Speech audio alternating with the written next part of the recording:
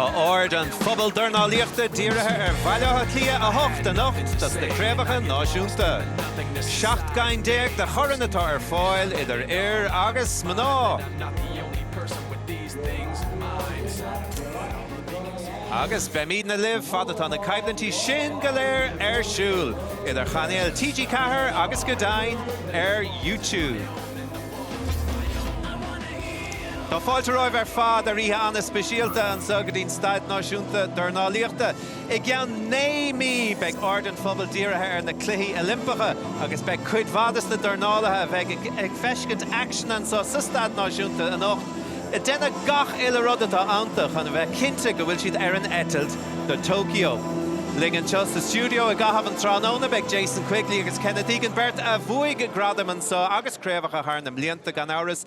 Jason, in the first instance, 17 fights, a big night, I take it, despite the absence of one or two big names. Yeah, I think we're very lucky and blessed at this time of amateur boxing that we have such a talented underage group coming through. We have such talented number 2s, 3s and 4s that can possibly win their place on the national team tonight and become an Olympian. So, Kenneth, this is the big question. For some of the people here tonight, what do they have to do to draw the attention of those people who will be selecting teams that will be going in for Olympic qualification at the Europeans, etc.? I think for all of these 17 fights, each fighter has a different agenda. Some would want to push to try and get their face on the stall, if you like, to be selected for an Olympic qualifier. Others, it's just, I suppose, to gain experience. So there's a lot of things going on here tonight that obviously we're going to talk about later on in the show, but there's a lot of people missing out of this competition. 7 Irish senior champions aren't fighting tonight, for whatever reason that is. So you have a lot of undercard coming through, a lot of talent, a lot of young talent that is going to be on TV tonight, which is fantastic, and showing what they have, and hopefully that'll push them and give them more strength and more confidence to drive it on then and push for Olympic berths. Possibly not Tokyo, but further on down the line. Right, maybe for Paris 2024. Carcolor will Seohansley a bheith legan amach na dritana Aaron Glór tránóna nniu. Very good, dal sias ag dad an 8 kilo. Ricky Nesbitt agus Sean Murray a chuirigh tús le cuasaí ag 64 kilo an son an chéad Caidlan Buinen, Evelyn Igaro agus Ciara Ginty, Nell Fox agus Leona Houlihan ag 8 Barry McReynolds agus Brandon McCarthy an son ag 60 kilo. Alano Interaig, Shannon Sweeney agus Dana Morehouse ag 8 kilo, Jason Harty agus John Joe Nevin ag 75, ag 8 tá Tommy O'Toole agus Emma Brennan an ag chéile agus Michaela Walsh agus Emma Agnew ag 7 kilo, Craig 2 kilo an son Niamh Early agus Ciara Smith, Jude Gallagher agus Regan Buckley ag 1 kilo, Patrick Adamus agus Dean Clancy ag 7 agus Aidan Walsh, Traharla Michaela agus Callum Walsh. Ní léon chuil leatra ag 69 kilo. Níos déanaí Christina Desmond agus Grania Walsh, Shanahan na cosisiúd ar chéile gan áras ag 69 kilo, Wayne Kelly agus George Bates ag 63, Anthony Grifa agus Kenneth Akumboa ag 91 kilo agus ó sa cheann, agus cúpla ceann eile fága Zara Breslin agus Sarah Hagigat ag 4 kilo, Kirill Afanasev agus Daniel O'Brien ag 10 na híthe 91 kilo. Carcolor Marshin. Well, Jason, I mean, I don't know what your reading of the absentees that we have, but there's some pretty big names absent through injury or other reasons. So what's your reading on what we've been hearing about in the papers and talking about during the week? Yeah, it's very interesting, you know, because you have some of the fighters that are here tonight that's looking to book that place as a number 1 coming out of Ireland to represent Ireland at Olympic qualifications and the Olympic Games. Are they going to get that opportunity if they become champion tonight or not? This is the problem that we're coming up against because of the absentees in the tournament now that we have at the minute. It's disappointing in terms of the people who's coming here to watch the fights, the people who's watching it on television, because there's always going to be this question mark whenever the champion becomes the champion. Will they get their chance? Will they get their position? But tonight, I think, is the night that they need to step up and prove their worth, put in a sensational performance tonight, grab that position of being national champion, and then fight for their place. But some of the high performance unit people are injured. There's a question mark or two over whether some are being rested, I think, tonight. But does it demean in any way the finals that we have ahead of us? The senior finals night is the best night in the year in this building. And, you know, myself and Jason have been lucky enough to be in here in full house when it's been full to the brim. Now, tonight, are we going to get a full house because all of these big names aren't in attendance?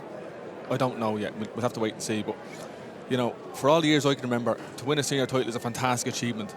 But in Olympic year, it's even more important because when you win your senior title, you go on then to be selected to qualify.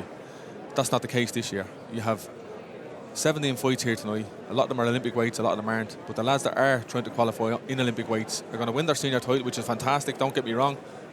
But they want more than that.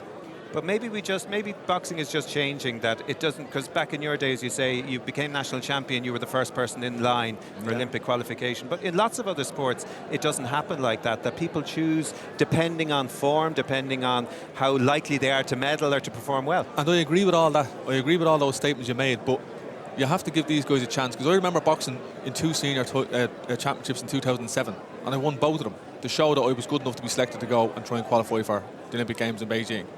I was given the chance to fight in two seniors.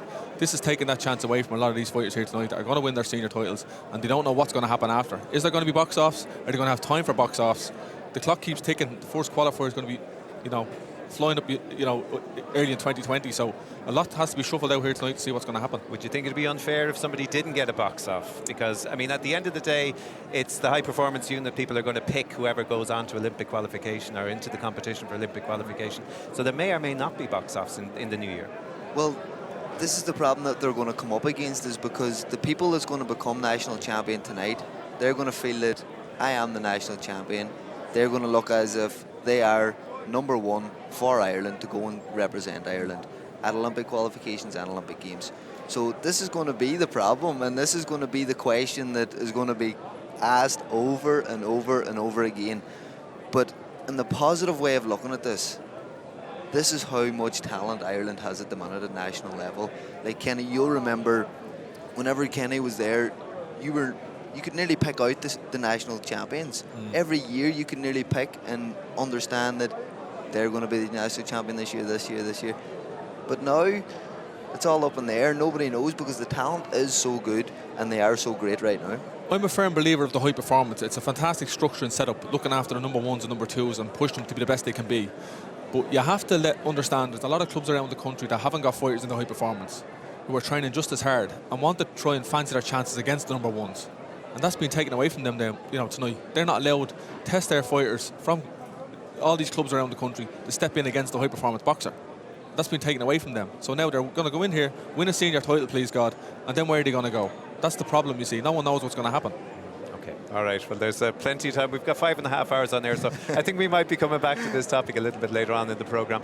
Carcalo, we'll talk comórtas dal an scéal á rachtálaing I Gcomharla O'Neill's agus tá háhearabháin luch €200 an ceann le buachant ar a glár a nocht. So cá meag na cluichí Olympachais sin ar siúl an bblianta chuing I fethe. Tommy Tréis Lua Hanahan, so it's féidir do ragra a heola Twitter chuig Export TG4, chomá email agus gan áras Facebook freisin. All right, so tá mail beag leis an géad Chaiblinton Sud Tránón in Jobh. So so slight delay, I suppose, to get proceedings underway here for a young person heading into maybe their first time here in the National Stadium. You fought here often enough. What's it like to get yourself going so that you can give your optimum performance? For some of these fighters that might not make the number one spot and that might not make the qualification tournaments, this is a perfect night for them to grasp that atmosphere, to grasp that experience, and to take that on into maybe not Tokyo, but the qualifications for the experience into the next Olympic Games. And I think that every one of these fighters tonight should grasp this moment and take it with both hands, because this is a very special night. As Kenny said earlier on, to become national senior champion, or elite champion, what it's called now, it's a special moment for any boxer to come out of Ireland because of the talent that's coming out of Ireland right now in boxing terms. I'm sure that your achievements at Olympic level exceed everything that you did as a boxer, but tell us just a little bit about when you won your first national title, what that was like. And I'll always remember my first senior title. It was 2001, and a lot of these lads here, this is going to be the biggest venue that they've fought in. You know, coming in here to this stadium, purposely built for boxing. They're coming in here, bringing their family and friends up from the country for the night out and representing their club, you know, on the biggest level here in Ireland. And for me, back in 2001, I was the underdog going into the seniors. I was 19, and I beat Kevin Walsh in the final. And I've always said that was one of my proudest achievements, was winning the senior title for Neilstown Boxing Club. Never mind the other 9 after that. I'm not bragging now or anything. But the first one was special for me because that was the first senior title that we brought back to the club. Fantastic achievement. All right, Carcalor, right, mar sin is stolamsa go bhfuil mí beagnach ré chunaige hart an grow, and I suppose the delays don't help, should they don't? I mean, boxers who are getting ready for and probably working to their own schedule and their own timetable getting ready for this evening, delays are probably not what they want. And this is what I says, they need to take all this in, because this happens at Olympic level, at World Championship level, at European level. This is great experience for them, and they should just grab it with both hands, embrace the whole moment. All right, so embracing the moment, Kenneth, then. Here we have the boxers. So a big night in store, and a special night for them all and for their families and for their clubs. And this is nervous time as well. You're walking out, you're going to see your opponent for the first time on the night. You know, when you're weighing him up, you're seeing what he's like, and you obviously know him from, you know, past episodes or past small competitions around the country. But to step in there, you're going to hear the anthem now as well. You're going to shake hands with your opponent and get ready for battle. You know, this is what it's all about. This is what all these guys have been training for all year round, to get ready for their senior final in front of their family and friends, representing their clubs, and all the people that have encouraged them to start boxing in the first place. This is the icing on the cake here tonight, to stand here in a senior final. It's a nice touch, isn't it? You don't often see, I mean, it's the only probably part of the evening that's friendly. It's important, it sets things up. You don't get that much in boxing, you know. You always get the respect. After sharing a few rounds with somebody, there's always plenty of respect after a fight. But yeah, definitely tonight it's a nice one to get the feel for the ring, with a bit of atmosphere as well going on, a bit of music. It'll get everybody pumped up, ready to go, and they'll go back into the dressing rooms knowing whether they won the ice there or not. Okay, so there's a little bit of psychological damage to be done at this stage as well. All right, so Shohei Roddy Harley and then so Kurter and the Dornala Galer in Ahana da Chéile, so being Maradort me Shop Guideline Jake, agus tá trí Guideline gan Horach Geston so Tranon and you've so it's done will the Dornala Hashin Ishtig Safro and San Homa, so slow more Mailtuch Ishtig agus Shashinid Marshin. Sinead and Chéad Vert Marshin, so Ricky Nesbitt agus Sean Mary a Corahana Eri Chéile. Kenneth, bearing in mind that these boxers will have fought a lot of them before, you know, how much of a psychological advantage is it maybe to have beaten them before? Does it add spice to the person who maybe knows that they've something to prove?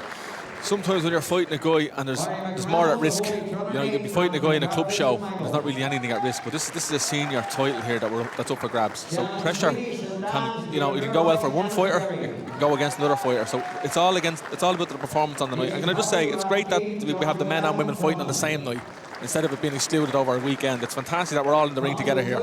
Men and women fighting the same. It's just a fantastic spectacle altogether.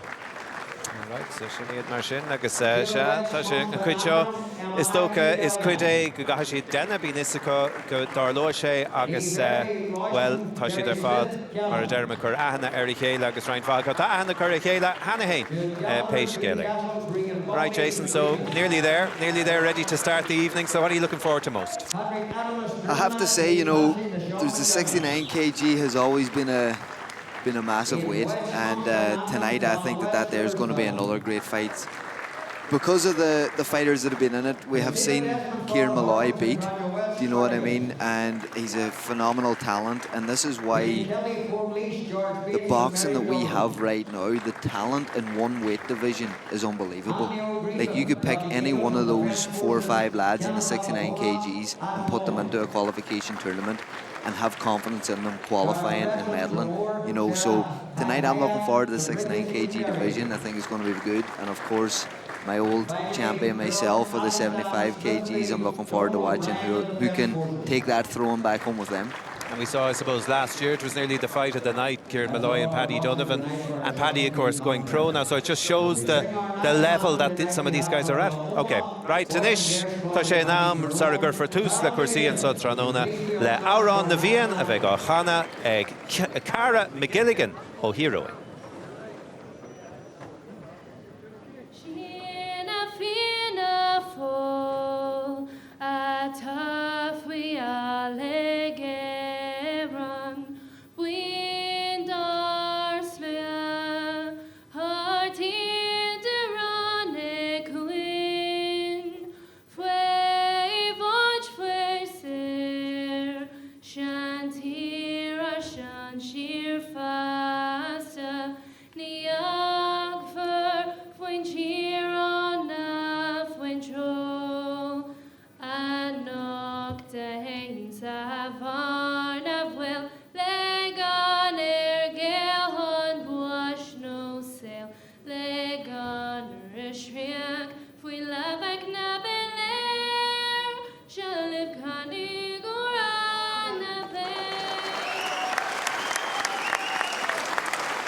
Lagan Alling and Sundaron Navian, Ege Cara, Agus, two Sanavala Shaniha. So, Kenneth, before we start, just your own, what you'd like to see tonight? Yeah, I want to see some good fights. I'm looking at the 81s again, my own way. Thomas O'Toole, who won the seniors last year here, fantastic achievement. He's fighting Emma Brennan, who's after moving up from 75. So it'll be interesting to see if Emma can bring the power up with him to 81. But he's slick. He's a slick customer. It's going to be a tricky fight. Another good one will be Patrick Adamus out of Drimna. He's fighting Dean Clancy. We've trained with Patrick recently, with Eric Donovan. He's a really slick, and he won the seniors last year at 60. He's gone back down to 57.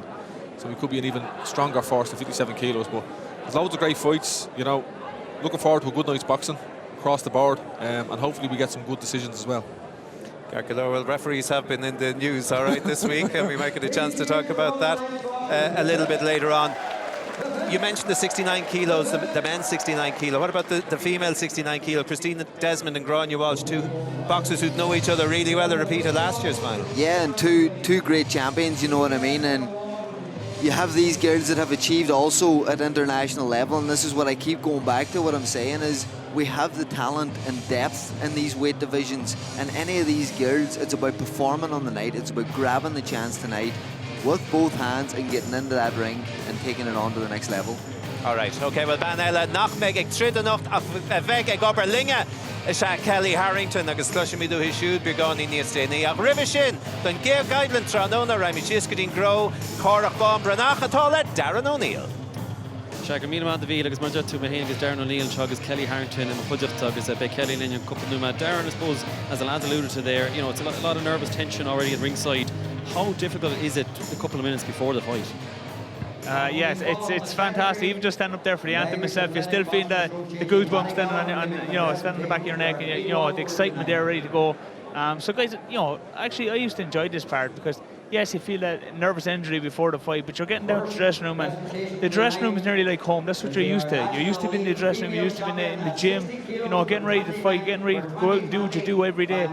It's the build up all day. That'll be the hard part today, is thinking about it all day and what are you going to do, and you're going through different scenarios in your head of how it might play out, but I suppose now that they're down and dressed and they can relax and they can, get more comfortable in their usual surroundings. That is a dressing room and a gym. Does it differ if you're fighting at the start of the night, whereas if you're fighting at the end of the night? Did that affect you when you were fighting? A little bit, yeah. I was a little bit unlucky a few times, especially with these long shows. We're starting here very, very early, and the show's not going to finish until 11:30 tonight or later. So some of the heavier weights, or some, I won't even say heavier, at this stage you can see there's obviously the weights are mixed up. There's a 54 kilos the second last fight, there's a 91 kilos the last fight, which is my own old weight category. It's a long wait until after 11 o'clock tonight, so you have to manage yourself, manage your own emotions, manage your own energy, manage when you're going to eat, what you're going to eat, and I suppose we used to go through a kind of a traffic light system, as in how hyped up you're going to be and how much you're going to let it affect you and how ready you're going to be getting in there. So at this stage the guys really need to remain calm, keep relaxed, try to distract themselves from what's going on, try have a bit of a laugh and bit of fun with whoever it is. And each boxer has their own routine. Some will listen to music, some will chat, some will joke, some will just want to switch off completely and might put a towel over their head. But it's about knowing themselves at this stage and going through their own process. Yeah, well, ben noch réile túsachar leis na chéadbáta idir Ricky Nesbitt agus Sean Murray agus Darren Ricky Nesbitt from Holy Roman family droghada Sean Murray from Monkstown in Dublin, 49 kg. It's not an Olympic weight, but again, as the lads alluded to, it's a huge honour to win a senior title. Yeah, definitely. I mean, you know, we're looking at Kennedy Egan up there a few minutes ago. It took me 5 attempts. Kennedy beat me in the first 2. You know, I was injured the next year and I broke my tongue the next year, so I didn't get to win a senior title on my 5th attempt and my fifth year training for it. So it is definitely a big honour, and it was for me anyway. You know, and I hope everybody entering would consider it the same. And we see Sean Murray, who's fighting the first fight. He fought in the elite final last year at the start of the year. That'll give him experience, as he alluded to. You know, the experience of being here on the big night. Yeah, definitely. You know, we have seen over the last year or two, there has been young guys coming through, and while some of the more experienced guys have been maybe missing action with injury, or some of them have retired or stepped away from the game, you know, these young guys coming through, it is a tense night. You know, your first senior final, you know, the first time you're on the big stage, the first time you could potentially be qualifying to bring it to a competition to try qualify for the big games, you know, against the best in the world. So it's definitely a big step up for a lot of guys, and having that extra year of experience under them could do them the world of good. Yeah, Inta Chavíl, well, to muid fáil frí réig, chéad bóta, a bheits a tosú gon cúpan numad, that shot to be. Okay, Gurmaga Pavuchalísha, Bemitius, agus Gadain Bekeli, a Goberling Bigoni, Nias Deni, and so ins na Kaidlanty. So Shock Kaidlanty, Gamach rowing. So you've heard Darren there, Kenna, talking about the first fight this evening. So what are your expectations? It's a tricky fight. It's 50-50, and I think it's nice for these lads getting in early and getting it over with, because I can understand totally what Darren's saying. You can be in that dressing room all night long, your mind can start playing tricks on you, and you know that can be a negative thing. So with the two lads here, like I said, it's 50-50. I don't know about Ricky. I think he's the more slick of the two, but then again, it's all on the night and it's all about performance. These guys can put on a good performance, anything can happen. Right, what about you, Jason? Yeah, very, very similar. Like, as I says, you know, the talent is there between the two lads, and they have the opportunity of going out now tonight and putting in a good performance, gasping in this atmosphere and putting on a show, as Kenny was saying earlier as well. I'm sure they have family here, I'm sure they have friends here that have travelled here tonight. They're getting their chance now on TG Cahir to go out and put on a good performance, put on a good show. So I'm really looking forward to it, and I think, as Kenny said also, Ricky's very slick, so it'll be a very interesting fight. Okay, so Keane Midling, I suppose we've a couple of minutes before the start of the fight, and you know, there were a couple of interesting stories came up during the week. The first one, I suppose, Paddy Barnes' retirement after being such a great servant to Irish boxing over a long number of years. He was your old sparring partner. I mean, in the sense that you travelled an awful lot. Never get a ring with him, you joke me. No way. But even saying that, like in 2007, he wasn't selected to go to the World Championships in Chicago. But he won the senior championships that year, the second senior championships, and got selected and went to Chicago and qualified for the games. Okay. So it just shows you know, the lads here tonight could be just as good as the lads that haven't entered. So am I saying that there should be a box off? Maybe, but I'm just saying the lads, there's plenty of talent in this ring tonight. The prime example is Paddy Barnes back in 2007 when he wasn't even looked upon. Came out of nowhere, under the rug, and he qualifies for the Olympic Games. So, and look, he's had a great career. Maybe held on a little bit longer than he should have at the pro game. But look, what a superstar. You know, 3 Olympics, 2 Olympic medals, any amount of European medals. The list goes on. I wish him a very happy retirement. He's done it all in the ring, and a fantastic athlete. And a great ambassador for Irish boxing over a long number of years, wasn't he? Without a doubt, like, and you know, we're talking about Paddy's kind of the 2007 not getting to the World Championships. He lost his first 10 or 13 fights as an amateur. Do you know what I mean? And that just goes to show the determination, the belief in himself that he came back after all those defeats and went on to be one of Ireland's most successful fighters. So anything can happen, and all these lads have to understand that and understand of the position that the likes of Paddy was in before, and tonight that they can go in there, they can give it their all, they can get the chance that Paddy didn't get it one stage and turned it around and came on and went to 2-3 Olympic Games and medalled at 2 of them, you know, so it's an unbelievable achievement for him, and I wish him all the very best also in his retirement. Those 2 bronze medals, I suppose, were the result of long numbers of years. As you said, when things started for him, they didn't work out terribly well, and then he achieved what he achieved at amateur level. You mentioned the fact that he went pro and then it just didn't work out. What do you think didn't work in his favour? Did he leave it too late? Was it some other reason? I think age was a factor. You know, he held on for Rio. There's another 4-year cycle. You know, it's a long time to to stay in the amateur game. And I think that, I suppose, that was tough on him, and that went against him. He turned pro at a late age, but he didn't hang around. He didn't want any journeymen. He went in for the big fights, looking for titles. And that in itself was probably a hard thing to do as well for Paddy. But that's Paddy all over. Doesn't do anything easily. He wants, and even when you're talking about his Olympic Games, when he got beaten in Beijing 15-0 against the Chinese opponent Zhu Ximing, he came back to 4 years later and it was 15-all, and he lost on a countback. Could have easily got to Olympic final. So Paddy Barnes is an amazing athlete, and I wish him the very best. Like I said, fantastic lad.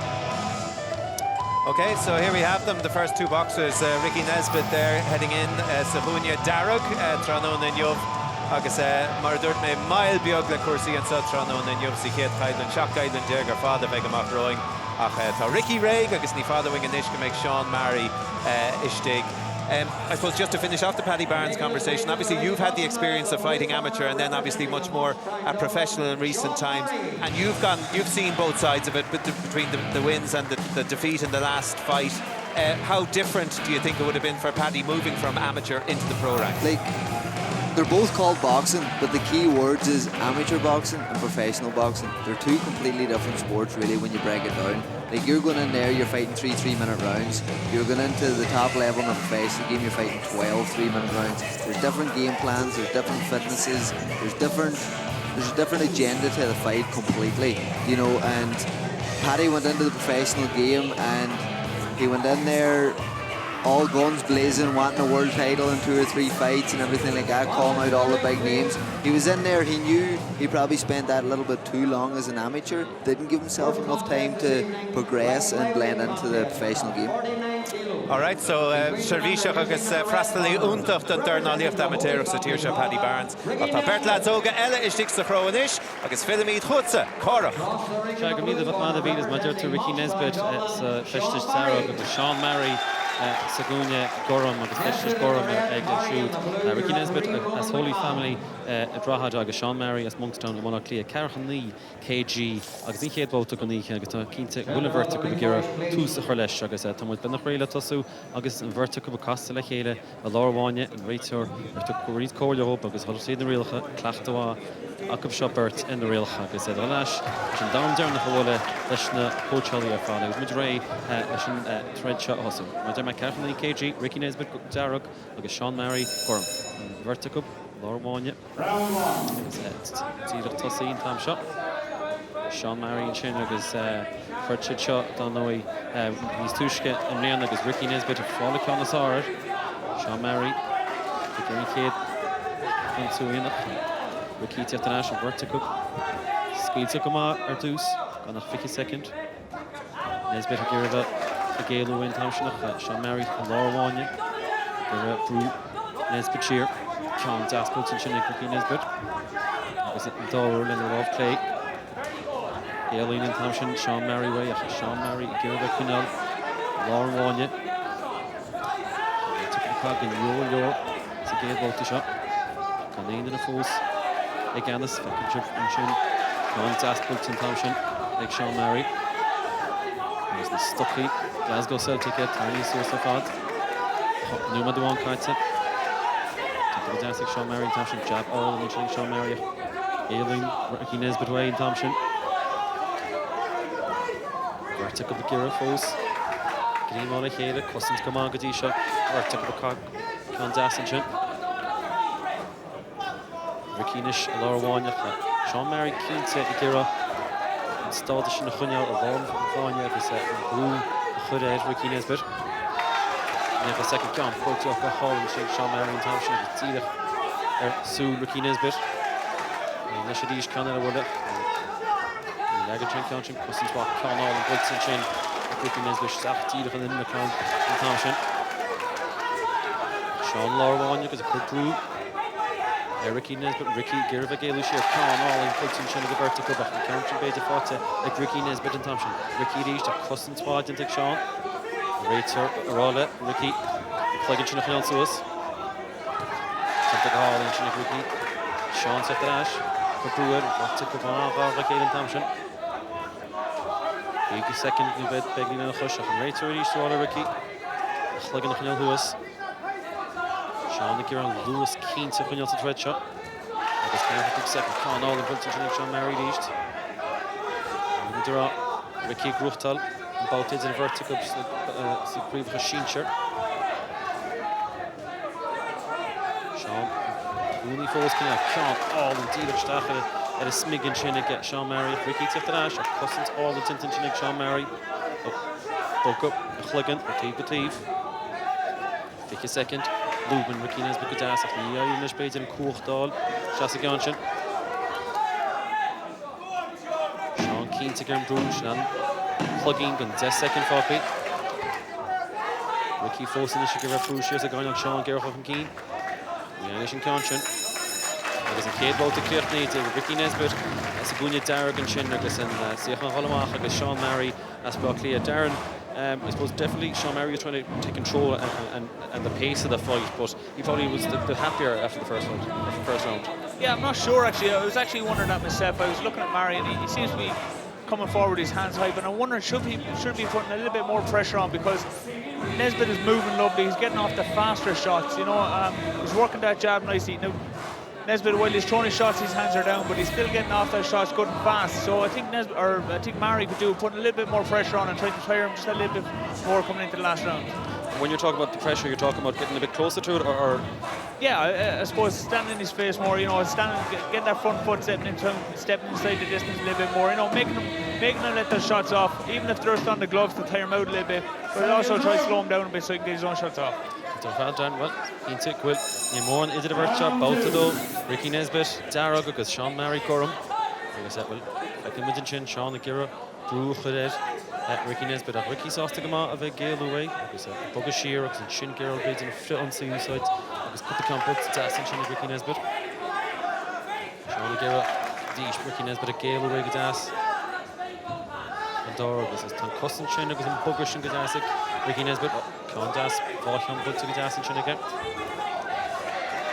Sean Agira, and Sean Bruce Shears are going on, agus Bruce and be Darren a kind feet. Chud Ed.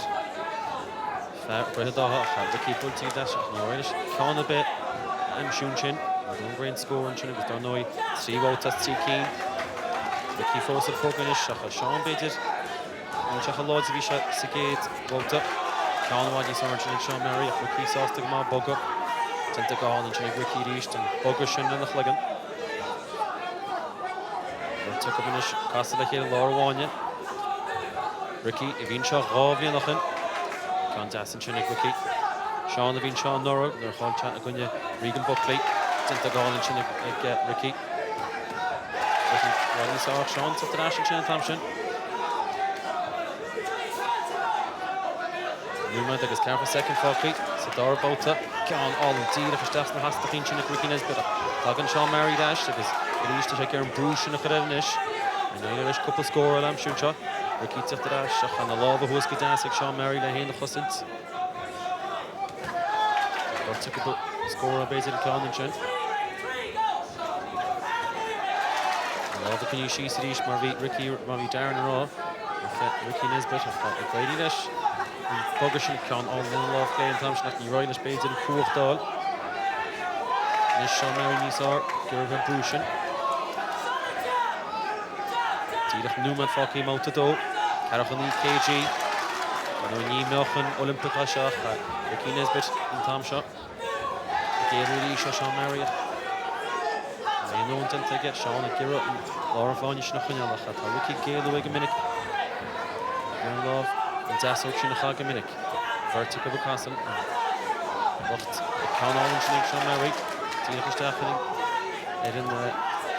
Gluish Ricky Nesbitt. Alien Ricky Reach. He's good at all Hales amount of shot. Take a good second for him out the door. Sean Mary fought by Nice Tertiary. Ricky gets Tien versterking naast erin. Kan de veel chest like on the Cousins Wad and Sean Mary. Vertic up agus bhfuil tá second dig mar chun fácaí am áta dóg an mórne in Vercha. Ricky falling ceannas agadí seo Captain Darren a nuair seo. Fógah tucaí go Sean Murray an tam seo ceann daspait tinníos ag Sean Murray ach ní éiles éilúha agus well Ricky Nesbitt agus Sean Murray and Darren. I suppose Sean tried to put the pressure on him again, but again Ricky's defensively he's doing well. He's eluding a lot of the shots. Yeah, it was a better round for Murray definitely, and we could see as Nesbitt's starting to tire a little bit, Murray's starting to get a few more shots off on target. You know, I just think he may be a little bit slow coming off. We'll see him getting some shots off here, but Nesbitt is throwing a shot and he's planting his feet a little bit more now as he's starting to tire the energy out of the legs. But as soon as he finishes his punches, you know, Murray needs to be getting back with flurries. And he's getting a few shots off, but he needs to get some more back. Would you have it 1-1 at the moment? I give the first round to Nesbitt. The second round was very, very hard to close. I think Murray got off some lovely shots there, but Nesbitt was the busier again. So, you know, it'll be down to the judges really. The last round could be important. If Murray can put in an excellent last round, it'll make it very, very tight. Definitely Darren will Murray can chip and chin. Sean Murray, yes, Monkstown am not clear because about the Darren noch, about the Kinner noch. See we can't get seen Numet. Ricky Nesbitt. As for dog on the loo, vertical cast like Helen. Egan Kader agus a vertical cast like Helen. Sean Lorwan agus a tishki gemacht. One vertical agus an ishfekenship. Sean Murray keen to Cabru ach Ricky Sosta. Also Torre agus a not velach shashin. Ricky Nesbitt to Alta Kinner noch. Captain Darren Bedu will. Alta Wong go take a vertical. Vertical cock up the can Dastin Lorwan. Ricky Gale away. Vertical Beta Kappa Gajin Con all in Bunton Sean Murray. Like in the Rish Keys Con all in Bunton paid it. Go to Sean Murray and Thompson agus baited. I'll be Darren Arog with Ricky Turshu. Sean Murray Kieran Yumuki nach an ed. Ricky Shachalor one in east because a vertical pass like Helix keen to go to Turshu. Numa Duan. Then the Kaxis it's you Bolton shot Carachani KG. Out to Canish Naden, Roberta Gura and Freeport Logan Kator. Roberta Kabaka, the Love and Chin the Gagamore father Beja Tagriki. Roberta Turshu Keenton shot. Shaw Marvi Shagaminik, Gironsi, Colin Daska to Bishop Kitogin shot means number. Oshaka Holland, Combo Tinash, Quickiness, but in Thompson. Roberta Kovanish was near a second. Falker Idid Hain, it was Bauta. It's Creed na Hayden. Sean Murray, Gira County, Shell Shasta Hasnachi am shoot. Neway Lesh, it was a vertical of Castle Hayden, it was a couple of bullet das. Neway Lane score am shooting. Don Cotton Chin to get Ricky Akharish, Aileen Sean Murray way. Vertical with the plug in the East of Clubman. Great to Quinel Soul in the real location. Law of a truck to Shees to get Sean Murray and Thompson. Ricky Nesbitt, a Gira Aileen Khan, but it's Aston Chin to get. Like Sean Murray, Dieter Stachel in Eel. Vertical but touch Numa Duan is about Khan, but it's Aston Sean Murray east. Will Ricky Nesbitt, Gasha, couple of Kanaha Haininish, Shin Scorshin, Arrow Himpel. Long job, quick task, will put to Chinnaget. Vertical car, couple of Bullinish, because of the Girave, fall in Kanos Kinosi. Race that call, Carach a second Fokker, bump to 3 at C King, Sean Murray's Buckley, Ricky Nesbitt has come down low. He did Hain agus plug in Darren the finish at a second. Sean Rouge here and Chimok and ships a Gawnal. Ricky Girvagale away. Stocky Tarny Sus, Stocky Glasgow Celtic, Sean Murray, and vertical finish at Castle Hale. Laura Wanya is a vertical cock, Fuller Hort, Dock up. So second Dernach, 3 second dig Focky. Contact with Ricky. Plug in that second arm shoot. Expecting the vertical cock, Fuller Hort, Dock up in Ish. Ricky took Con, like a Sean the Bullet Ash. Vertical finish across the lake, like it's Con, Dernach, like Ricky Nesbitt. And vertical across the lake, like it's well. Scott tried to flick each and to Ricky Nesbitt against Sean Murray. And Darren, I suppose, a close fight, but who do you think won at the end? Yeah, it was close in the end. I think Murray did very well in the second and the last round. You know, he improved drastically, but I think Nesbitt let off the better shots. He was moving very, very well.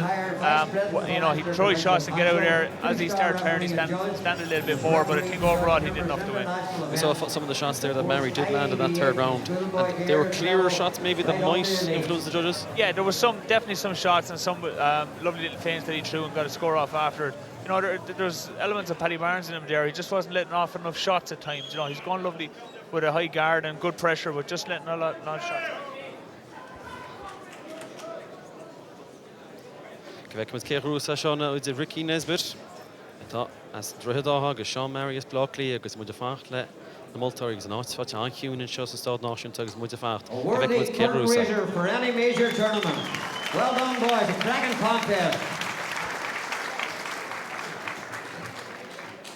The winner of that contest, an elite champion at 49 kilos for 2020 on a split decision, 3-2. Murray in the blue corner. Show your appreciation for a gallant loser, Ricky Nesbitt. Well done, boys. An excellent contest. Good lads. Michael Gill making the presentation. Get your prizes, boys, before you leave the ring.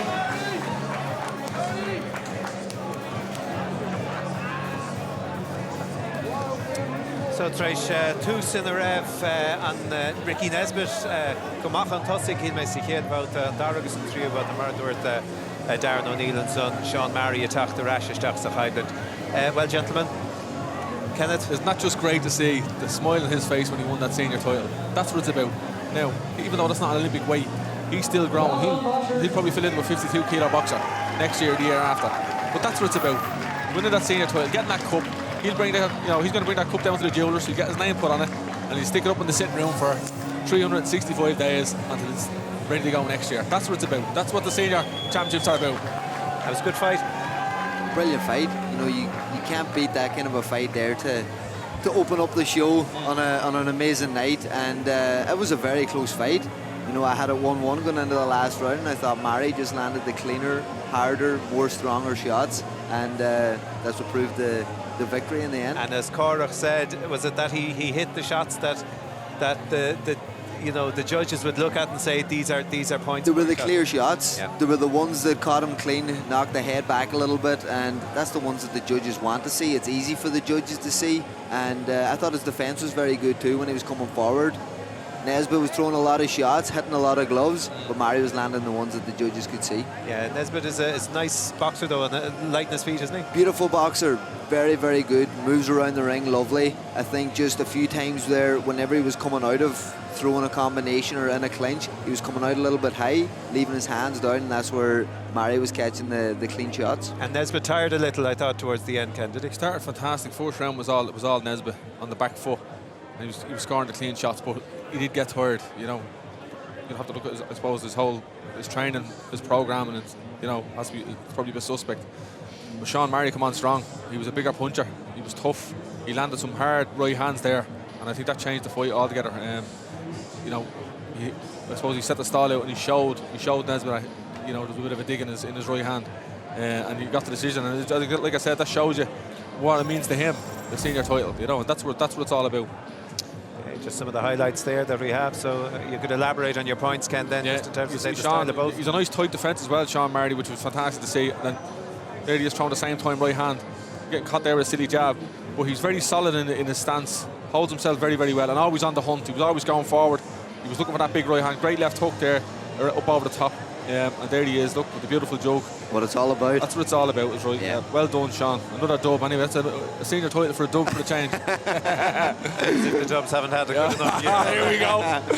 All right. Bearing in mind that it's not an Olympic category, so what do you think is in the minds of both of these boxers now? Where do they progress from here? This is their journey. This is their progress into moving into that 52 kg division that is the Olympic weight, pushing on then into the next Olympic Games.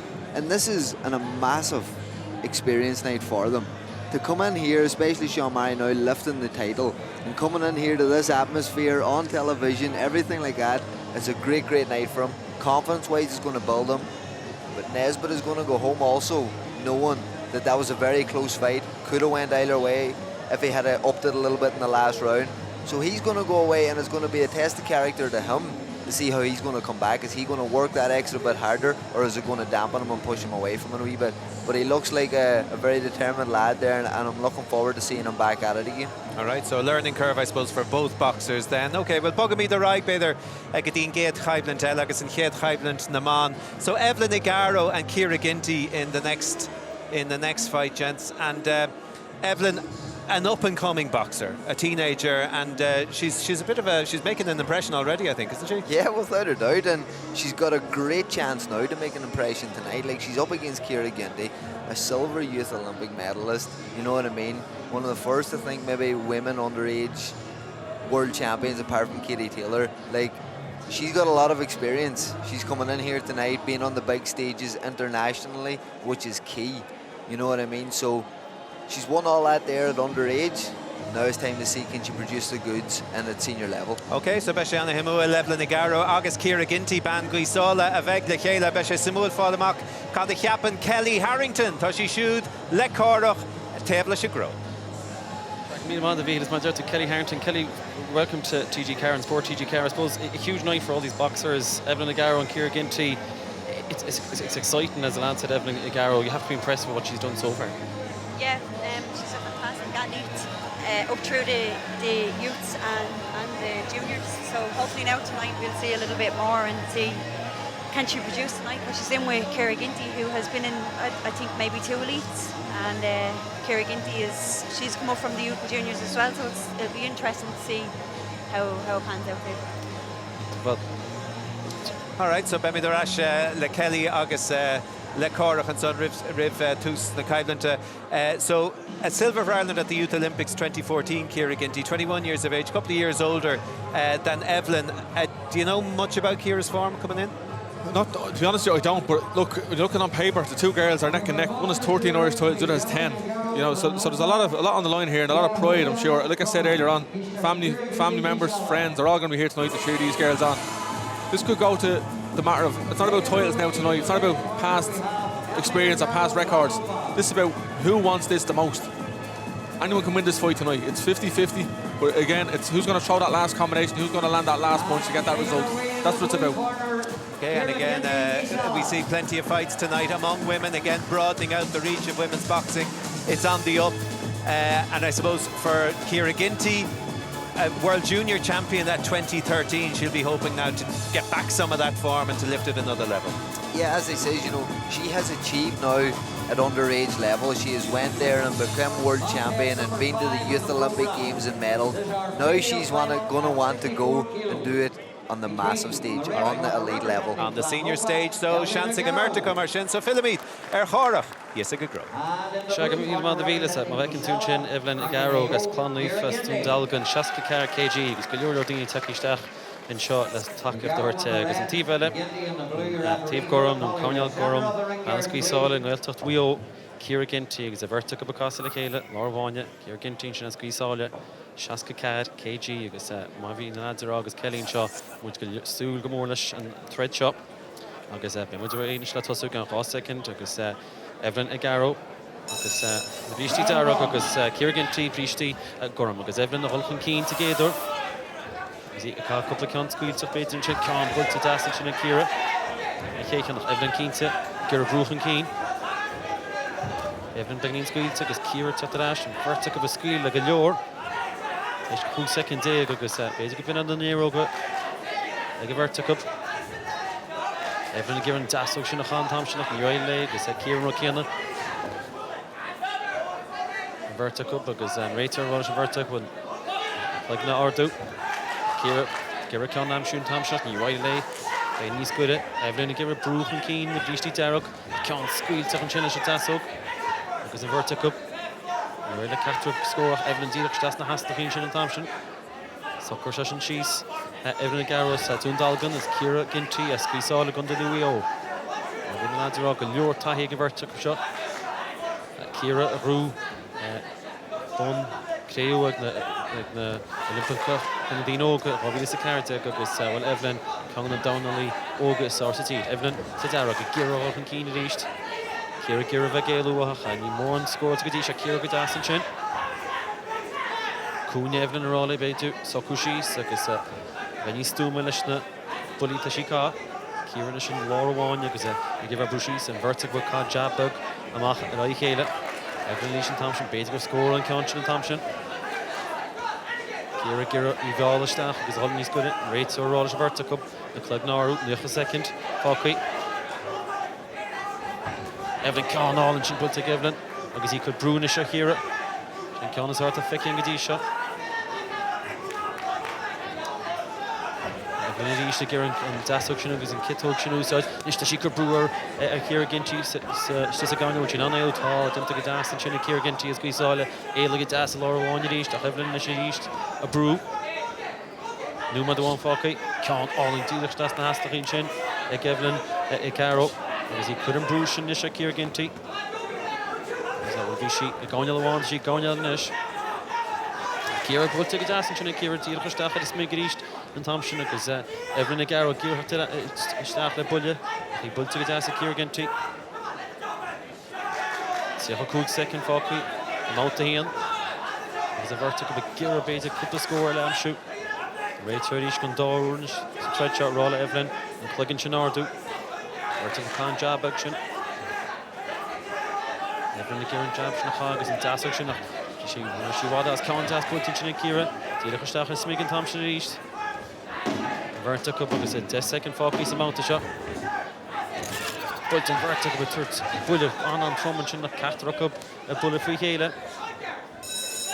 Agus Shank about Kirtney did Evelyn Nagaro agus Kira Ginty and Kelly both started wildly enough and thrown shots but not a lot landed in that first shot.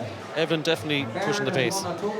Ginty coming out from the bell to get the start of the round and carry on through, but she let that go. She gave up and she went on the back foot then for the rest of the round, but Igaro was coming forward all the time, pushing the pressure, pushing the pace, and there was a lot of straight shots have been thrown, body shots. Igaro's backhand is what you have to watch out for here, really, because she's been stopping everybody with that backhand, and I've seen her land it there, and it'll be interesting now to see if Ginty's going to come out and be able to take the pace now. She has to push forward, I think. Do you think it might have been more shots? Do you think you might have been a bit of nervous with Kira that she went forward that quickly in the first couple of seconds? No, if I was in Kira's corner, I'd tell her to come out and put the pressure on, but I tell her to keep the pressure on, not to put the pressure on and then back off. She needs to keep that pressure on going forward. Both of those Evelyn Garo because Kira Ginty. Maybe Kelly Ronshin. Kira Hogan Keen, which he nam Bruce and Chonella Evelyn Garo because love Lord edition take Evelyn Garo because Gershon Hachens. Maybe Kelly Raw Green Dina stop up. Emily on because vertical cock up again Dastinchin. Evelyn Garo Brew East. Kitog Dastinchin at the right score up. Vertical because Kira Garo Tiffin Keen, maybe Kelly Raw. She got and Bruce and Evelyn keen to Quinn and Brew. So she can't get on all and just nasty Chen. Kira Hiffen Keen and Thompson. Roy Lay Force. Can't deal with the Staff and Hast nach East Evelyn Garogus. She Kieran Love Lodishin and Court Tekabaited Kate. The Hana for Shaska KG and Court Nusides. Kieran is a vertical. Laura Wanya. Kira East, Gani Vitachin Keen, a bit of Gale Evelyn, a vertical. What needs toast just amount to Shana Visha to Gate Water. Evelyn Nagaro, Force Open Keen, as Toondalgan, Conley for Club. And Jin Noondalgan was Kira Ginty, as Guisara, and we all, and Canada, Bobney, Starry City. Evelyn Agus Kira, Castle Hated East, Agus Lord Wheelach, and Rachel, and you get Kate or roll up, Bash in the Clegg Nordu, Nich a second Focky, sit door about the job. Evelyn Foss, Kira, Bruce Nachmakina, Kira, and Bruce Nachma, Yidagay Foss. Evelyn Gary, Bruce Shears, going on, Marvin, she put her Con all in Butts and Chen, August Dollar, Con all in Butts, Evelyn. Agaro, because Kira to the dash, the Con Das. Vertical, because Kira East to the dash, the pay, because both the dash is in Vertical. Evelyn Dieter Stach, the Smot and Chen, because the way basically Evelyn is Kabru, Kira Dash, a Con Das, because Dasso Golden Chen, because Kitog, Evelyn Bajid, a Kira and Screw, Numa the one Focky. I'm out to do. That's Steve Keen, because Evelyn Keen to Kira Gale, we can't deal with Shasta Hasky, deal with not. Then the Gishti Tanya Source, because Gortashan Kira Keen to Vertical Can or the Vertical Brew, Bridget Hayden Thompson, Shachas, a bullet. Evelyn East agus Kieran Dasog sin nach ach ní legs Aileen go Dasint Kieran McGinty Evelyn keen to score on Thompson. Kieran is Gael who's a boot to sheer to go now. Agus at Fehakug second fucking Rachel Roller Evelyn Tom shot Cleggan Chanel Huas vertical Costa here Laura one East 50 second. Richard non ein bullet elle am Sugar score Richard scores on 10 seconds Scarga gosh and plug in just to start notion the Christian vertical finish agus at what Kieran is Sugar Cleggan. Is it all Rachel East rolling and can put it as in Evelyn. Agus about it though, Creachtney and Kelly Evelyn caught her once or twice, caught Kira once or twice in the rope. So Kira again, you know, evaded her once or twice, but again she's not probably keeping that pressure up as he said about the first round. It was the exact same thing. She came out again, pushed forward, but then went back on the back foot, and her shape is kind of gone. She's been a little bit passive and thrown kind of single shots, whereas with Evelyn she's thrown 1-2, and when she throws that backhand it's coming from her house I think down in Dundalk, so she needs to, you know, like there's a lot of power behind that, so and she's coming back then with 1-2 and then body shots as well, and Ginty is just going on the back rope, so she's got to change the game plan now in the last round because I think she needs something big now and that'll probably work in Evelyn Agaro's favour now, that Kira has to kind of change the game plan and do something that she probably didn't plan to do. That's exactly it, but whether she will be a different story. I don't think she will. I think we've seen what's going to happen. Yeah. Yep. Kelly Harrington doing champion down agus Kira Ginty as we saw it Dishti Gorham agus Evelyn Agaro Dishti Darragh agus Bouta 3 agus Dishti na Verticup a Cagan Yor Bulleen cho Bouta 3 Evelyn go Holland here Shasta Hasnachi Kira Tapadash and coach and Kelly Harrington a concept keen to go check Evelyn Agaro Dundalgan Kieran is brute to sheer at East in the ropey Kieran Bruce na Chule Rasher agus Bezga Gahashi as well Cahan Ray Turner agus well Rúig Takimach agus Cahashit and Grúig sin na Chule Snasnot in the Herto Ve agus well sin Rodberg leis an Jamaica Dinta go agus well dinna tram Cloney for Dundalgan na sin na Chule Snachar East agus an clogad a Chule Igart agus well Kira Shasantiv agus Sagonial no droch Markenship agus can rialach chasa chur bhaim agus is scarga is muid Evelyn agus í tatarás agus a rúsin a churisteach san logad agus ranumad agus cúig second day fácaí Kira atógeal isteach honol agus Evelyn sin tógeal isteach honol Markenship agus an cosantor fiaculin sin agus a buí agus Kira an grúig sin a churisteach ma hefh go bíon ar leis an grúig sin a chat mai sús mai cinnta go tí Kira goána seiste a fa ranumad eile agus Hamilton Raitor agus an multar sásta go agus Lynn East agus Kira Bullicount asan sin Dálov agus bhí Kelly Rog Gahashi beidir Shachas bheith Gira an shot one bhfuil go bhfuil si féad an útící Evelyn is holchan cín agus an rúig sin takeíach ar East a beidir go scuúdach a Raitor leis an a chána mar fácaí Kira Bultin sin agus Count Asport Kira Gintin sin Raitor rá Evelyn an rúlinn sin ardú Loch take after take yes Dundalgan agus Mio Gira inis Kira Ginty keen to sprag agus Cahashi Baden Bouta show Rotal Mata she chunum thread show Rotal Evelyn Baden chun keen ar his an dáwalta tá feiceanna an vertical inis squeed to go ma 9 second fácaí Evelyn Agaro some Dishti Darragh agus Kira Ginty sa Count Gorham agus Evelyn East Gary Galach Kira to go on Thompson agus inis Baden couple Shanton show Kira Ginty to the brúchar agus an tasog sin which he Gira Gaelu acha Aileen Agaro go dasball sin Thompson agus which he torshu Kira Kieran Kittok sin do Thompson agus a vertical with torshu Kifan Achmel agus Numa the one fácaí sa mouta seo Bouta 3 at 3 cín Príomh na Héireann Seasca Cad KG and Sád Náisiúnta agus Evelyn agus Kira Ginty Kira Gaelu an Raitor East rá le Evelyn Agaro plugin sin ardú agus ní don gneir sé East le a chuig second fácaí Kira holchan cín gur an dasach sin nach Evelyn dinta go dasan sin Evelyn Agaro an Thompson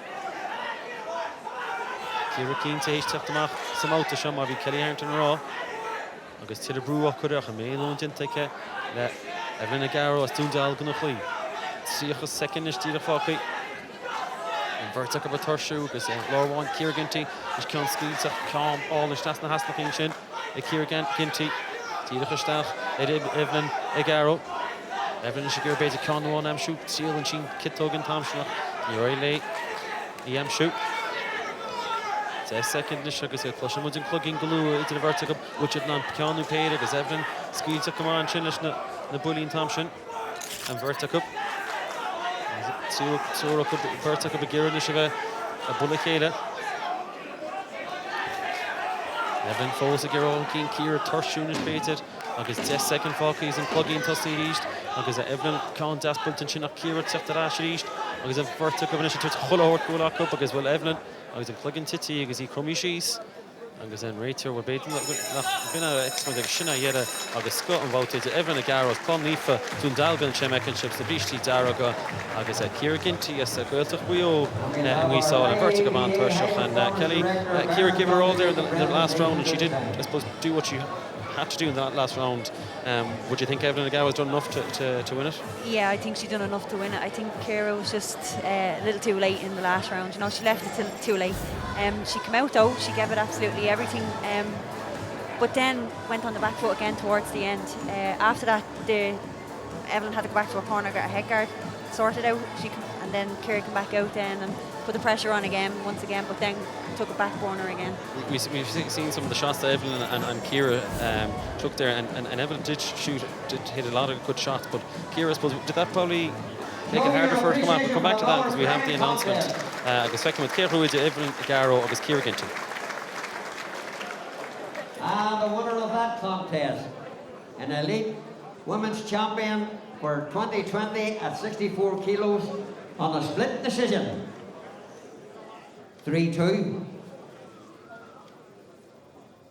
Aguero in the red corner.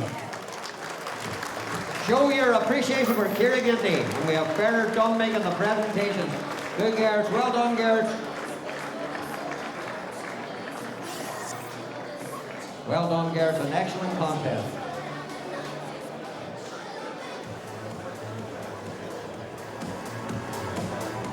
Well done. Right, so Cohordagus Marshin, Agus and Job Denta and son Egg Evelyn Igaro, Agus Visha Town, Achi and Gashka, and son Agus she Anna Hosta, Agus Filla, Agus and Brave Notion in the Shelly again.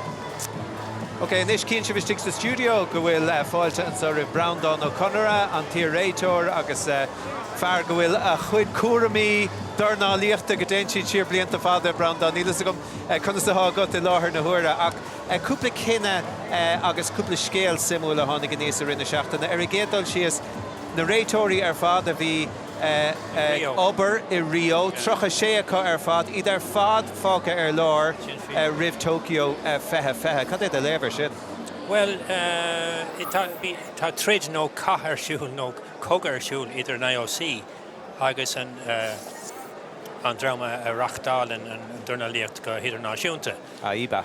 Aiba, sé. Bín si de kaint Marieller na rudí fad nachfuil dénta a Gertaco, cuasaí Harigadish, ein rud a bhuinean leis an Durna Licht féin, go haide a bhuinean leis na Brehóna, agus na Maltóri, agus golóir cinnéthe eile den agriíocht daire hi sin, agus viidir a fáil brainde, agus dá bhrí sin thosaíidir a dine triploid le cuasaí Durna Liachta go ginráta maidir leis na cluichí Olympacha, níor heasta go thug amach aon smáil a teacht ar a Durna Liacht, agus viidir a cappa go méidir go mech ortha siúd é sin a stoppar fad, agus na daoine nar haithin ló, tuis go raibh beidir drochail ar cuidecha ar éos dar lo péin a dhíbert agus go lachadís féin agriíocht agus rachtáil na cluichí Olympacha a thógat ar féin agus sinar atá déanta níos tá buin speisialta chuirtha le chéile chun na comórtaisí cáilethe a rachtáil agus an sin na daoine a bheith cáilethe le dulgadí Tokyo an drám ceann céine a bheith ganas ar an Durna Liacht in Tokyo agus bhíidir a géirí nach meach aon tribilóid mar a bhí in Rio nach meach le héad sin ar le feiceáil nuair tá an dorna letar súl in Tokyo. Agus tá sé sin gobar go má go dí seo. Agus tá me capanis go lenne sé sin ar mar tá siad an dar íar mar seo. Níl siad chun ligint den rud a bhí ar siúil in Rio. Níl siad ligintá sin dul a raig go ríis riamh. Agus ach in íag Tokyo, beag siad sin na fecant a ríis ar AIBA, fecant ar bhiú iad a hart a rais. Agus ligintá if ní was a nua. Yeah, okay. Agus a lart fui Rio. Currach, I mean, le mearú an pobl. Currach grind multóri a wala. Currach dera leis an páirte bhí a cátrééis rank caiblantí. Tríd is tríd an airtha nach raibh an multórach magalóir agus go bhfuil an ceart ag an IOC an tahrú seo dhéanamh.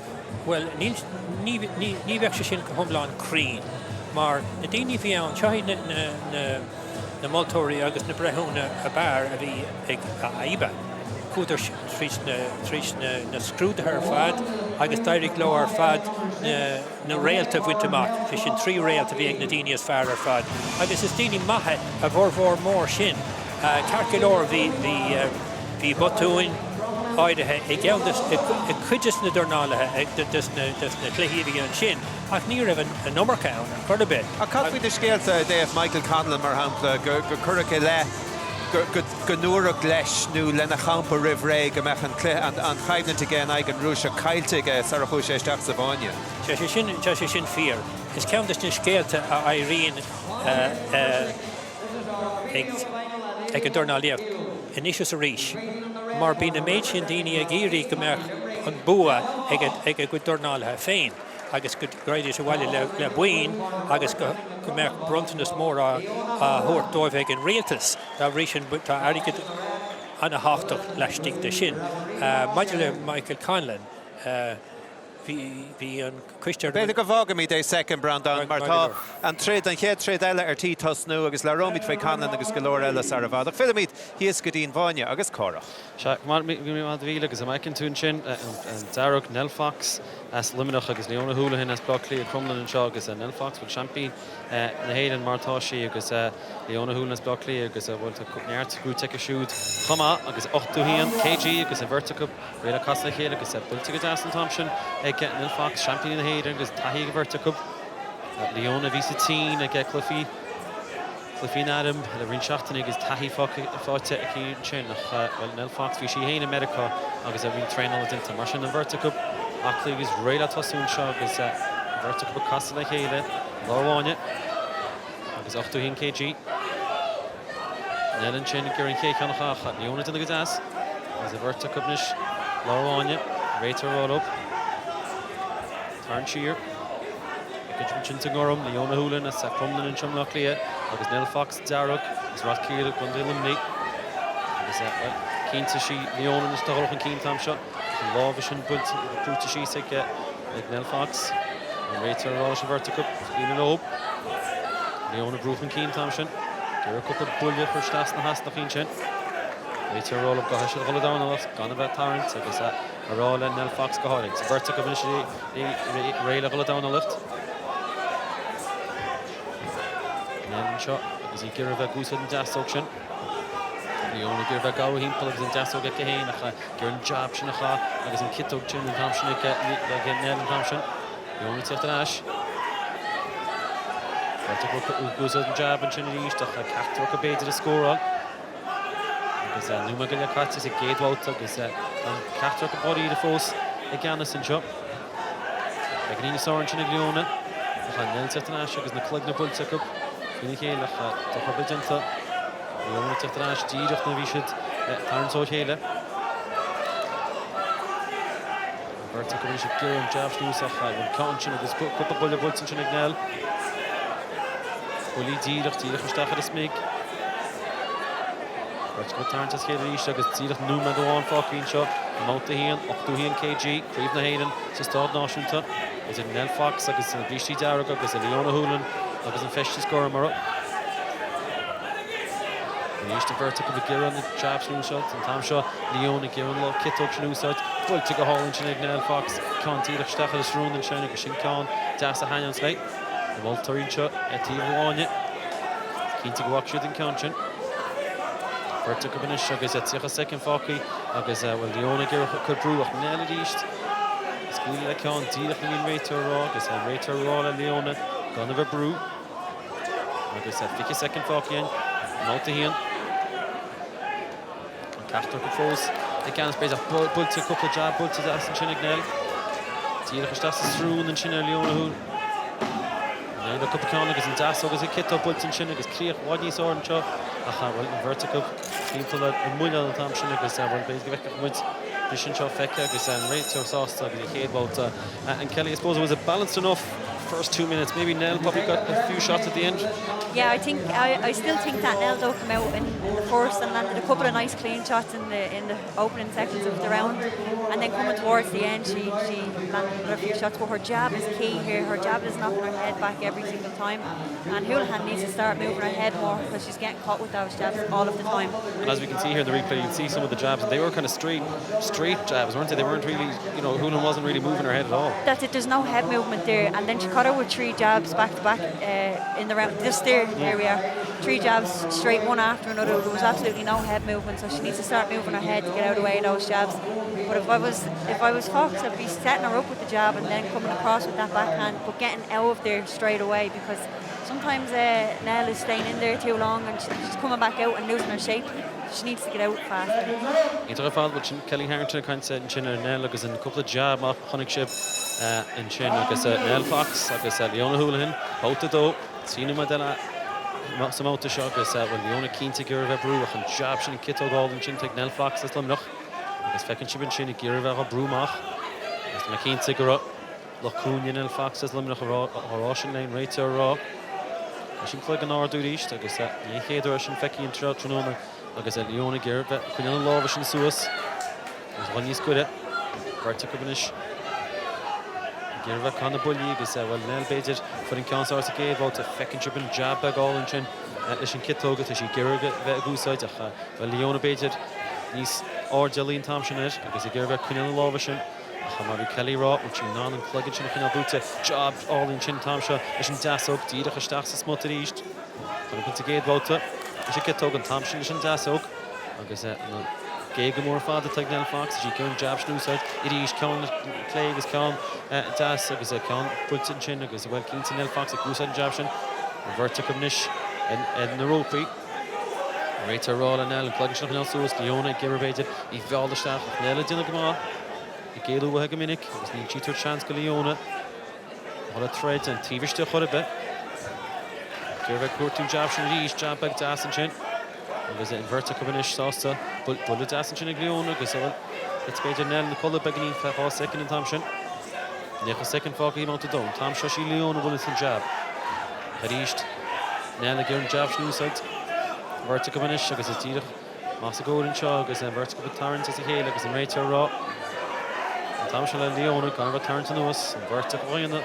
But shot, agus Newman, agus see second take fucking and jab all and she get out east.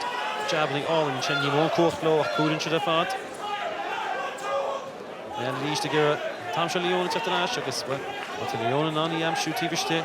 Made to be a not some court ticket. Jab but to Das and Chin agus bullet Das and Chin Das over Leona. Nellen should give a brew give a Galu.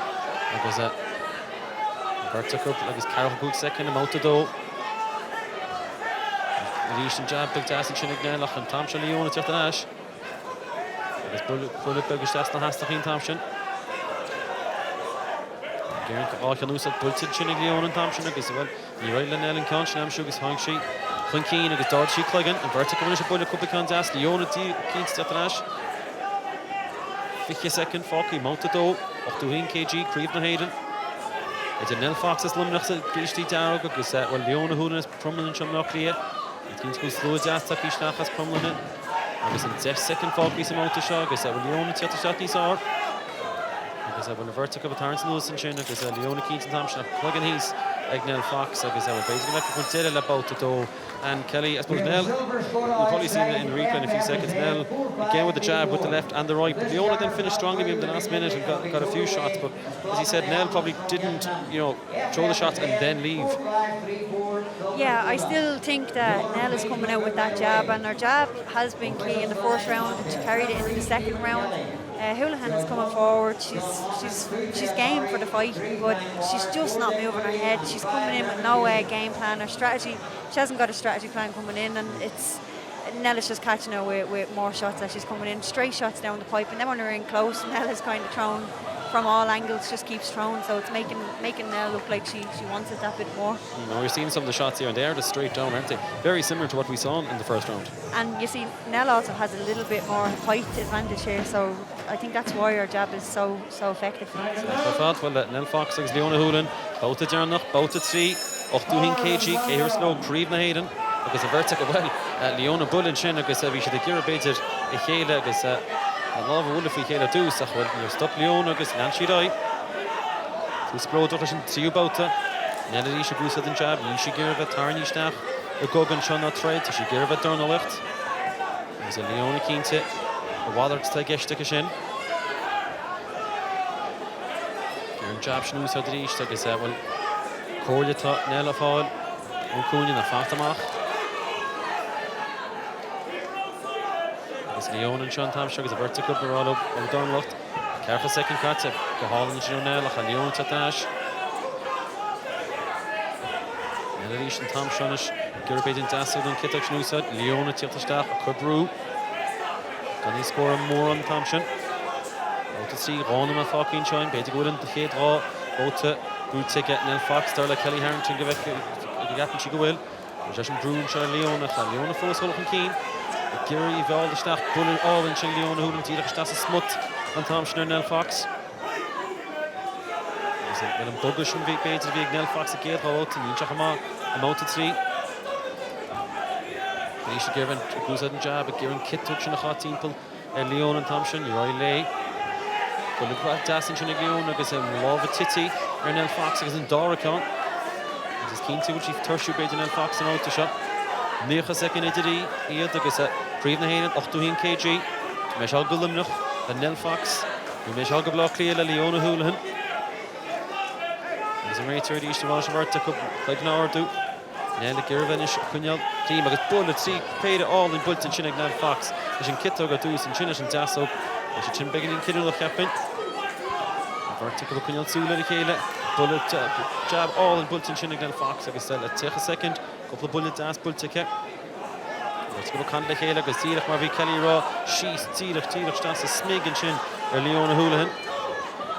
With Neil Guy leg, with Calm, bullets all in the chin, because well, like we did Chuck Kudiv is on, because in the has of bullet all in the chin like Nell Fox, because in Rachel Kudiv, because then Shasha Kinte, Gamay, and Bautisha Bajit, Ignell Fox, because in Rachel Sauce, because Kudiv in the Shas and Thompson. Bullet all in Nell Fox and Thompson agus a Hushi Kuda as Leona Houlihan agus Bates going bullet quick killing the shot Leona Golkin Keen Kahashi Golkin Keen for she Kaha Hulor Take Ganiva Bogo is a vertical Bogo the Asian vertical constantly a good second dig Falkry agus Locht Takif de Leona or Kahashi Golkin Nella Giri a Viola Stach a couple Jabba Canali Lane 10 second Falking plugging Bulls in Chester Start Washington Leona Houlihan agus Nell Fox keen to be go in Connoisseur fought Nell Fox saw afraid Max the Mark is a vertical and Kelly I suppose Nell Fox probably won that fight. Would you expect that to be the judges' score? Yeah, I think Nell got all 3 rounds. And some of the jabs again, the same thing straight down the pipe in the third round. We see some of them here. You know, Leona was throwing them, but the jabs again. She just doesn't move her head. Like if she had moved her head, she could have slipped most of those. Like because I mean you see them coming. So I don't know. Yeah, but I suppose it's easier said than done. It is. But her head just keeps going back all the time. It makes it so obvious to the judges then to score. Yeah. So to me, it's an easy fight to score. It's for fun. Well, if I can win Kelly Cart, go main bua, Nell Fox as Lumnach, Leona Houlihan as block clear. There should be no way they should score her time. I'm just celebrated. Come on, bua Nellach. If I can win, it's Nell Fox as Leona Houlihan. Appreciation for both boxers. Well done, girls. The winner of that contest, an elite female champion at 81 kilos for 2020 by unanimous decision. Fox in the red corner. Show your appreciation for Leona Houlihan. Well done. Cares next one contest. Right, so an job denta mar a bhí árá ag Corach agus an son Kelly faoi Nell Fox, so an job denta agus nasta ag an ocht. So tá Brandon fósla mar ríist stigin sa studio agus Brandon bhí mar a caint faoi narratóirí agus an rud a bheith an doing in Tokyo. Is tólam bhfuil ceistan so go bhfuil an IOC treis an láimh láidir a dhéanamh le AIBA iad a géirí a chuiristeach na Mosca agus an féidir le AIBA tacht a rais agus pé athrathe a bheith á lurag ag an IOC a dhéanamh agus a bheith gníomhach as se hamach beidir. Yeah, tá sé sin fear. Sin is said atá testáil ón IOC. Tuis go raibh drochail ag cuid áirithe den AIBA le rein blianta nuas. Bhí na feibanna céine ag feartar benam Chowdhury a bhína Uachtarán Rivie seo. Agus tá bhrí sin an gná atá ag an IOC gacin rud a bhfuine le cuasaí sport atá faoina ceanna siúd a bheith glán, a bheith macánta agus sin an rud atá le stíir de seo ar fad. Bín fráis ráflí a goil timper mar gheall cuid den gníomhíocht a bhí ar siúil nó beidir atá ar siúil ag AIBA, dá bhrí sin ní raibh an IOC sásta le rudaigh mar sin, agus bhain sin anáis meoin agus an áisiúnacht atá go siúd. Níl siad sásta éon rud nafuil macánta glacaló leistigh den na cluichí Olympacha mar is ló siúd é sin. Bhfuil fiacla ag AIBA fós an féad a bhfuil cóchta có mar tá tarige taringe siar a gcóí nach bhfuil agus beag le feiscint caihan a réit óéis sin. Yeah, well, sin rud atá gceist an sin, tá siad faoi smacht an IOC faoi láthair, sin bun agus bar an scéil. Ach sin rud atá beartathe is ag an IOC de réir mar a hiigim é. Tar éis Tokyo, tá an IOC chun tach le chéile leis na cuistí atá agrathe acu féin chun airde thuairt don Dúnmhaíocht in Tokyo agus ins na comórtasaí cáilethe. Ach an í sin ar tá rud a fad thart, sin foclúsáil siad ná re-evaluation. Dá bhrí sin agus sin rud a bheith ar siúla chu, tá siad contact le chéile agus scaga omláin i dhéanamh ar AIBA. An fiú ligandómh siú dul mar a bhíidir hena féin, níl sé sin sáisiúil ag an IOC, dá bhrí sin duine siad an cinenne tar éis analís anna géir a dhéanamh ar an himachtaí a bhí ar siúla roiint ba blianta in sa Dúnmhaíocht agus tar éis sin tucha siad ar cinenne agus bin an tam go méid ólas a gcuine faoi cat a bheith ann í seo. Agus a fiile ar Tokyo don go déirnach den agalah seo. An cinenne seo tá tóga ag an IOC agus an obair atá dul raig beidir nach bhfuil a going roiint bha faoi. An gríoch a megan sé mar thora, go méid tridanna níos oscailte, go méid cinnethe níos oscailte agus níos fearálta, agus go méid rudí níos macánta mad le céhúin agus cé chaileann in Tokyo. Sin well na beag Tokyo slán déir mar tá daoine lasmud de AIBA á rachtáil agus á aigrú agus tá bhrí sin beidh siad san aní dhéon ar gachéon rud mar sin. An dá rud mar dheallar na Dúnmhalathe agus an Dúnmhaíocht féin. Ní sé éasca cinenne ceart macánta, well, macánta ceart go leor. Ní sé éasca é sin dhéanamh, mar na builí tagan na céad a builí amach agus bíon ort fócus an na láidir a go chun féchant ar an vertical le lingan na truda ar fad. Agus sin é sin fócus an na láidir agus macántacht, sin íon dá rud móra. Agus sin é. Agus sin íon fá go gahan siad san dul trís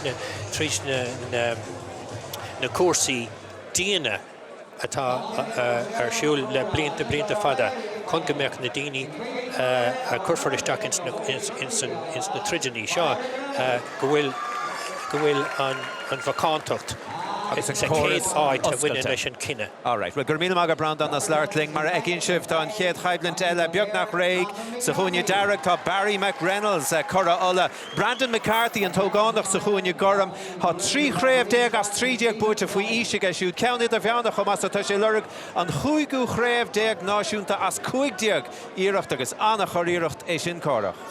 Ja, agus even agus feicemuid san nuinemed atá tíocht an se bhíle nair leis an téocht sinna bhaintach mar tú an seo Barry Reynolds sa gúine dear agus Bill Fish an Holy Trinity I dís ceann na clubbanna is staú le rinnead an seo agus Brandon McCarthy is Kildara cum an níomh míhall agus bhfuil mu súla bóta deas an seo agus bóta cinenne nach mé agus dearna chuin fao darnóí ní bóta ag na meach an Olympicha seocha Tá mu súl le scot na troda agus an líúmad idir muitin is go bheice mu céhés mar championéad ag 60 kg Vertical casta le chéad láháine an tam seo Barry Reynolds agus gur bheith gúsáid an jabbeag sin nach tam seo Brandon chochan cín Brandon gur bheith a gúsáid a lábhuí le an Vertical tóiste go dtí seo agus chuineal grím na méta si dhéanamh go dtí an dá láh a gáardú tam sin tinta go deasan sin ag Vertical Barry Reynolds a dearug Farvel Fediste agus bhfuil taí ag Vertical agus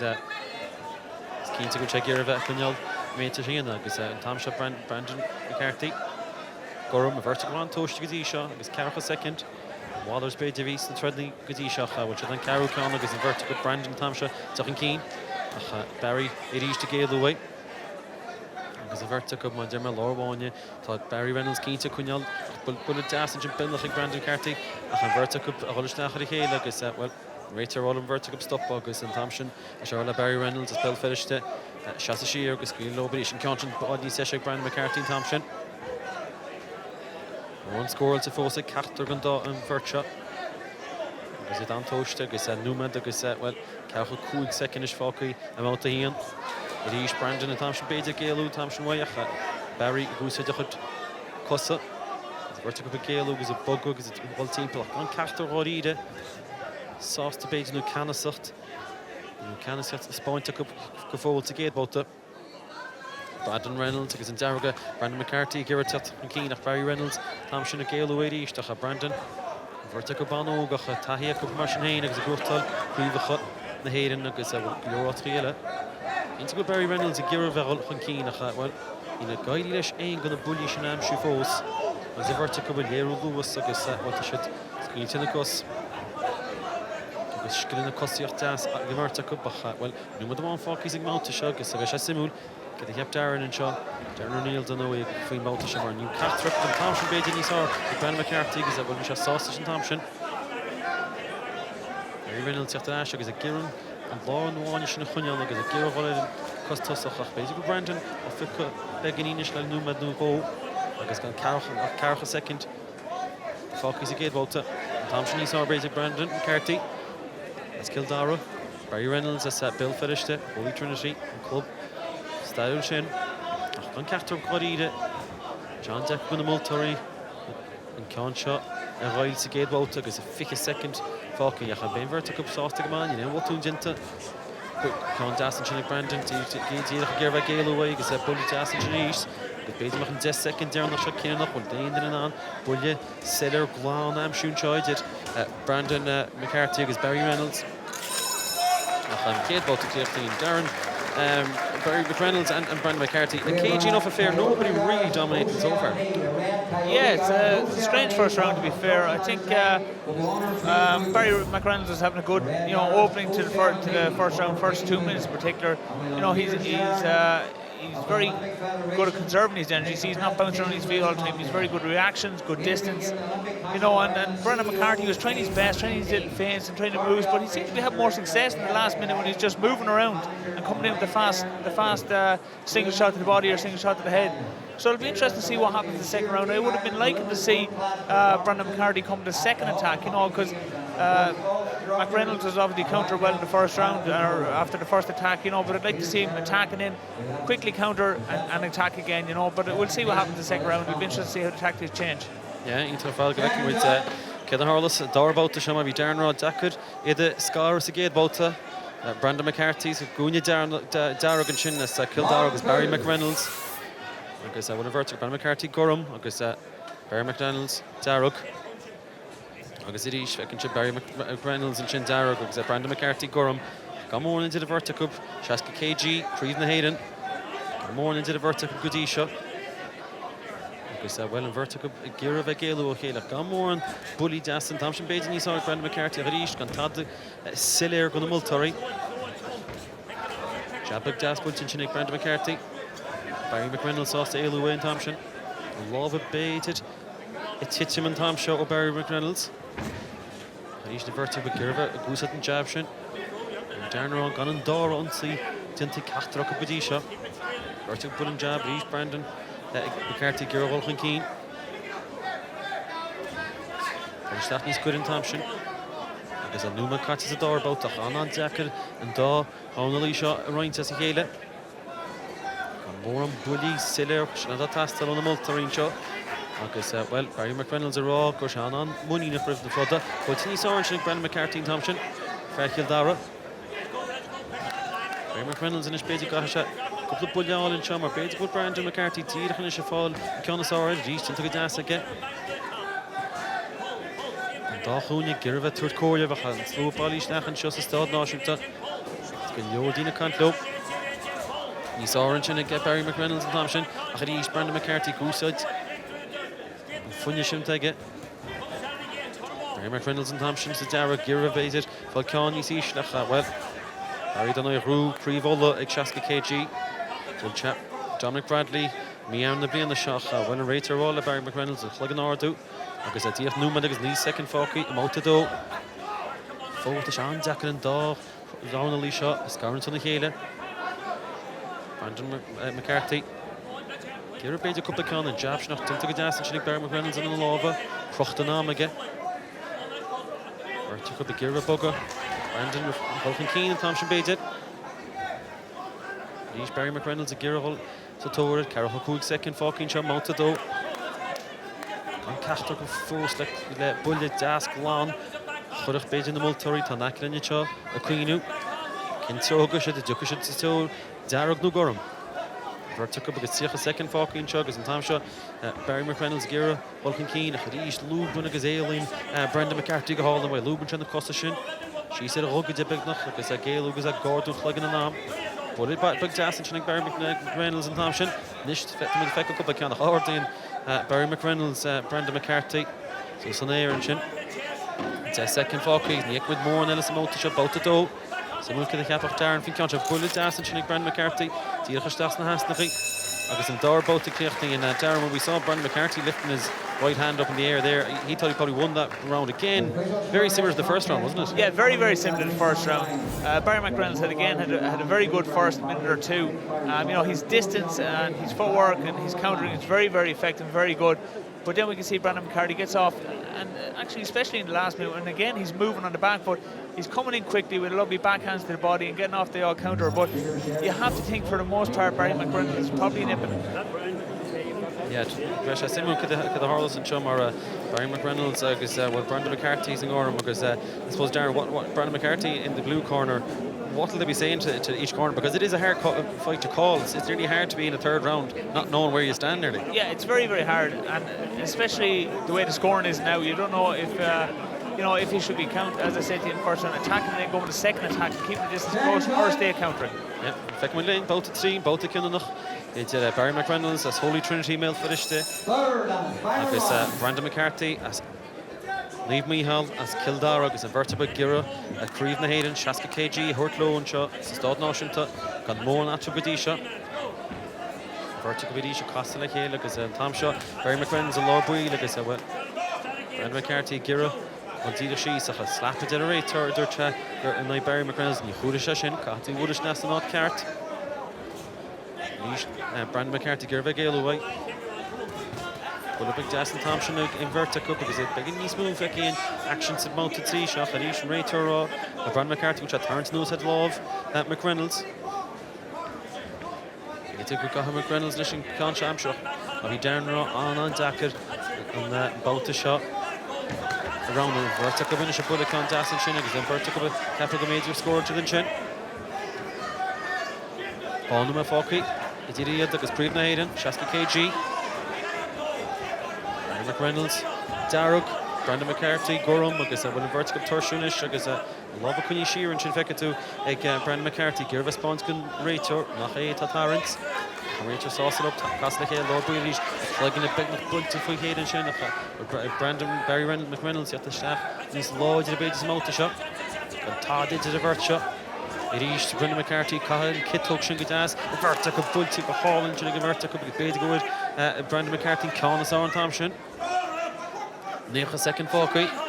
Rater, Yish, the Royal Vertic, Wacham Thompson, Dirustach, Barry McReynolds, Barry Girrell to talk, Unchidnam, Bully Kinula, Bully Moore, a Yunoch impression. Impression and the Multari shop. Brandon McCarthy is in Lochton Chosawan, your Rollish, the Bugger, the Goose at the Jabshin, Barry McReynolds, a Gira, a Valishach Baden's good, Numa than his Sugar's horse second into the Vertic up, and Rater East to Rolla and Tomshaw, Barry McReynolds, a Cluggish and Ardu, Numa the one Falky, the Kane, a Creed Maiden, Shaska KG, to Stad Notion, the Conan Lane T Smooth, and Norlicht Nahaden, and Vertic of the Gira, Creed Notion to Hurtlow. Brandon McCarthy is a gear of bullet leg dancing shin. It didn't count forward in Thompson against Barry McReynolds. It is Brandon Baden Nisar. Barry Foss came up to a gear of Foss couple of bullet all. Vertic of Idisha Gale located see a second Falky. Cossash in a bug against Cossafa begging his atrium. Barry Nishol and Keen. When Vertic of the bullet here against it. We're going to turn is going to fix a second Falky into the Vertic, but would make a roll. Oh, who have found the bill finish? No, make a roll. We ask a Kildara. The second who begging in the push into the Vertic. Is it Torshunish? She gets a rater, fast Vertic. We're going to turn Jesse Hayden. She gets Brandon McCarthy, Girabay, Bellashaf, Barry McReynolds to Darrow. He's had it to the Vertic. He's come big fan of which is on Bully one. Shine both three was about to come apart. I suppose Darren. Body language-wise, Brandon McCarthy thinks he has it compared to Barry McReynolds. Would you agree with him? It's very, very hard to call after that last round. I think Brandon McCarthy was trying maybe a little bit too hard in that last round. He was lunging forward, leaving a step open to the counters. As we said, in the first and second round, Brandon McCarthy, the last minute of each round, was countering very, very well. And, you know, he seemed to do that for an entire of the last round. So it's going to be tight. It'll be interesting to see what way the judges go on this one. Yeah, Bishansi Mukovic with Keir Ruas, it is Barry McReynolds, Brandon McCarthy, Sikorum, Mesharol, go Kildara, no Mesharol, go Bill Fetish to gun more into the Vertic, go Becham into Fachta, as well. And the Multari, Togal Green Tam, because basically been a Fogor Shachal Garshan, Ashkurgavek is Mud Kate, Champion Hayden, Shaska KG, May, and Corin the Hull, Barry McReynolds, Darrow, Brandon McCarthy, Gorham, Base Aninish, again on second. Once again, your appreciation for another excellent contest. Well done, boys. The winner of that contest, an elite champion at 2020, 50 kilos. In the blue corner, McCarthy.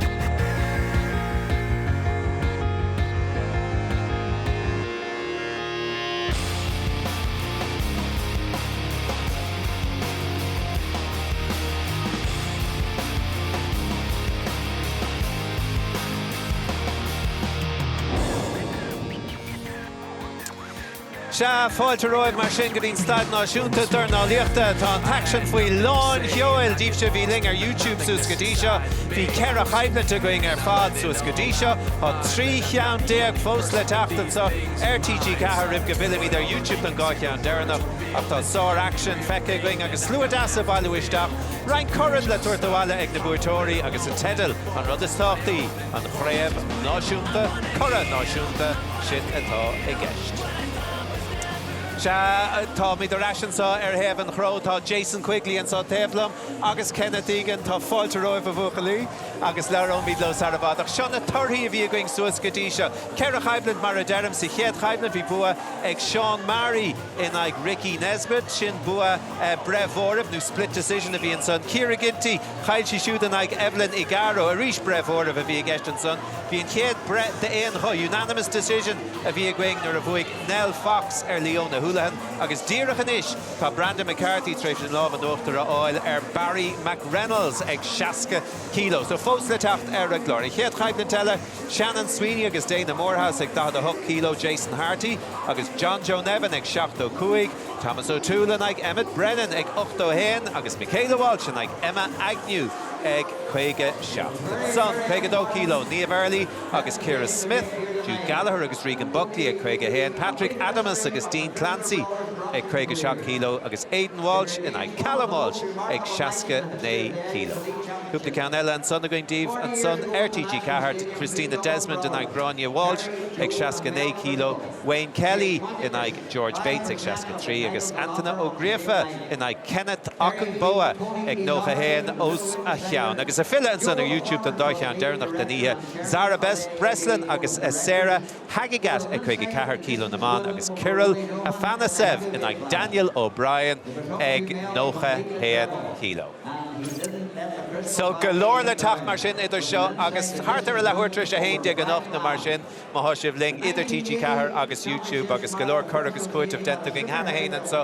And Jason, the first two fights, we probably saw the fight of the night, the first fight, did we? It was a great start to a very memorable night here tonight, and I think that Ricky Nesbitt and Sean Murray put on a great show for the first night, got everybody warmed up nicely, and Sean Murray came off with a good victory after a very close fight.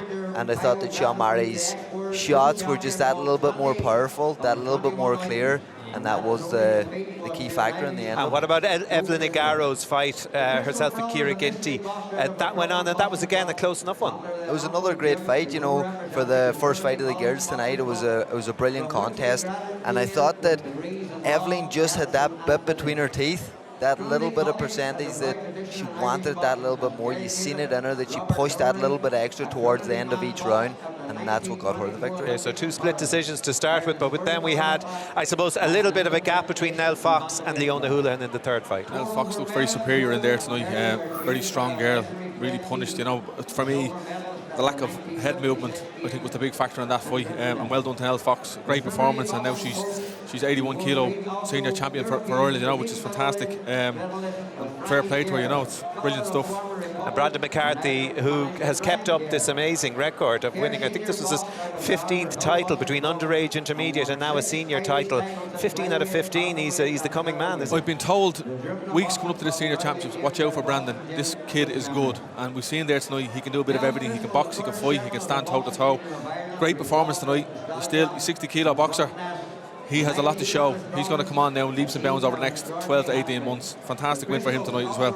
Okay, so Díomh Sitá Feachtasteach, nach Revling Bather our YouTube. There's probably a good percentage of the audience coming into us who haven't seen the first part of the programme and haven't heard the discussion. There is a sort of a side issue in regards who's here and who's not here, Kenneth. So you might just elaborate for us. Some of the big names missing this evening. Some of the big names missing here, and you can see the stadium itself. It's not full to the capacity where it's, you know, it is all year round, you know. But look, it's unfortunate. What we have here tonight is our lads that have turned up, lads that have weighed in, and lads that are fighting here in the senior championships. That's what it's about. Those other guys will have questions to answer now when senior champions start knocking on their doors looking for box offs. Who's going to organise the box offs? What date are they going to be carried out in? Olympic qualifiers are coming soon. You know, it's a really tricky situation for coaches that have lads here tonight that are going to win senior titles. What are they going to do with their champions? Are they going to ask for box offs? Are they going to get box offs? Do they have a right to ask for a box off in 2020? Because 2020, as we all know, Tokyo Olympic year, people here that are entering these, this competition want to try and get a berth on the Olympic team.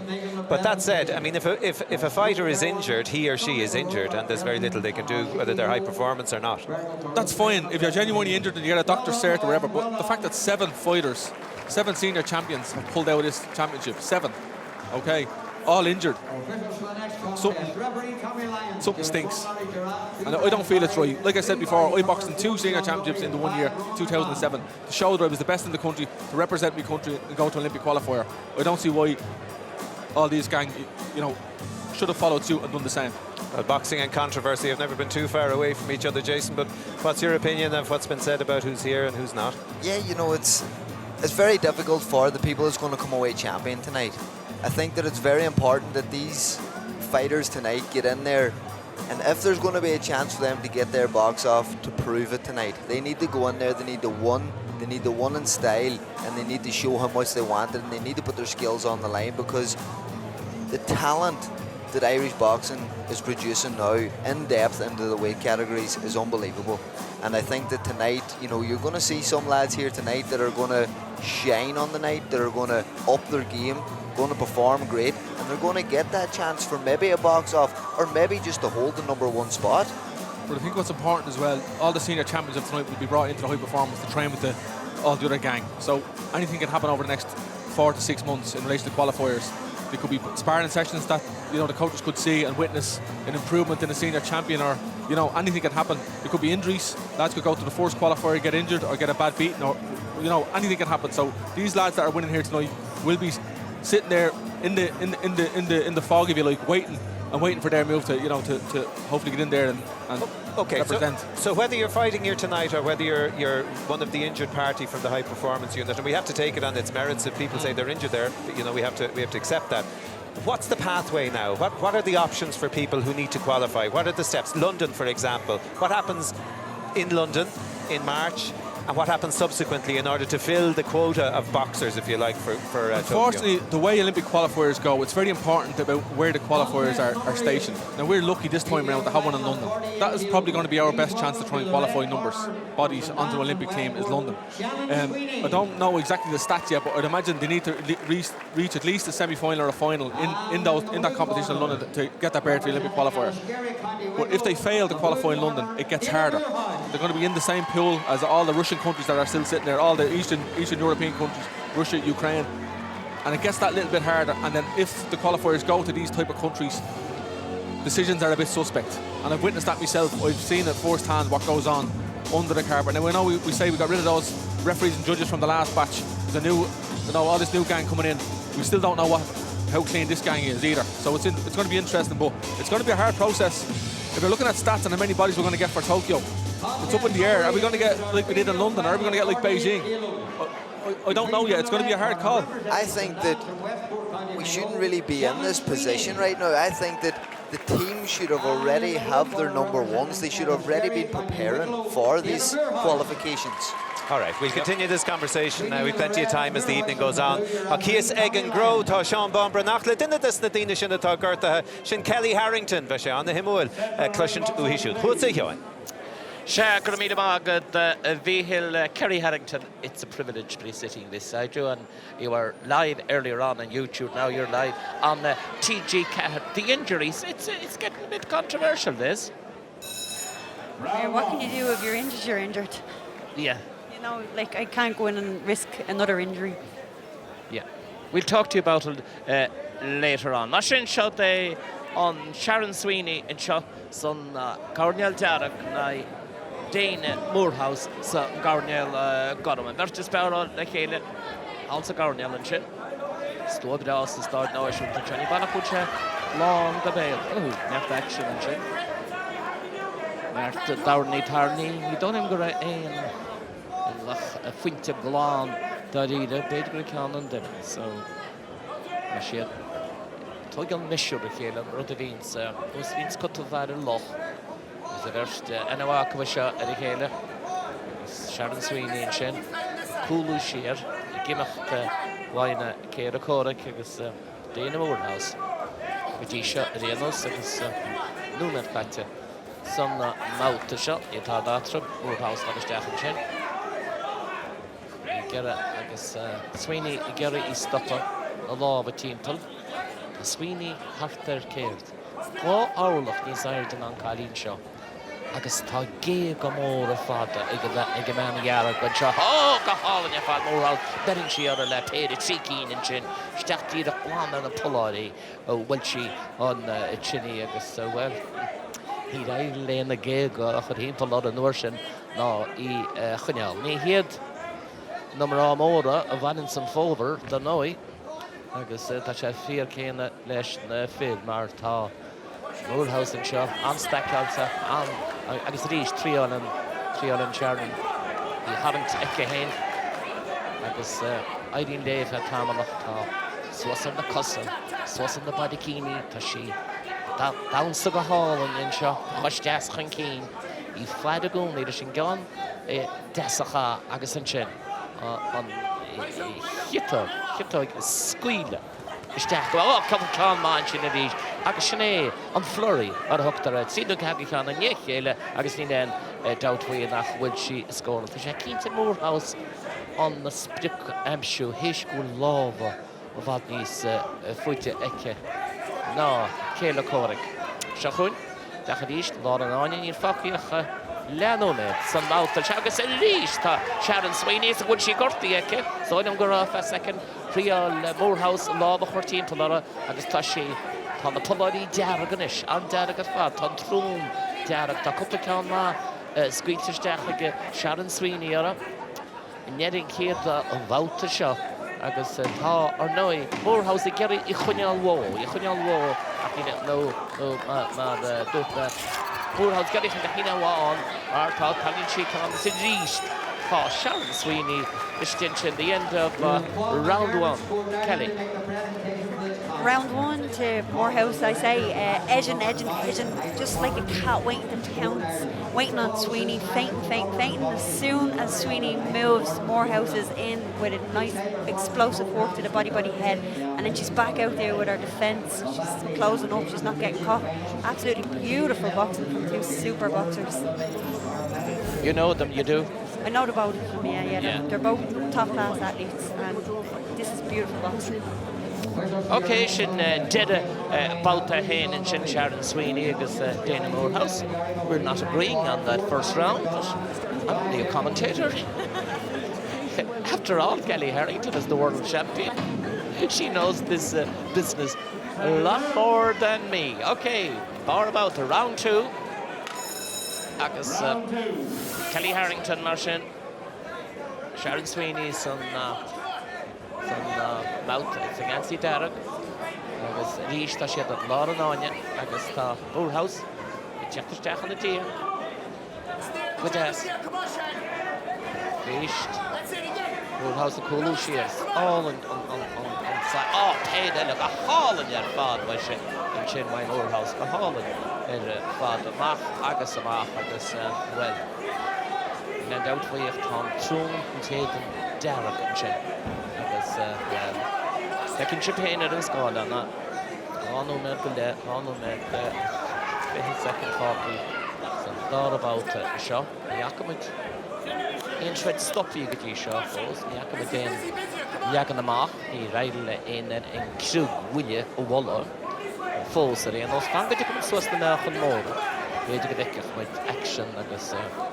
Dina the guns. Even when you get a full echo on that. After you get a tragedy mark, larger, bully draw. Echo like this. Sweeney and Shin agus never Gale walk. The checking that it was Moorhouse. He land out for you. She the Cruchtal and Treadshaw is Rish Tagan Danish death. I think they Sweeney and Shin. She found up Moorhouse on Christian Goodjoe Fad. None of that. Colleen Stackle said on Junta. Well, at the steep all in Father Kip. I guess when she was a plug at the chin, right to the road. If this wasn't plugged, one touchdown the goal, you got that and plug and no Sasula. Mahagan and plug and no Sasula. Tasha on down chair of Goodjoe. On action, I again. I guess.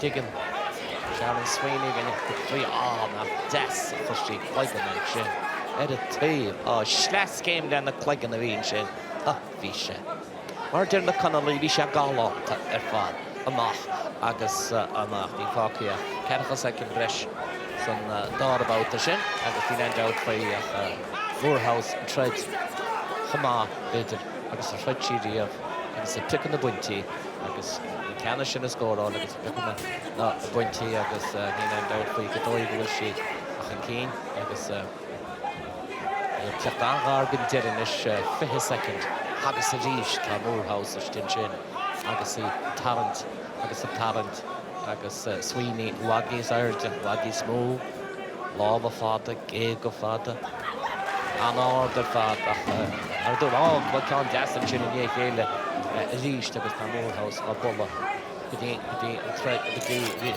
Wadish Gipri no agus Shintere lay about to do. Actually, I got my wires crossed that first round. I also gave it to Moorhouse, and she's still ahead, isn't she? Oh yeah, she's still ahead. Well ahead. Well, if you watch now, right, the difference between the two girls is Dana is moving all the time. Like, she might not be on her feet and moving around the ring, but she's moving her upper body. She's waiting on the setup.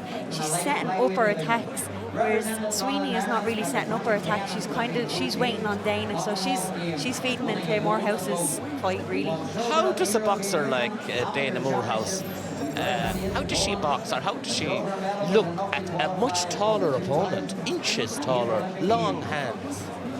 Well, it's all about edging in, and if you watch her here, she's edging, so taking up the distance, really small steps, taking it up, moving side to side, because if she comes in straight without movement, then she's going to get caught, but she's moving side to side all the time. We saw a lovely head sidestep with the head. She went back twice and then sidestepped, which was brilliant to watch. Brilliant, lovely boxer, Nina, and doubt we Hanoi ta bulle, derfter ninguel bulle trum ag Sharon Sweeney.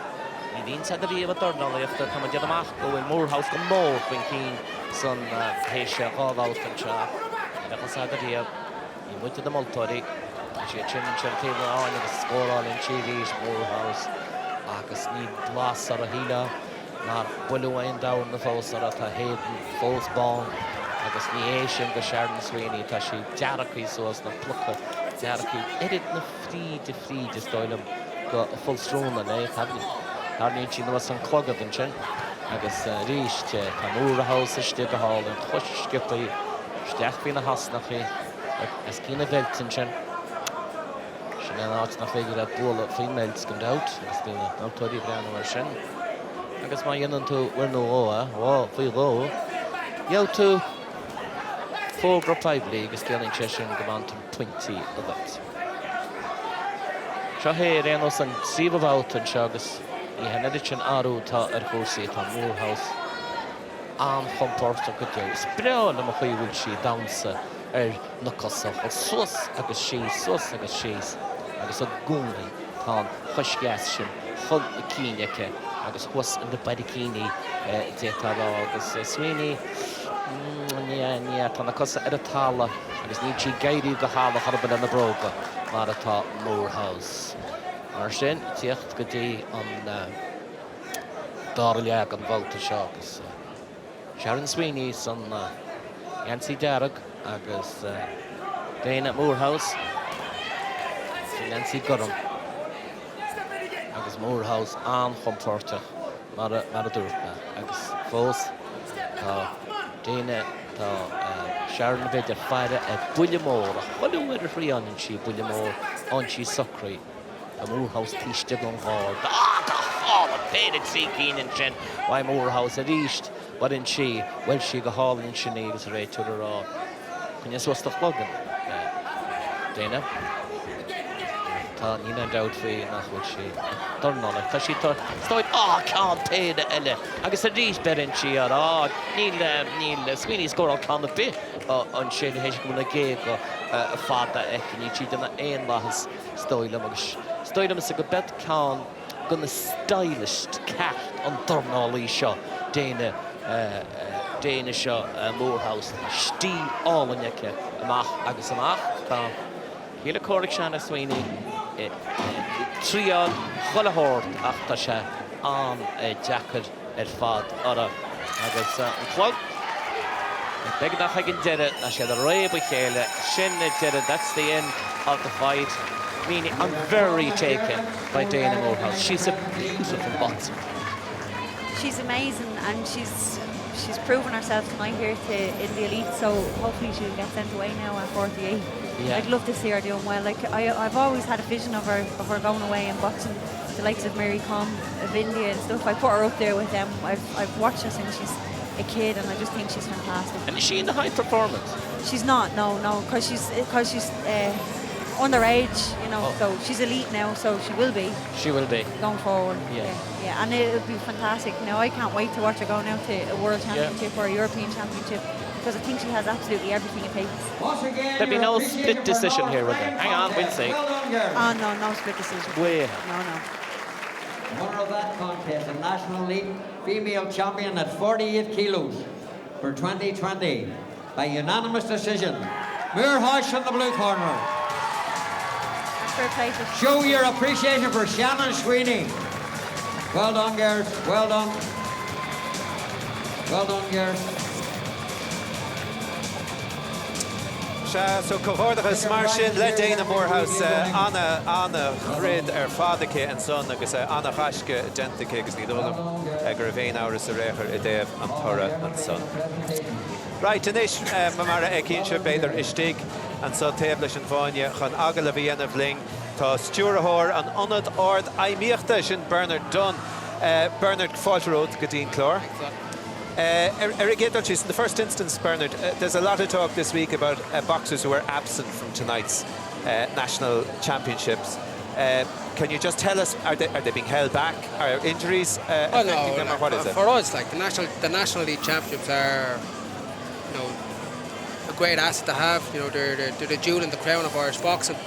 We've had 7 withdrawals from the Nationals, but 5 of those have had major operations.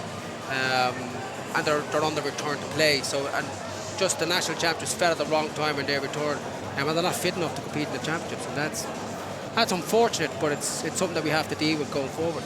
And would all of those 7 be fit and ready, do you think, in time for, say, when the Olympic campaign kicks off in London in March? We're not sure at this moment.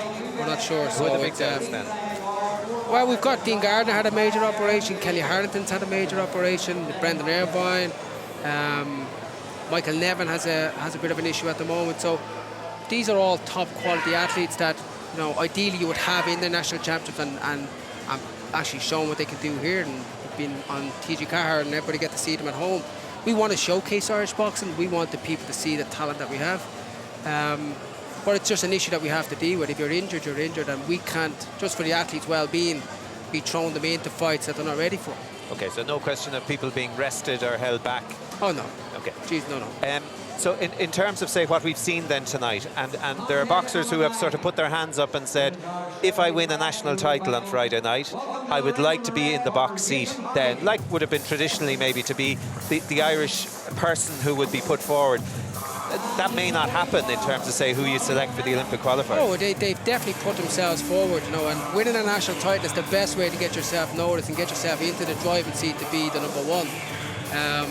But when you've got athletes who are injured now in the competition, we've got to include that. And there is a very clear selection policy that was brought in by the IABA, and like any, I suppose, progressive thinking organisation, they're looking at ways of making the selection piece better. But will that involve a box-off, Brendan? It will involve this. So, that'll be judged at the time, at the dates when we've got all our athletes back in. Could be. Potentially, yes. Potentially, but no. And will the decision? Obviously, you'll need to give people time if there were boxing. We don't start competing until next March, so we've got plenty of time between now and March. All right. To get all right. Bernard Garmaga, that's Larry. Rashko Tziyai. O'Neill Estin Chalum, agus tá an virt lá an áide. John Joe Nevin, another John Joe Nevin. Another John Joe, exactly. Yeah. Sin Chalin, san géad bhauta seo, agus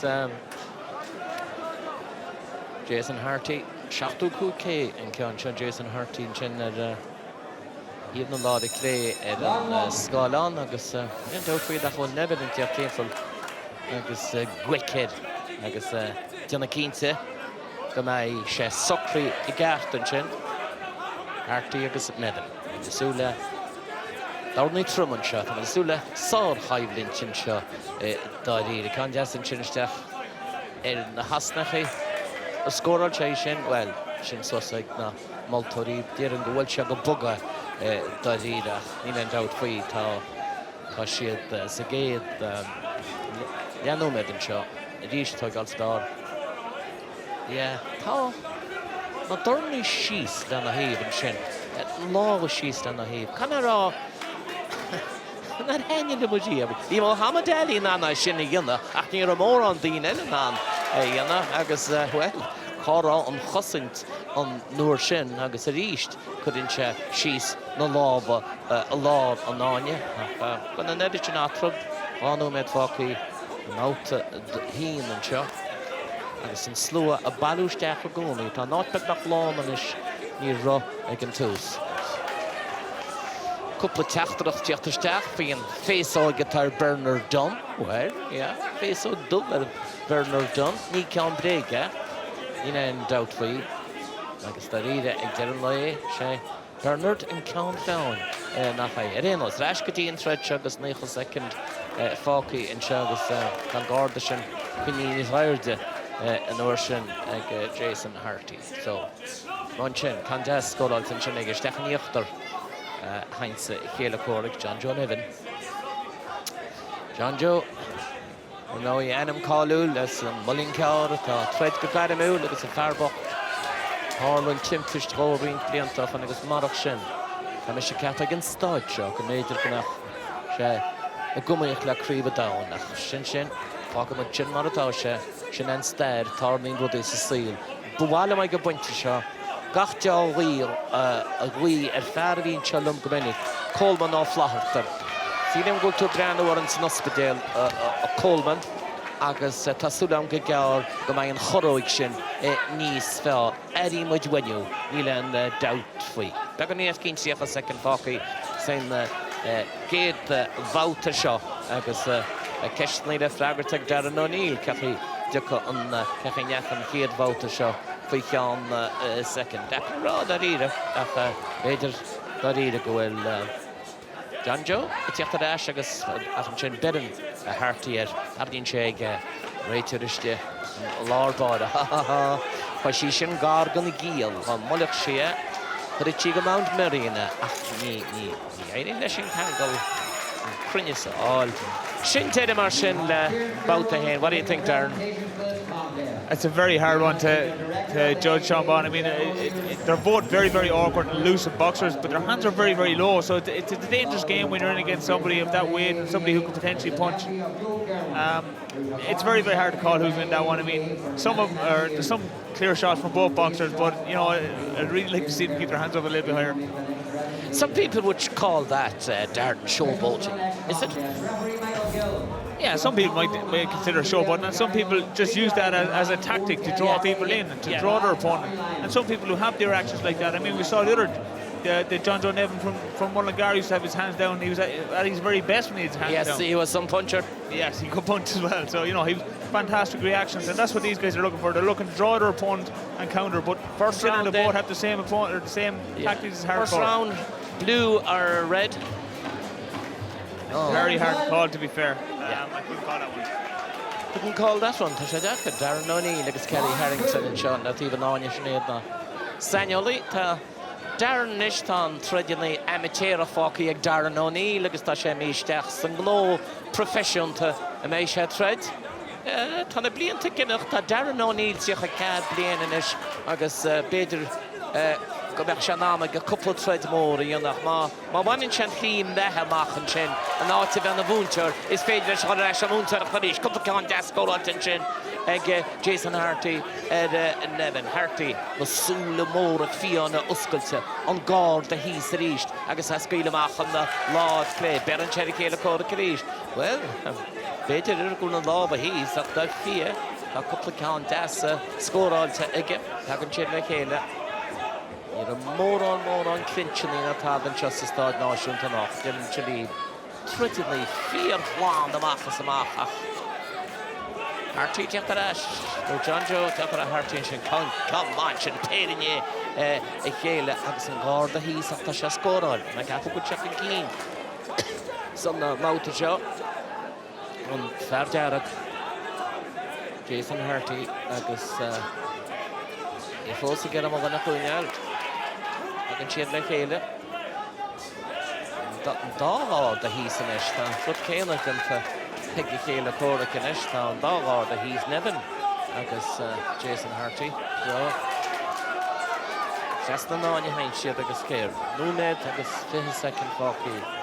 Out to dog. Yakadam about to show and Treasure Gas of pages of God about to show. Would have had Darrell. Paul. Giannis fell a rare game. From Bale of the Skulls begun into Peter John John Evan. Nina and Chorus fell. No, you faded a draw the Nochto. Of course, you don't know it. Martin Cosson told him, Gum Sheed. Mahasa to couple session. Well, he ought to yet. Anyway, she never got on Cosson to on. Sing Taka down with the head. He came initially Rachel Raw on the Dornation. A Hunyal Source. Yeah. Tagan Chadash, Sharice John Joe, trio inch. Get the rash again. When you see a Kudin, see a second turn up and show. Mouth to do, reach score on Shakan Gas at East. I got the goal shot. But down the Stach Didach at a bus. Stach Didach at a bus and chin. Well on Fardaraka, Jason Harty reached. Stach at a glosh in Ocean, Paul McClosh. Be close teen egg version at a Martin Amadok, the Marolet, or for Didach at Paul McClosh on the Kanchin, Pashawal Kenya and the Roti. Holland, so spy, why on Far Godham. Can't feel on in chin, and it's a leash. Hodgson's put a beautiful uppercut at the end there in the blue corner. Yeah, fantastic round. You can see, I think we saw maybe hard to get on top a little bit in that round. There's some lovely shots there, and you can see Nevin is starting to tire a little bit. He's still a young guy, so you know maybe his endurance levels at this level have a little bit to live up to yet. You can see under both eyes are starting to mark up a little bit as well. So maybe Harty is slightly starting to get on top, but we've seen some lovely shots from both boxers. And the guard went down with John Joe too in that round. Funny enough, is that tiredness? Is that the sign of little tiredness? Yeah, I think some of it is that, and you will see the lack of leg movement, the lack of movement in that sense, I suppose, side to side. You know, and being able to get back out, you lean back as opposed to moving your feet back when you're tired. You're a gas man for the leg movement. It's all important, you know. You end up looking like me if you don't move your feet, so you have to move the feet. Shachwin Mashin and Steve about and shot. Shot the Delta, they're not in shot. I guess get off and keen. Didn't go down or all go Harty and keen. The Baganin Bepi, the Hudster Sugar, John John Evan, yeah, the Vemuscly, when the Shashis of Hard, like some corneal around, I check do some see about it. Quenya Swas, the Horda. Shut your Stach and Sheila on peekaboo style, in a Tanishige, a V like 5 Patterson, Fadogs, Bovan, Darnally, a 5 Patterson. Near a shed here of Seat Bachate, and the through Shack Creed from Rochan. On down. It has 8 Remedio, 5 Patterson, of Rook Creven down, son from Dahan. Lekela Lana, Agus Stoy Gaha, John Joe, Rains Collar, Contact Contest and Chin, Stefan Neil, Tida Quamachin, first and Conching a Hall and yet, Elan a doubt a free to Shagara, Yapstaff, Brannin, John Joe, Tashana Hassan Chin, Neil Nakosa, Ginner, Horabena Show, John Joe, Neil should give it. Horrible, the cake is going on check on and chin, Pigeon, Stafford and Throne, he can't load it. The end, what is Stafford and Sugar? Ligging at the hand and chin, good shell like can't check fair all on in chin. Jason Harty, he learned out for you, not for the far Derek and Shaw. It told the round, he's smooth out, I'll score on the check. Oh, when you're winish, Jab Das, I guess a Lord Das, Lord, egg Harty, he was a chance of William Moore, a free all false team from the winning and chin. Now, in a cabin, no matter your copy. The mouth of Dermot and Shaw. I guess, we lost it in and out for you. I don't want to move more for Jason Harty from Keen some thread shot. That is Russian, but just a new gunner. Teen Gudo, Dida Hudden. We're going to have to finish. That's a new gun. I guess need Parkin is shot. No matter one, some mounted shot. I guess Fab Dargan Chin. No soul Fion. Yakma soul if you need Fion. Bala ye and a lad. Because could have tactic Cashin. The soul Uskli of Fab Bay. You get a fatis. A John Joe Nevin. Well, you could to fatis at a Nevin Reeve. Take him again. Go on Shadis. The shot. Some bail Uskli and Nevin. Yes, Fishin. I guess it is Darren to them at Farn the Gussa Darren Shamach. It's Bralish, I mean, Dina Downs, I guess, took and check near because I'm Hinyo for Kathy when the thread away. For his second, fucking Chuggles, Jason Harty reached in it. I guess Samach and the Lord play. Can't never leave the Ex Cashat go up and chat the rope here. Yanning chat the rope. She didn't get there. They can do. Put it down the sheets and chin. Oh, the hall in your fad. In and out, fight on. Never in the half meter deal. Tig and Chagga would shop and then. Oh, score all in there. Count all in. And fad and chin. A lovely one at the end, Darren O'Neill. But I don't think quite enough. Yeah, it was a fantastic shot at the end. You know, we see him try to put the pressure on for the last bit, but yeah, it's hard to see him maybe get it the bigger shots maybe came from Hardy in that round, and maybe throughout the fight, but we'll see. We'll see. It was very even in the first round. Second round, third round, you'd have really the clear shots, as you saw one or two there coming in from Harty.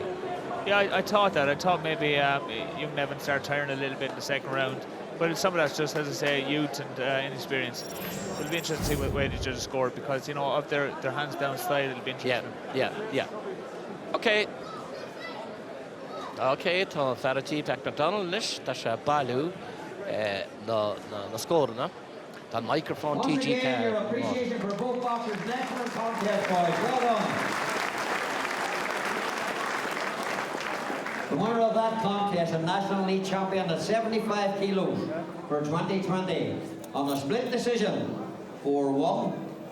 Hardy in the red corner. Show your appreciation for John Joe Nevin. Well done, boys, well done. Here's Chairman making the presentation. Good lads, well done, boys. So Bua Marshin ag Jason Harty and son. So Brisha Biogla Toga to Nishuginger TG Cahar, Bemi the Rash, she get Type Nutella, Thomas O'Toole, like I said, but Brennan, Trish, the Vogri Show.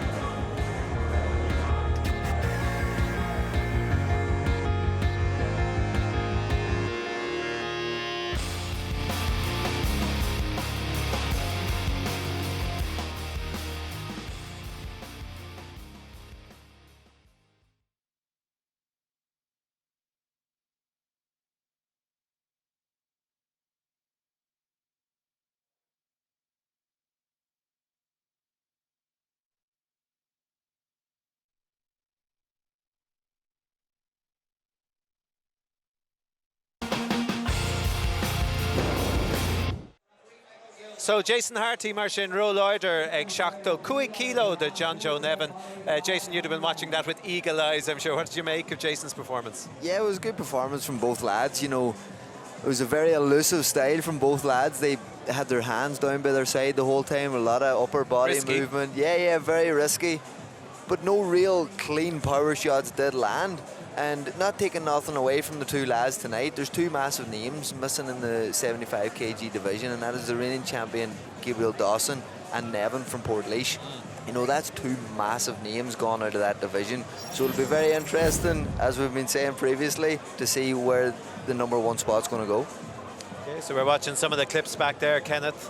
What was your reading on it? Yeah, it was a close enough encounter, in fairness. The two of them were throwing an awful lot of shots, but there was a lot of lads missing. You know, there was shots getting thrown over the head, around the side of the head, so not really anything really clean. But I think Harty was the cleaner of the two, landing some good jabs, good backhands, and he was probably the harder man to hit. But overall, a good scrap and a fairly even fight, in fairness. It was 50-50 for most of the fight, but I just think Harty was the better of the two. And as was mentioned in the commentary there with Nevin, he's up and coming, he's young, he's inexperienced, so it'll stand to him now if he holds in, and he, you know, I suppose comes back next year, he'll come back a different force maybe. Yeah, Jason was kind of, by dropping his hands, he was sort of allowing him to come in, but then he'd step back. John Joe just couldn't connect with anything clean, sure. Yeah, it was like every time Jason came in, he was that there left hook. Every time he came out of a combination, he came out with that left hook there again and moving, missing. Do you know? So it was a great shot because it landed, didn't always land clean, but it landed, and then Nevin missed, which made it look even more convincing for the judges. So he kind of controlled it then throughout, did he, Ken? He was moving very well around the ring, and as was mentioned, that left hook I think was timed perfect. Every time he threw it, he gave himself space. As soon as he landed it, he was gone back into the centre of the ring, and that made it very hard for John Joe Nevin then to try and attack again, because he was off course altogether, you know. But a good performance from Harty, and senior champion now, and here we go again. Ish, now you said it, senior champion Ella atá going and son, so Cora ag Shachto 2 kilo buta ag Jason Harty and ag John Joe Nevin agus Bemi the Rash RTG Cahar ag an couple second.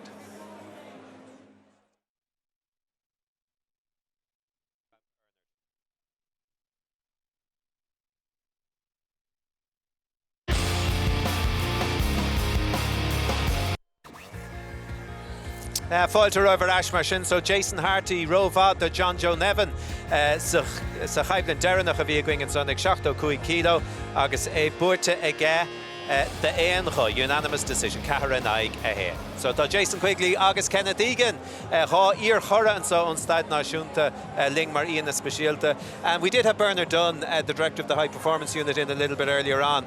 You were pretty critical, I think, of the way that some of the boxers were missing in action as you saw it there this evening. He says they're injured, and I mean we have to stand with that. Respect that. That's fair enough, 100%.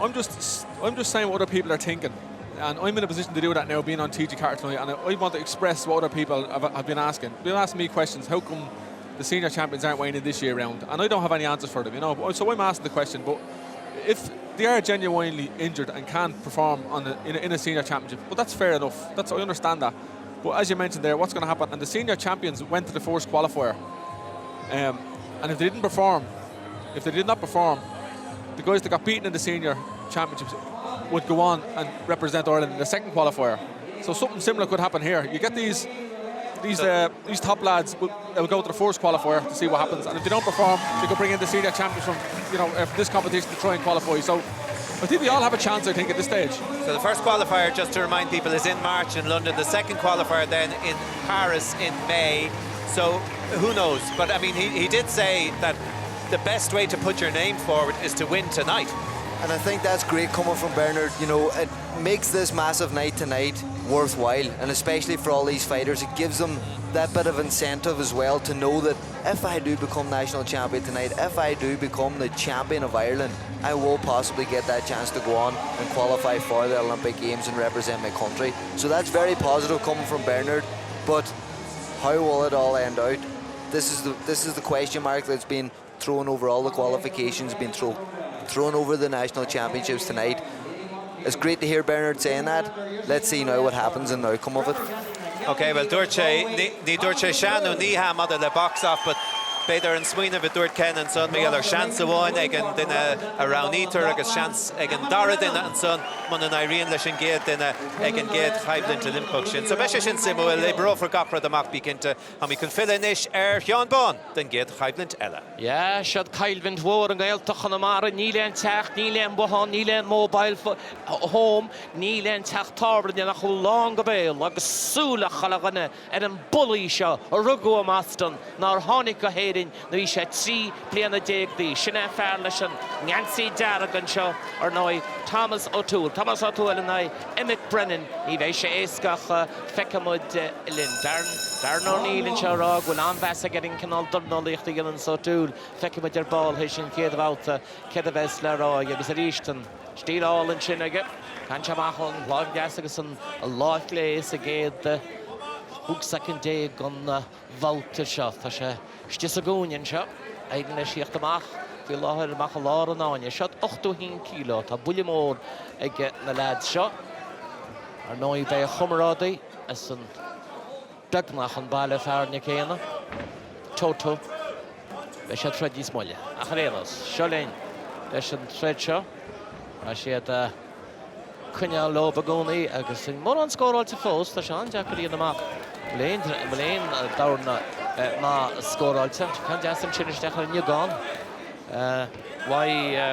Emmett Brennan Thomas sa gáirnealann sin go háin éalíonn seach agus an sin a bhealach amach scóráilinn se híndó an sin ceanháin a scóráil ní dúilm go scóráil an dára ceannach as cínte is puinte óháine Emmett Brennan chuma dornálaí ar Emmett Brennan amach samach agus an gearra grúige sin an seanstíls na seacadaí an crúcut atá ag Emmett Brennan agus bhaisteach agus gera Tomás O'Toole a chuir a ríis tá O'Toole ró lúfar ró éasca i tíocht amach agus imín se an Európaí agus tagan seamach i ríis ar an gáirnéal hall ar an tíhfuil an fáil. Ní an dot fiadacha Emmett itá bhaisteach agus sé spreális de Americanaí léide Kelly tá se gonsaí gúnaí gulchan cín ach má bhirtart sú dulchan cín sem fear eile is mó an san buntáist agus sinna chuhfuil se tá deas an seo cánálainn agus a grachan se sin O'Toole lábhí easan sin agus ní an dat faoi ní héon dóín Brennan seo dúirt sé héanam ruban na trodach me an threid down go dechar a rá céhúach an cáin se bhí me canis le Emmett Brennan fresin agus bhí sé súla ard threid amach agus amach. Bhín focaí Carcha Cook second. Son Gate Wouter shot on special Kada Jairus Darney and out for Nachul Brennan. Better score out Dakoni. He's better not to an inching a Holly and Tommy O'Toole. Rugo Moston, Ballin the Kidya, a letter Malone, Gat Law, letter more the Gaeltach, the Nilan, a doubt Foy, yet a fat Valley. Agus a Brano TG Cag, a Dekisha, Durashan, Hrib, Sheer, Les Tarni Chekanchin, Takosint Wanchin, Les the Darney, Brennan, O'Toole again a White, but the Condas and Chen. I met Agus and Bert score on a lower Bally time, O'Toole she's in Yachter and Chen, Willan all she's in Yachter. Couple of second Falky and Chen the law he's a go to and I guess I just we widow Hamash Rabbit punch yeah Hossa Wasto and Shin Neeland out by Shin Tedel Bautaheen not much in it. Not much in it. I think Emmett started well. He was taking the simple shots off to the body, but as I said to you, in between the fight there and after the last fight, his feet, O'Toole's feet are, I suppose, they're effortless for him, really. You know, he's moving lovely, he's sidestep. As a southpaw, he's getting on the outside of Emmett's stance. You know, Emmett is trying his best, but as I said, his feet are maybe just a slight bit off, so he's overreaching a little bit, which is allowing him to get countered. You have a great time for this fellow, O'Toole. Great time for all these boxers. Anybody who anybody steps into this ring tonight needs a lot of perspective. It's not an easy thing to do, and you know it so far has been a fantastic fight. Yeah, Cackaloor, Darren being very, very cagey there. PC Marzigan too. Marcin, Dora Boughton Shaw. Tomas O'Toole, Tam Toole. That's one of the kids that the Malone or the Goomaston sing Ansi Danaganai. Emmett Brennan, agus Neil Rachel Rojas and Shin, Kasha Katatarlo, O'Well on Shab, O'Dealin. Tom Briste, Tasuda not to Briste, when our Bochter Renos, we have to size knee slew, Biste all, and Shin. Harenos, Tasha Keen Brennan Laguni, Agus Ta, O'Toole Hall and Shin, Agus Lockon and Check on Jazz and Shin. If you get them to not score on them, let it touch you at neck head and Shin. Score on them, I guess, fucking on Rachel Hollahort went out to Tarley. Emmett Brennan of all the years, that's a good year. Dachary, Congadek with Jacob Brennan, with Tommy O'Toole, Mahasha Target, like a score on Jack Allen Daz, because I tear them off. Cost, will it, I just a good year. Cost and Chet team pull. Manigan of Askell. Agus Dylan Cha Askell no hen. Oh, Bertrand Schiller. I can't just hear she on from a Hadish, Tashersti, son Gunya Shin, Tanchaniachter and Shin. They're going to Eskin of Hogan and Shin. I guess Rish, Berin Chagatessa, and Chaka Hall, yeah, I guess below 2 in the Shatogal. He's more there, had been not kept over. It's a Togal Chastation, Kennedy, score also. Emmett Brennan, some Mouter Shaw, this in Falky. After second, some thought about August Shah. Tomas O'Toole, Gary Green, Afanyal and Shaw. And then out for you. Rachel, Ishtia Atrop, Hardy, Brennan O'Toole, the chip to Stefan. You score on Shah. Howard Shannon, Howard, Emmett Brennan, and the Howard and Shinny. And out and a Shagun Gojo. August Peter Emmett. Dolphin Keen, some thought about the Shah. Terry Dasson. It is by Emmett Brennan. Tackle the Tommy O'Toole. That's a pair of Cahal and Siki, Kennedy and Hooky and Jakey. Cahal and Chin. Why Hamas O'Toole? Allah, yes, and Chin and Yekele. Egg O'Toole. Cahal and Father Mach. Agasamach. Tuggin Sheshkinish. Well, on Brian on a flash of the Gloshin, Janet. To the right to not in a Shin Rovinik. Or Tamisha Hesherog. We can't be Brisha. It is O'Toole and the rope. You know the Tashan Chin. Tashanos Askin, I mean Shag on the rope, Adincha, rope here of green, because at a point of bush, I mean with a one, or 12 Jackadashkama, so no better knock on Dara about the shot, Copacan Jas and Shin, Augustan, Dara about the shot, a Coramo Gomanish, Bedi good shot, Coramo and Fred, 2-1, Mar, be with the captain of the mate, going here about Begoni in the Gabriel on, he's second, you're no, Faru, Acherenos. Just second Falky, Flagging of a bola, Agus Emmett Brennan, a Golfing Key, a good Liga Segera, Tomas O'Toole, a Lahunia, Alta Shettin Jacket, Kahan O'Pay, Dastikin, sgwr o'n can o warn, berin check a hall yn Brennan, agus a tiarta Chanceen, tiarcwyd an dide, leis yn dor o lle, gon dor o baut y sio, agus Thomas o tŵl I dyma har bar fad, sinne on clog, Darren, has it evened up a lot, I think. Yeah, I think it has. There's a lot better round from Evan Brennan. And as we said, you know, he started bringing his feet in a little bit closer, so he got his distance better. He started getting his range and he started to land some shots. You know, I saw a few straight right hands, which as a South Point myself, I can tell you, it's frustrating. It's something that every coach would tell an orthodox boxer to throw against. It's something that they expect to come, they expect to miss. But Emmons boxed a lot better this round. He needs to work a little bit better when he's inside. Thomas now is doing a very good job of tying him up and holding him, but you know, you have to be careful then as well that judges aren't countering that. How do you call it? 1 round to go. Does it depend on the third round? I think the third round could have a large impact on the scores of this. You know, I think Thomas maybe won the first round quite well. That was a lot better round for him in the second round. He landed some lovely clean shots, and you know, Thomas started looking a little bit messy. So the judges, it'll be tougher in the last round to score. On Bouta Jarnach, agus Sarhudin Shahagan, Kanaya on Khreeb Shawal, Thomas O'Toole, as Little Malone and Gaeltach the Marana, Emmett Brennan, Shane on Gansey Jarab, O'Toole on Shaw, agus I get up Peter on Bouta Shaw, of Ruchtal, Nina and Outway, agus Peter got that stock, Shawai, Martin, Darren O'Neill, Marshin, Jish Emmett. Gera chanal sagúnach casno túhal timp cynnes was a quagin sin homage as on Rachel the cancha cano O'Toole cana fada stach can paid see keen and chen Shanish agus alien chen beidir go bin plan some seal about the stach sagún agus pasha emi irish stach for shy hocha can sharat dar huirigeles und quagin chanal soas yet shara contour banierach sha on sibe horle shamar want to Fogra Pibré, he land out free. Nach Quinton Ovo, Bantavet, Hanomet Vaki, some thread war shot, 8 kilo. Agus Tanisharola at Sagun and Vercha. Match on Sagama, Elan Heshte and Free. Brennan and Jetterstach and Chin, so to a Garai Kangle, the Garai stopper.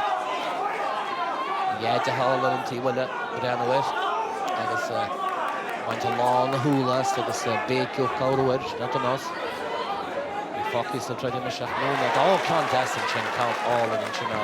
Why Brennan worked the session on Tuholach, Tagan Cherash, Tasharala Shana Hucha Gorty, I shall get him a winner. It's stuck for Uchamani of the last of the couple of plate on the University.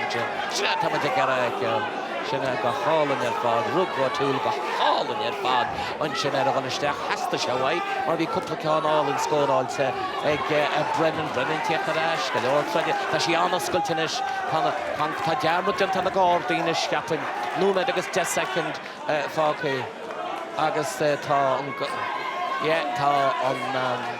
Clogged, no knee half on gum shield on custom toy vehicle. Amy Math as the veil, how do you call it? Minute to go.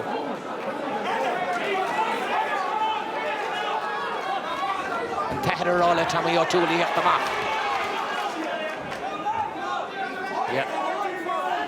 Yeah, Jeffrey Staffen should have reached. Machalor on you. Come on, up to it. Get it and about to shot a roof time, kind of a hot second. Falky best second roll, the war on stoppage. Emmett Brennan while in the year and tried to go do. Kega Tashisha Grucha.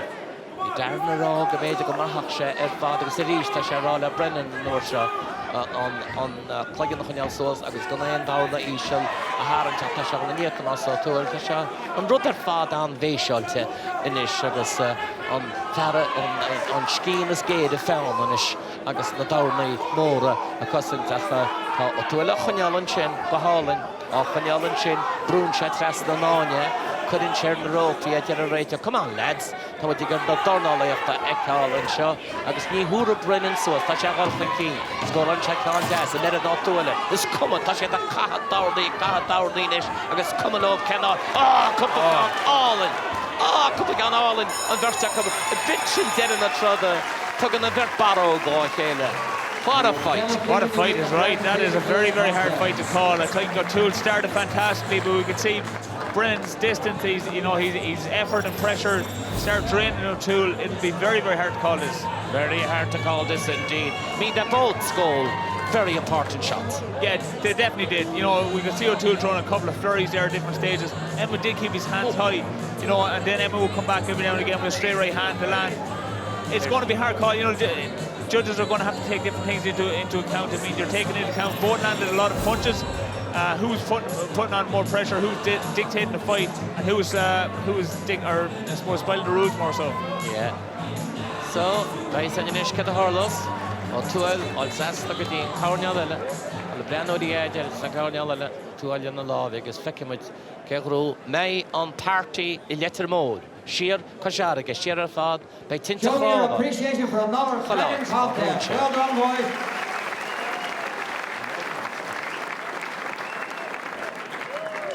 The winner of that contest, the National Elite Champion at 81 kilos for 2020, on a split decision, 3-2. Brennan in the blue corner. Show your appreciation for Thomas O'Toole. Well done, boys, an excellent contest. Get your prizes here before you leave the ring, boys. Thomas, Kenneth Egan making the presentation. Well done, boys, cracking contest.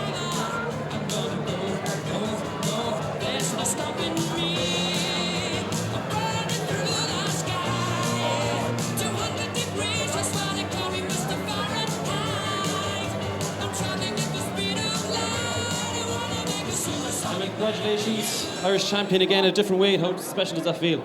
It's really special. Me, Philip, Jimmy, we tried really hard over the last 12 weeks. I wouldn't have been able to do it without them. Split decision, were you confident when they said that? Yeah, I was confident. I won round 2 and 3 comfortable. He probably round round one comfortable. So, yeah, I knew I won. A great fight? Yeah, brilliant fight. It's up to Thomas. Better fight than I thought it was going to be. Well, Emma, congratulations, you're Irish Elite champion again. Round of applause for Emma Brennan. Dash at TV.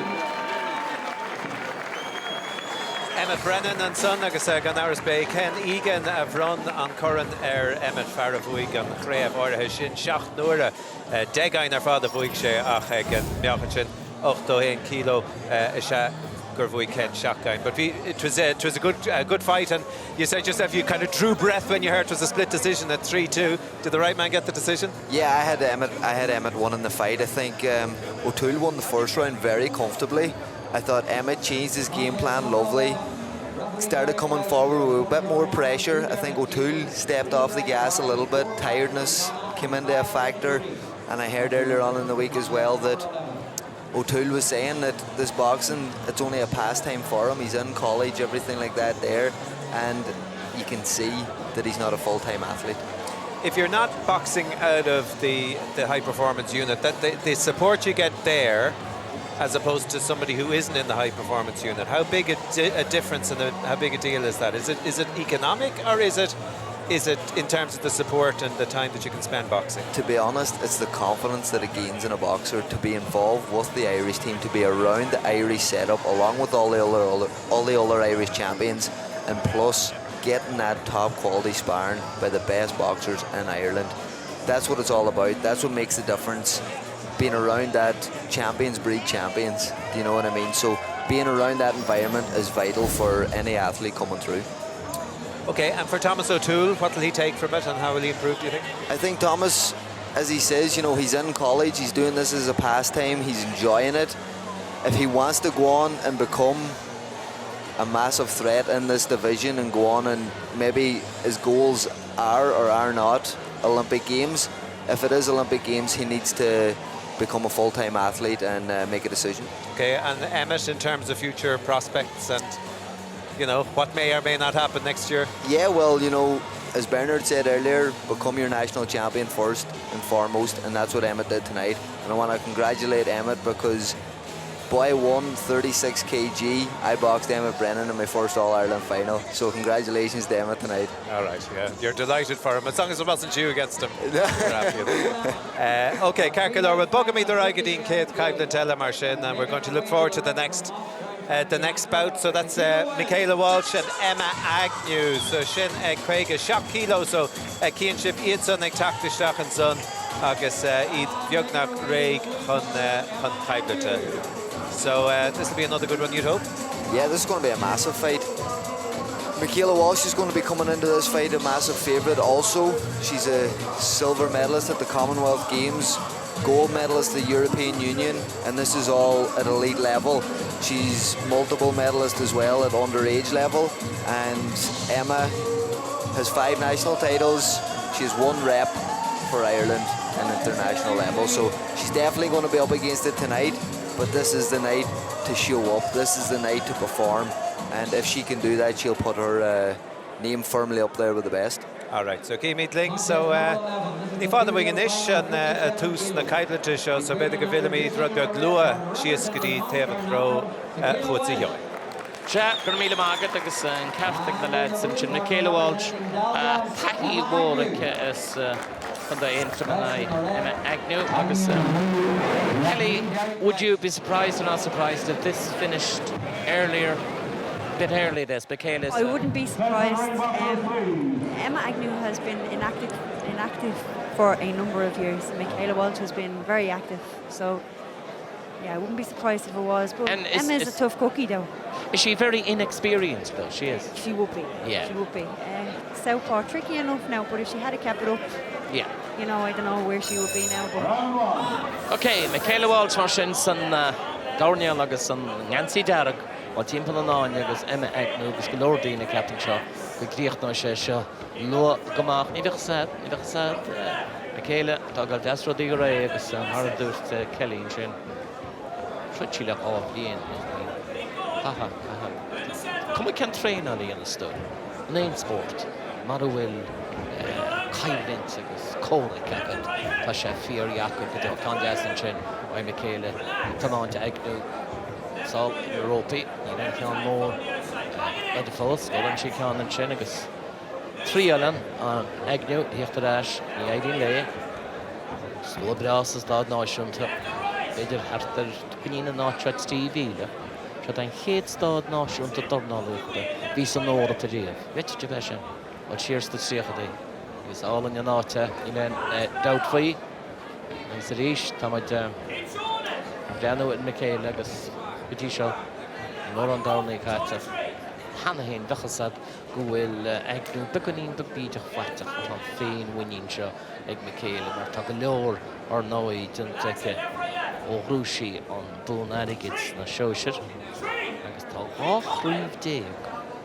Oh, it's Collie Ish was Galore Malcolm, H to the Butter, and get Michaela Walsh, so Vefa Captain. Come out, Michaela's father, and Shrike, Ray Turley. Gormach and Chin Michaela. Let's see. Welcome Keen and Ish. Con Jason Chin Bidget. Kate Young Blonde scored also Agnew with Michaela. Skippy. Gama. Jeffkin Keen. Courtney on the roll and Michaela. Oh, better she and Chin and Michaela if we go. Courtney on the roll and Michaela. Just one ending ass. Begonin. Berkshire Shin. Tossa. A Welcome Keen. Yes, Tossa. The canopy. Ed on thread shot. No matter one Falky, some gate Vautagus, yeah. I Michaela Gimmert went thread my now the shin. They just score out she's golden she can last. You could have made lot clean she go Holland father was a leash ta she needs smooth wand. No Agnew some NC Gorman shot. Michaela Walsh. Tahi more meat suction like that. It's check a second Falky. Some gate Vouta and shot. So, give us the wall. Reached. Scored on the Kalish in Chen. See, Gimmich the mark some rich in Chen. In more than that, you're like a rater in Chen. Each other strachelt now. A harriach to the Kalish. It's just rotation, Ekel. Rateros. Blue eye Brevessa, Ekel, rater. Shanna face star, Ax Michaela in the Shigera. Rolfin Keen, some second of hitter knock on. About Shaw. I see Kelly in the corner urging Michaela to go forward. Go on. Yeah, because she's having success when she goes forward. When she throws that straight double backhand, she's landing it all the time. Credit where credit's due. Agnew is coming forward. She is having success in bouts. But Michaela is getting in there, dropping to the body. She's dropping her knees and she's going body, head. and then she's back out again. And she's settling down a bit on her feet, Michaela, as well, so she's going to carry a bit of power behind those punches. First round then to Michaela. First round to Michaela. So, But I'll give Emma Agnew credit where she's coming out and she's sticking it to her. She's no fear. I mean, she's inactive for 2 years. I mean, it doesn't matter how much training you do in any sport, isn't that true? You have to have, you know, the real thing.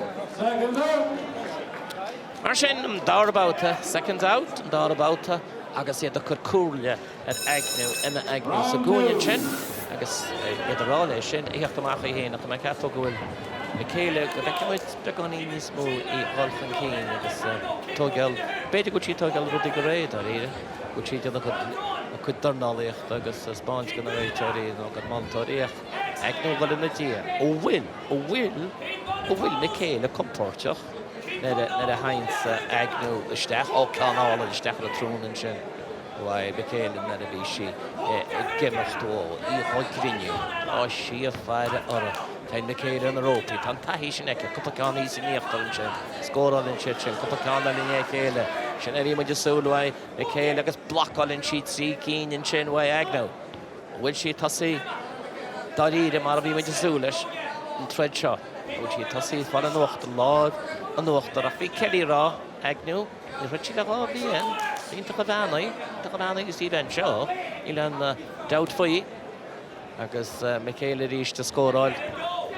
Leis an lád áda sin, tá si gan an lád lé agus an sin. An capáard, má tá capáard go gáirna eice san lád iasní, ach muid a capáard sin fós a bóla an sprip. Ach, well, de gneart tamad a ríist. Táin si a ríist Agnew na dia. Ionintach, tá si tionna 7,000 déal ar chollabhealach was an uachtar scóráil Michaela ten si síos an sin gotí an tigán scóráil si agus an réiteoid an sin agus tá sé an sasna an sin agus tá Agnew, count for Agnew. Yeah, I think it was a bit of a premature count, to be honest with you. So did I. Yeah. I think Michaela kind of looked and said, what? She's not hurt, is she? Referee's there, right beside him, he probably looked into her eyes and he said, well, she's a bit hurt. That's a gone all on your chin. Why, Michaela, he tiach and keen in ish. Get she on again on no matter the one, Forky, some out of Chagas Tom Michaela. A Kahamacht on our Nishashtach, which had a gay ass. Yeah, Bene, stop with Shama, Harleen Cheshadist. She. Seach, 8, 9, chud an réiteoir ceist Ed Agnew, bhúil sin an deanach tar ráid. Tá, beanín chest na súla ríist. Tá me sé cap go críochtó si héis tíocha ceir second má stoppan se ríist. Má bhíon cúna, má bhíon cúda eile an, tá sé hart. Tá sé hart is dóilam, tá sé hart, yeah. That's the end. As we anticipated before, she really opened up Michaela in that second round. Yeah, I thought the first count was premature, but the 2 second counts were spot on. They were on the ball there. Yeah, Michaela got in there. She was like a dog with a bone. She wouldn't let go. So,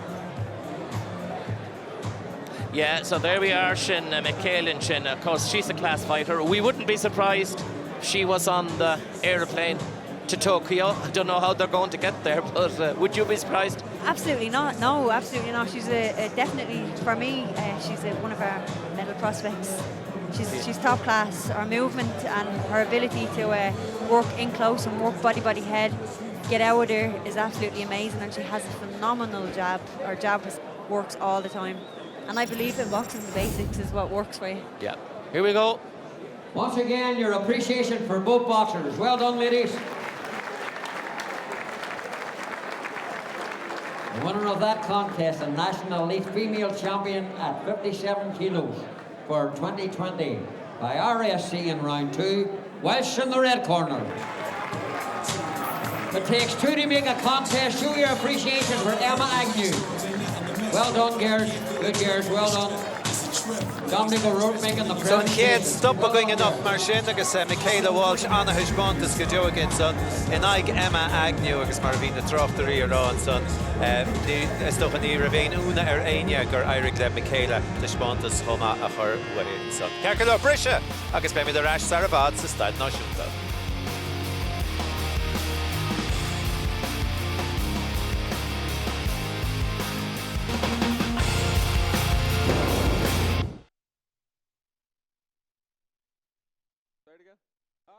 No bother. Yeah. Yeah. Grand. No tea with it, no? Push me, look at me. You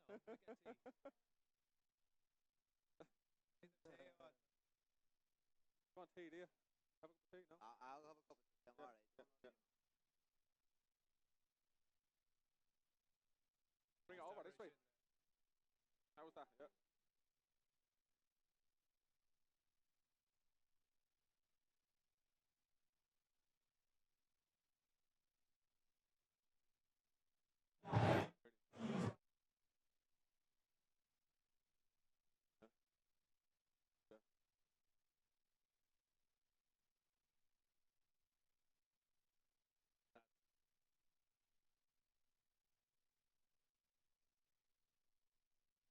Milk, please. Yeah.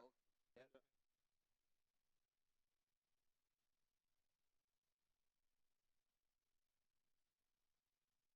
Yeah.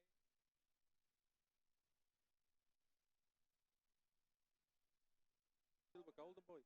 So they promote you. Manage. Who? Oh, very good. Yeah.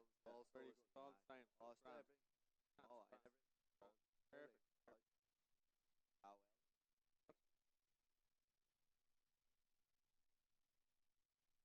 You're not in contract with the boys in America. Coaches. No. Grand. Boys. England. No contract. Good. Oh, the 5x5. Yeah, Very good. Yeah. Same now with Andy. Same now with Very Andy. good. Yeah. That's good. So Yeah. now it's Yeah. perfect. Yeah. Like, you know what I mean?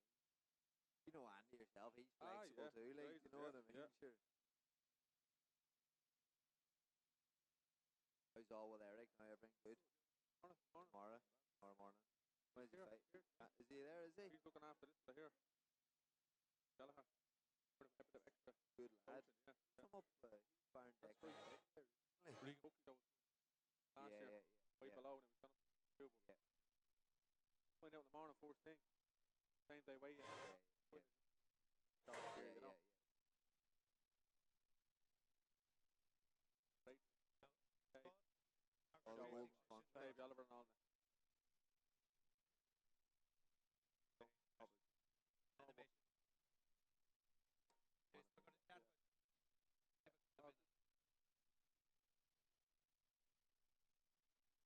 Don't crack that turn around. What fight? What for you? Go in the car park in 10 minutes. What for you? Yeah. Could have said that with a crack. Cut him off the hop.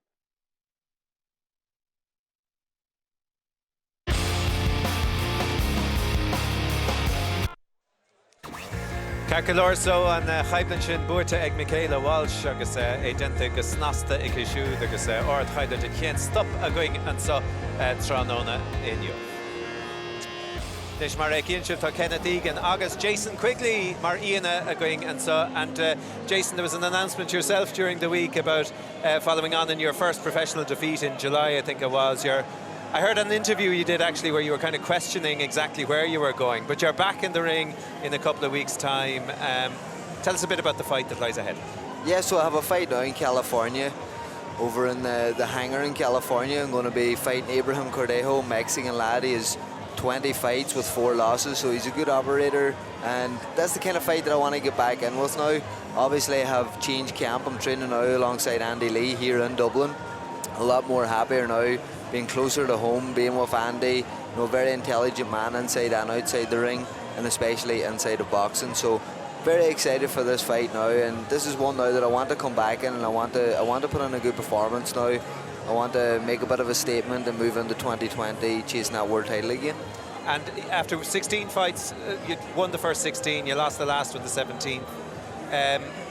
What do you do when you're planning your next opponent? Is this the most important fight of them all because it's the one that you're coming off the back of a defeat? The way that I try to look at it, every fight's just as important, you know what I mean? But this here one now is, there's that little bit more pressure on it because you're coming off a defeat. Everyone's looking now to see what way he's going to come back after this defeat. Is he going to come back full of confidence? Is he going to come back not be the same fighter? All these questions are going to be asked of me, but it's by people outside of my team. So for me and my team, we know exactly the kind of mindset that I have right now coming into this fight, and we're ready to rock and roll. Sure, yeah. The pro fight game has been very good to you up until now, but if you backtrack to pre-2016 when there was a window there to go to Rio as an amateur and you decided to turn pro obviously before that, when you're here this evening and you see all this and you suck in that atmosphere and you think of what lies ahead in Tokyo next year, any regrets on that score? No regrets. Of course it would have been a lovely achievement to go and represent Ireland at the Olympic Games, but I represented Ireland, won a European gold medal with them, won a world silver medal with Ireland. I wore the vest with pride, so I did, and I like to think that I represented my country well, and many's the times that I did. So moving away from it and seeing everything that happened in Rio made it that little bit easier for me with the judging and everything like that there. It kind of dampened it down a wee bit, the fire to go into the Olympics. And on the talk of referees, and there is talk about revamping the whole refereeing system for Tokyo, are you happy enough that that boxing at an amateur level is cleaning up its act? Well, it's hard to say because there's going to be new judges coming in. Are they going to be getting backhands? Are they going to be getting whispers in their ears? Are they going to be getting the little favours that these previous judges had before? Because the reason that this happened is because it was at the Olympics. This happens every year. Yeah. Europeans, World Championships, Kenny, he knows exactly it happens. But it's because it's at the Olympic Games. It's so massive of an audience that's viewing it and watching into it that people actually see it. But it happens every year. European World Championships, it just takes the Olympic Games, the big stage, for it to see the robberies that goes on. And I suppose for the IOC, Ken, they debarred several referees, several judges on the back of what happened in Rio. But you'd have to praise them, wouldn't you, for taking the steps they're taking the risk and pushing all those corrupt referees and judges straight out of the system. And that's a massive move. Knowing that the Olympic Games are only around the corner, a lot of them. But that's a massive move for them to show that they're showing their authority. Things have to change because let's not forget, 6 months ago Olympic boxing was nearly gone. It was nearly getting kicked out of the Olympic Games. One of the first sports that ever started. So it's a massive move now to have the boxing sport still involved in the Olympic Games, which is fantastic for Ireland, obviously, because that's one of our strongest Olympic sports. But to get loads of new faces in, train them up, and make sure that they're not going to make the same mistakes as past referees and judges. And please God, that's what will happen. All right, well, Yomid Vordura mi fe KV Darnala and Gapan Shiv a vegeg na Cluhi Olympica o era again Tamil ac nish filmitar Jan Bond and get Hyde Nutella.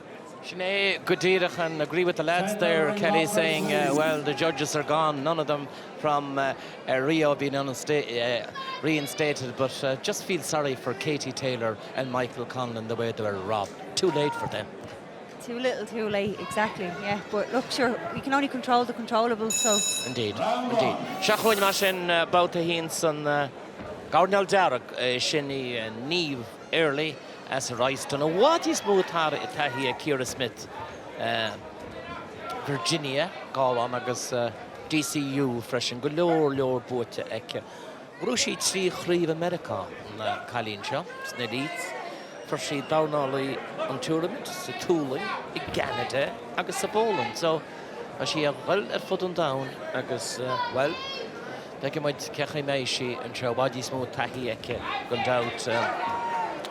It's not Shatley Shachman a day or no you near Ralston, Rushi Hooking, agus gonna be no agus Keanu on Shincharacht on CV, body smooth like Kira Smith. Shaw. He never knew if you go. He can't just enjoy my runs. I can see there. Kira Smith. I can see it. The staff. He had Walton Shaw. No matter catch him. The more on our trips, he had Walton Shaw. Was yeah. She can come back. Do shot that here. He barely. I can go there and those. It was Kinte. He had the tackle here in Chin. Downey got Darren's can more on score all. Each can install it and rate it out, but didn't she go hauling it in Neve earlier? So, well, down to Doug Dashin. Like Kira Smith. Oh, come on, there's definitely a mention by Kira Smith, Flash in Van Royston, Elan Doubtful. Right to the brand away, like a Kathy Woodrody score all Kira Smith with Dashin. She can't manage it, paid it there. She tassi Spiderman on the Nora is a fall. Dan split crime shoe at Trini second. Ham common dog dolly and dream shin. Sheen to machen shin. He's in Yichtel. Early Gary Hector Ashen Shagus Scored she. Oh. Keenan she's right to the wall there, Kira Smith. Couldn't you see her? It's not Keenan, she early Willie. They here going to win all and grab a punch after the initial double arenas. Smooth and flogged well she can roll it. What is a big new early route and shot. See a second 40 some gate round. Shot Quigahin Kilo. Kira Smith. Some Nancy Gorham, 9 new early, Nancy Jack. Down hard to get it, here about a second. Okay, 21 Migadisha, a stop. Michaela Walsh, Lee Brandon with her ball. I guess Nidodum, the main stop and shot. And then Nila Khalik after a couple. With Downey on from Akaba. Masgolan to down the mark through a North Cap, a non-cap. Here in Shinnigas touch of Michael. What she's, I guess, Niberly. Interesting first round. I know Neve was the underdog, but she gave it all there. Jeannie Mac, it's a hard one to George, but I would be kind of going with the red now. Like I'm not a judge or anything, but I would be slightly going with the red, but very, very close round, I thought. Yeah. Don't be afraid to give your opinion, Kelly. You know, you lose no friends. You're an honest person. You know. Early is landing that backhand. Like, what I will say is when Smith's shots is landing, they're really like solid shots. No, Early's having a lot of success with her backhand. And the judges always see that. Yeah. And they also see the solid shots as well. So it's you know, I'm going to go with Early for that round. Are you? I'm going to get to Kelly Harding. Are you? Yeah, I gave it to Kira. There you are now. See what you done the last fight now, and then you took it back. Now you can't I know, but I got them mixed up. I won't this time. You're a mixed up person. Oh, thank you. You're not the first to say that, by the way. It is finished. Lauren on you, because Kelly Sharag will early Hunking, Tammy Sharag will have another Hunking, a feck of a net, a rob out of Faki.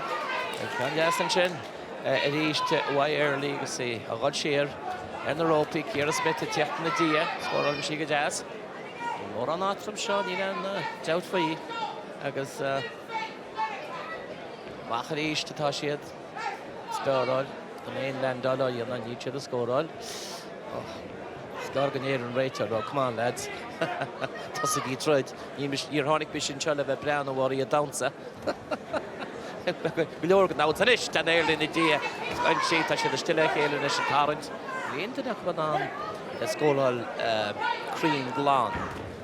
Nish, Smith and Chin, Golden Cheek on Jazz. One of the day, Cowan Yellow Rolly, a one staff, a one good say. And here is a Cowan Yellow attention, Scholar Chin Chin. I've been in earlier, I can see it's here to mark. Die de Huske komt tot terug omheen als ik geen incha. Vind ik een broeder de darnaliertje weer zo. Daar mee nou aan de teren. Ik doe ik graag hoop en shit is lekker toe. En dan gaan we niet zeggen gewoon winnen en gaan we. Mooi second hockey some thought about it. Niet more.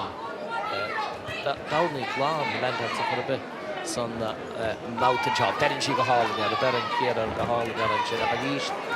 Early Chin, Tashi at Harrods, Tashi Rockon, Agus Tashi scored Courthian, he land out for you, Berenchi Norse, the Carpio, Beren Smitera, Berenchi Sheer Saguni, Early and all have to match Sagunishin, Shan Hall to Joe, Neil,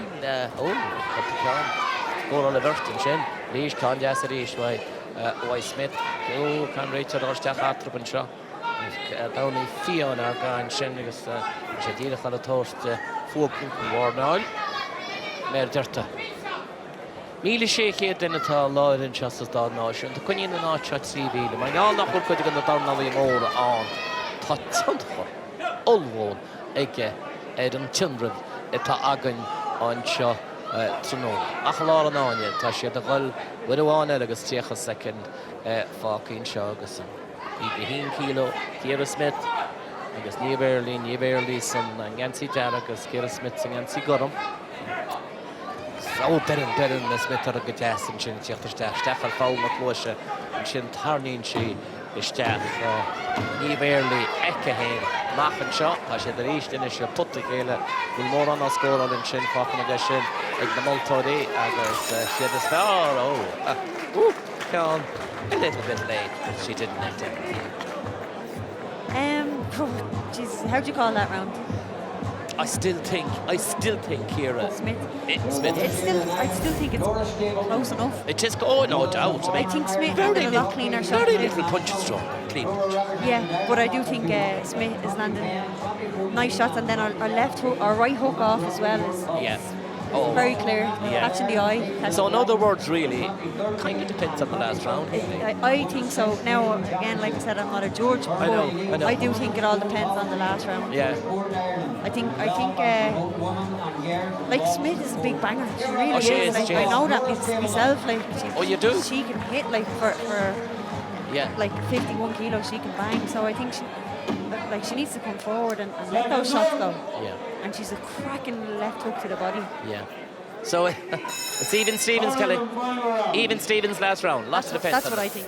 Okay, Shachon Yamauta. Quick again, this banger cart. Oh, couldn't she see it? Rish, couldn't she see it? Shechis Kirshi. That it need Dolum Gatar Navinchin. Right to Odenchin. Well, she said in those. I guess on Rudadur Kelly Harrington just shows you she is a fair old puncher and a banger, as she called her. You know, doubt. Fuishin, Marshin. Smith and Jim Denin she reached and a con Clevis con Dassinchin Olistach Smith the falling can is her and show Checha second Kate some Siva about to shut on bout the Kinyon Modi she had saw Corum after early Olistach Casson and Rachel as Casson Marie Smith Temple Queen in a Sharon Tahi America Seeking Golit Gruta Eke Brushi Krivacha Satulin Ganade for she leave na híe a chuile tournament a cum seo. Bút sé sin á seaiste an seo sa stád náisiúnta an tróna seo. Hallar an tíhile an áine. Agus nó me na caitin seoní nánach nó me bháin, agus ríos ní dána gláma sin teachtarsteach bhí an agus taín Smith céide ní chéile scór an éirlí freisin so mór an difrich rinne ní mór difriocht rinne sé sin dáíide ach na dána glána is dói. Better. It's hecht. Can all on the staff glam in the Polari, well, Shin it's on throne shin to Marana Tachi Darky, score on she can kneel and out free to Smith, a tossinish, a Wolfenkin, son tread show. Marshin, Agus Nomad, Agus Fehe second, a Faki, Tierra Smith, a Sponge and Tahi, and Shantai, a Toike, a Medicos, a Bowling, a Ganade. Fishi's a villain, fashion.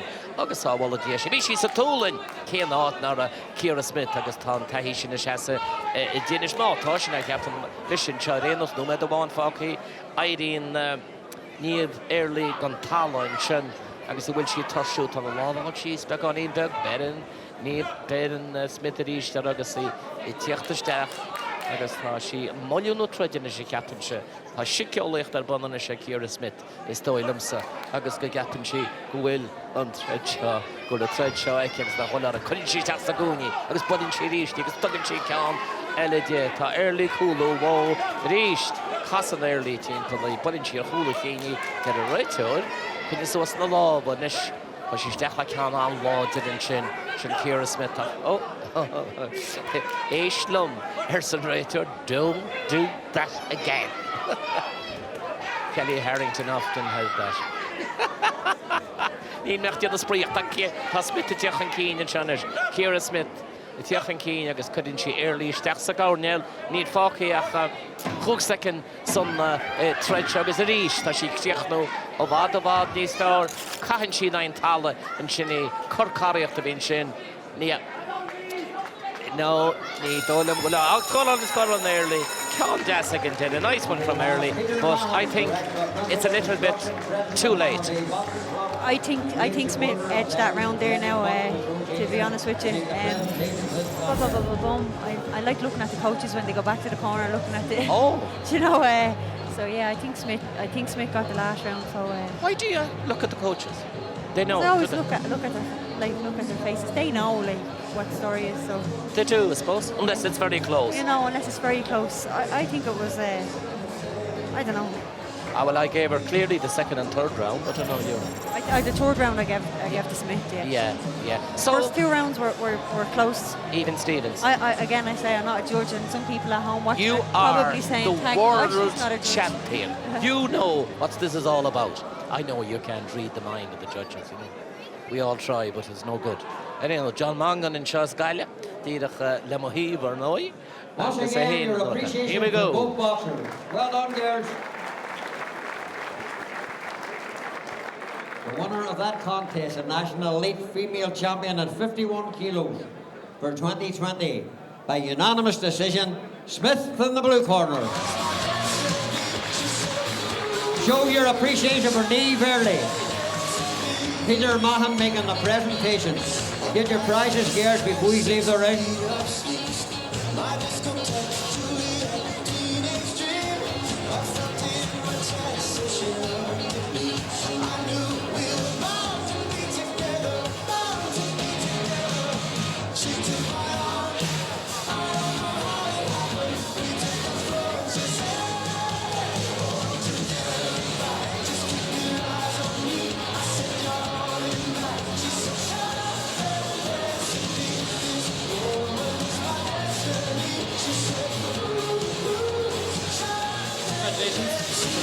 Champion. How satisfying was that to win that time?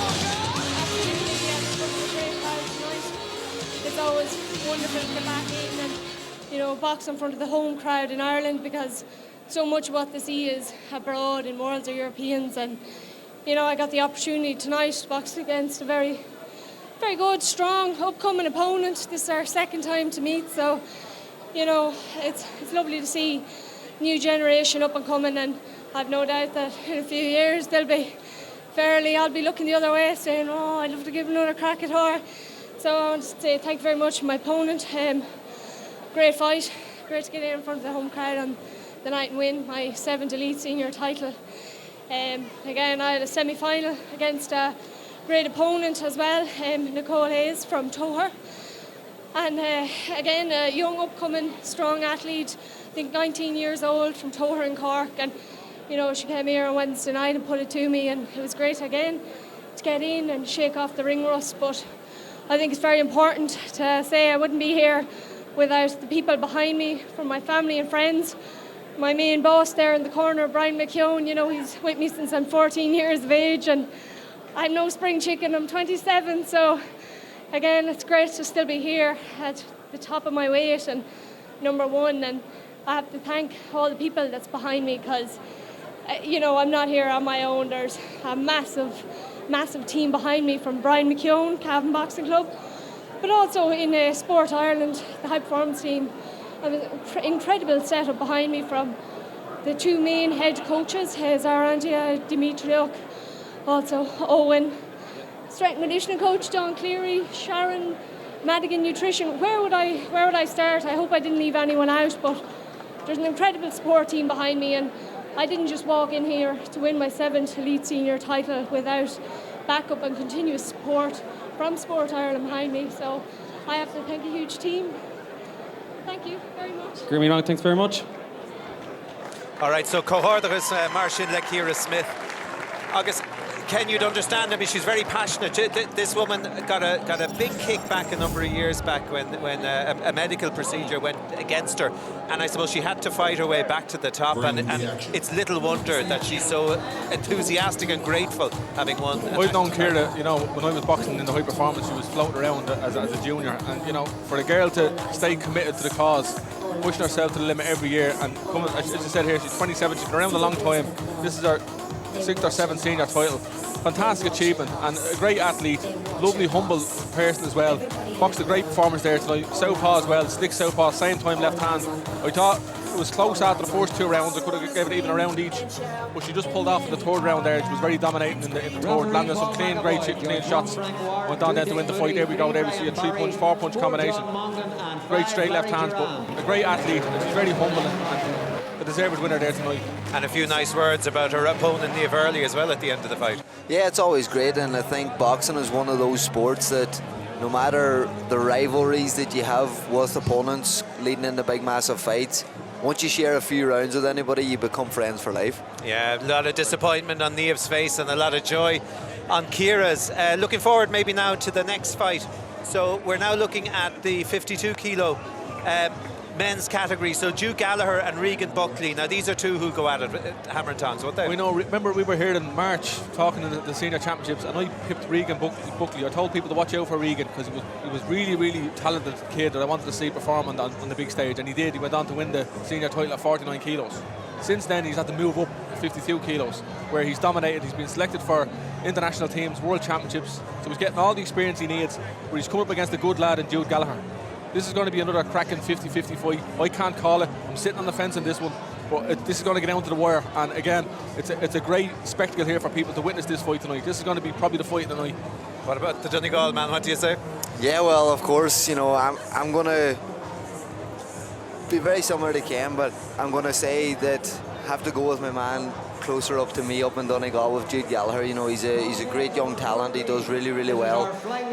Determination-wise, training-wise, he's very dedicated, works very, very hard, and he's going to give this one hell of a fight tonight. And this is a massive thing as well, that Regan Buckley, if people haven't known, has been 2-0 as a professional boxer. This is something that you don't see often. You often see fighters that turn professional and just close an eye to amateur boxing, but to have somebody turn professional, see what it's all about, and then come back to amateur boxing again, it's a very interesting story. And would he have learned from that experience, or what would he have drawn back that maybe he didn't have when he left it? Well, obviously he mustn't have liked it too much. That's first and foremost. I think he probably seen the way the amateur boxing is, and he's seen how isolated professional boxing can be. You get into a national team here, you have such a support team around you. Whenever you turn professional, you're on your own, you know what I mean, and you need to create your own team around you. All right, very interesting point. Okay, Mashiv Marshin, so Philomene Chias, then get Hyblintella, McShaw. Yes, indeed, in the red corner, Jude Gallagher with Regan Buckley. Darren, you're expecting a really good bout here, are you? Yeah, I think this will be a fantastic fight. Why? We have Regan Buckley last year. Broke through after coming back from professional. He works with a great intensity. The young Jude Gallagher has a fantastic talent coming through. Last week he beat Adam Heston, who we saw win here last year in fantastic fashion again. And he's been trained by our own Eric Donovan. So it'll be fantastic to see. I think it's going to be a cracking fight. Good. Is Eric in the corner? I think he is he? He is. Yeah, he's over there in the red corner. He's over in the red corner indeed. Okay. Shohei on Kyansha. Should the Eastinish Kigahin Kilo and Shop. I guess should Jude Gallagher against Darganai Regan Buckley.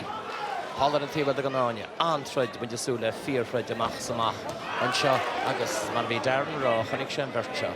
I guess, well, and that's again, Edemerti on seal of the mark with the Berkshaw shot at ball. But taking with Fred Dowdy Mark back to Hannah Haynes and Gade about the shot. Jude Gallagher scored out the gas. I guess, like in the game, McCusick in the hall and Nurse Stafford. Shahog Lawn, Trajani Marshaw. I guess, how can more to start Terry Jason Yakelin Shin. Why Jude Gallagher can't couple can Jason Yakele. Green Buckley, Nancy got him that can Jason Haynes. There came a funny chat the Marshaw. Jude Gallagher scored out the hall and you a funny chat was Marshaw. He told him Gomadi shed see about said again, Martha, Downey Ma, Lodger, Crua, Cream, it's yet to start by long the best. Lauren on you, Marshaw, Shakunyet. I guess Jude Gallagher, Shay V and the Hattin Ed, Iran Ogani in the Hayden, of Ru, Bunche, Uma, Raw, Vila, Agus, Hochte, Shane, Jude Gallagher. Spoiler Miss Woodcheck of the Mancha, some Gate Walter, fresh. No medical yet, some Gate Walter. I guess Vircha, Darren Roger with Sula. On place can show us don't have to father Galtron Jess was being Neil and she so sweet uppercut for her Regan Buckley the score on Chen Conscion the gas Gallagher on the staff and Regan on the staff and Chin Gallagher on the staff and Chin Wigan is a rate to the thought the folk Rojo because More on go all great. Just be cool. Watch it. Fucking more is doing them. But the same to job on the rate or Isha. Nana, you know, taking shit for the horse. John just got in Yachter and Shin. Runners. I just can't let it so free. Reached or Gallagher Rachtal. Regan at Yatterash, Regan to play.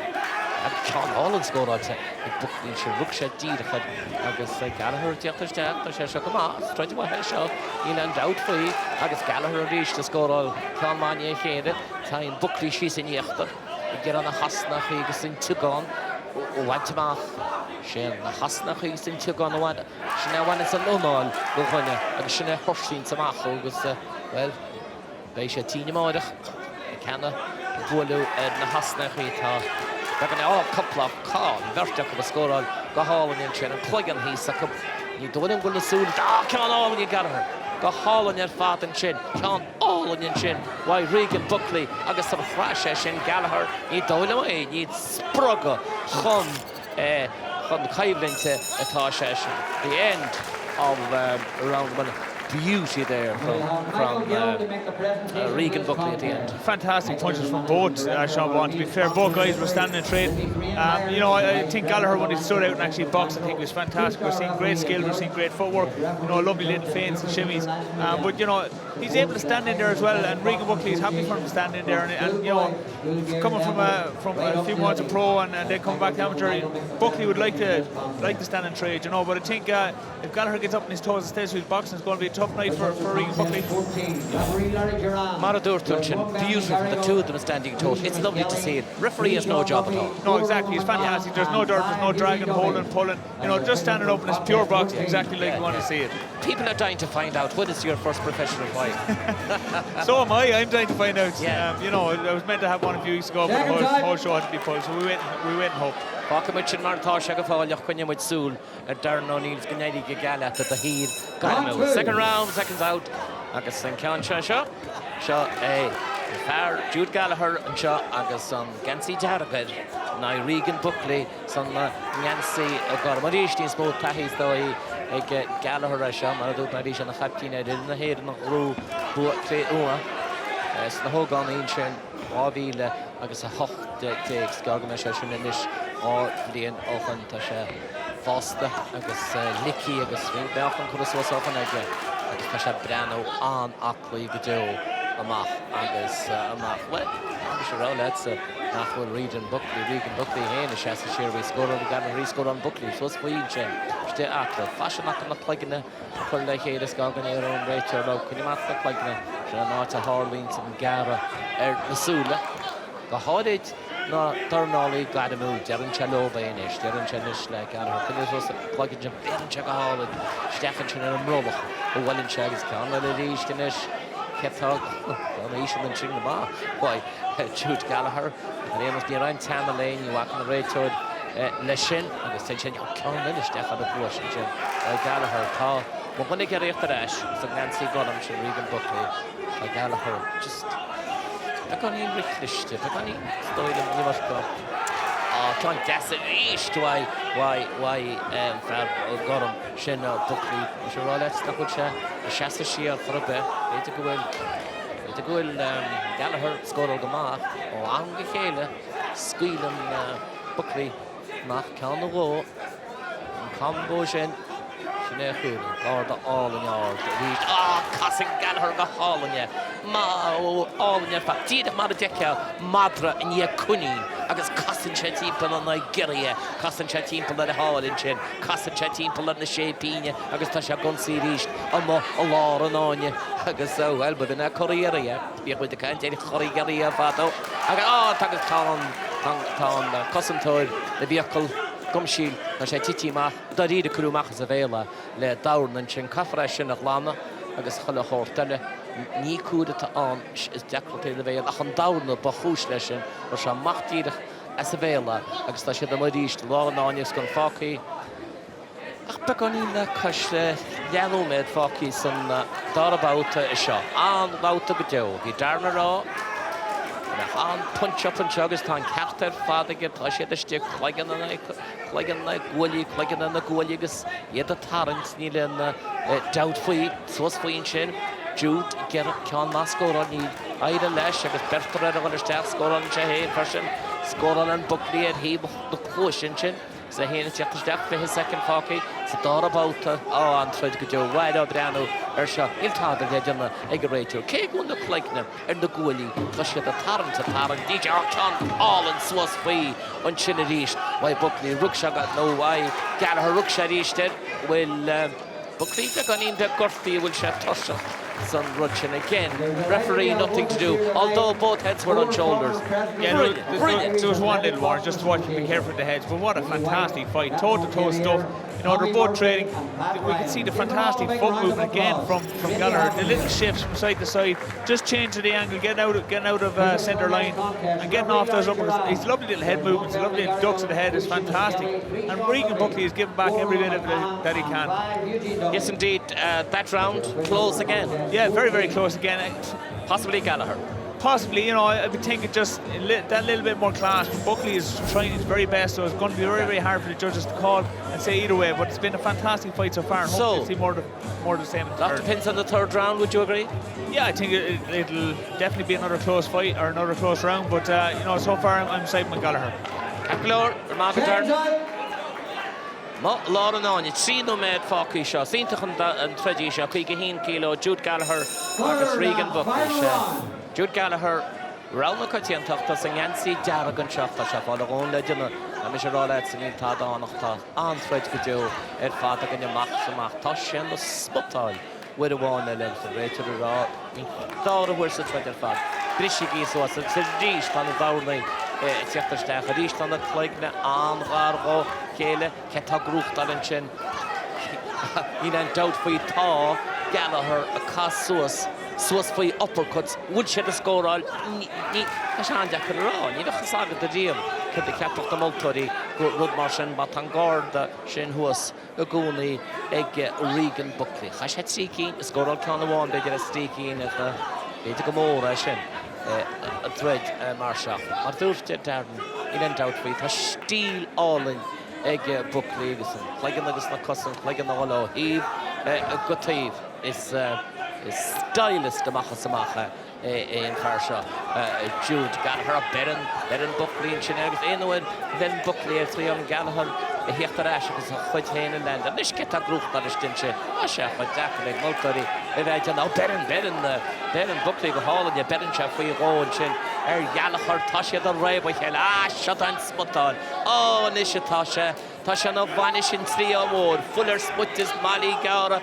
Cool gach bacach an ai gach bala tá sé dá na smutála chéile agus gan fácaíach líocha second son máta seo sáil chaimlinn amach agus amach Gallagher Buckley an téadal thó dearach an is sin agus ríist tá an cosantóir na bhíocail an gumsíl sin tá sé beagnach caiteamachchas a bhéal bhuiir amháin tá sé treid leis a gcónaí treid cétá grúchtáil an bhálta seo mar tá siad a tarrant agus a smutáil ar a chéile isteach chuireann Gallagher siar go dtíon cabhneile ach ní an semór an damáiste ríist caihann siad a ríist tá Buckley bragamór an sí san níochttar ar na hasnacha ar inniugáin suas ar an mrolachan sin a chuid sé scóráil sin scéile le bean Gallagher ríist ag Gallagher ríist se le ríist steach ar an mástan sin beganí ná hua gan bheltanúir sin agus an suasfaí an uppercut sin a bháil suas a ní chéile leanna léide go chreid tá sé seo do chrétí a léide go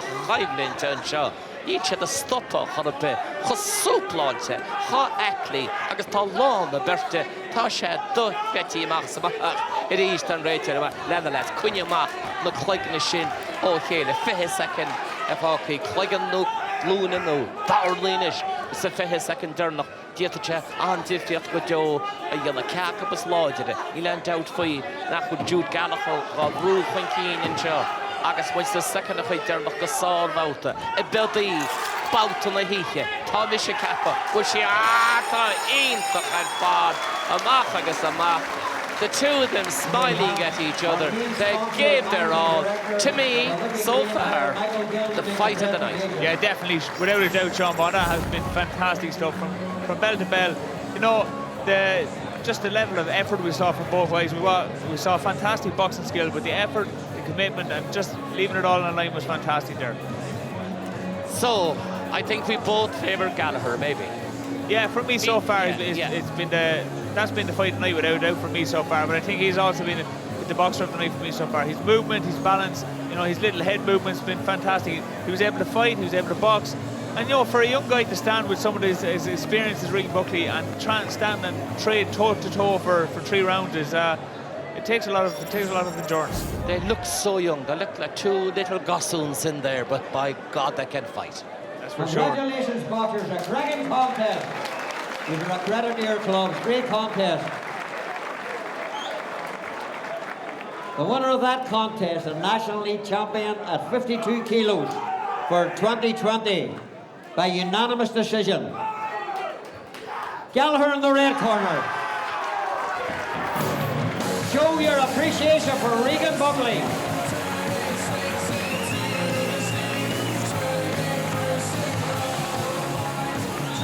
Okay, so Bugani Kunsport Geshton son Ivinisha Erger Bua the Ain Ho of Vian, the Sor Heidler Gajogri, a Peshgele, Jude Gallagher and Curran, so Regan Buckley a Highland. Brisha, August Bemi the Rash, Kelly Harrington, Bugani Niastini, Fanigini.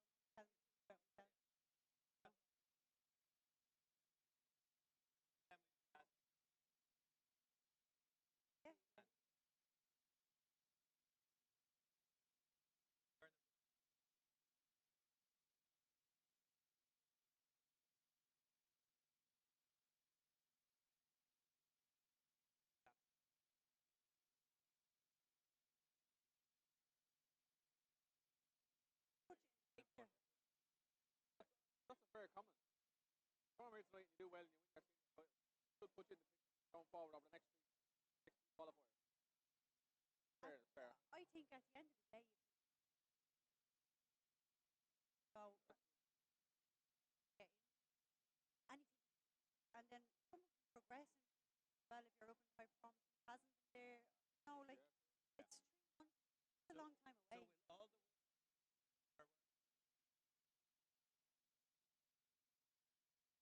I'd imagine so, yeah, I'd imagine. But they won't bring 49 because they're not in. Olympic weight. Yeah.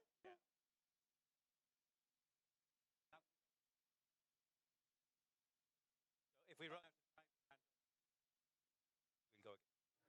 Oh, yes.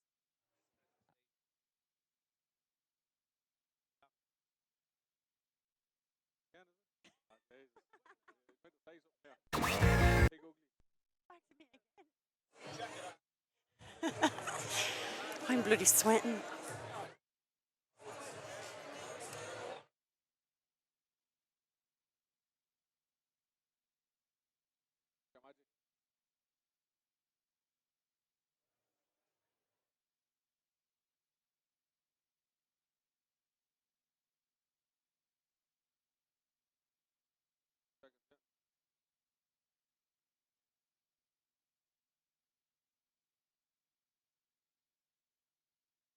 Bits. I'm like Lego in the middle.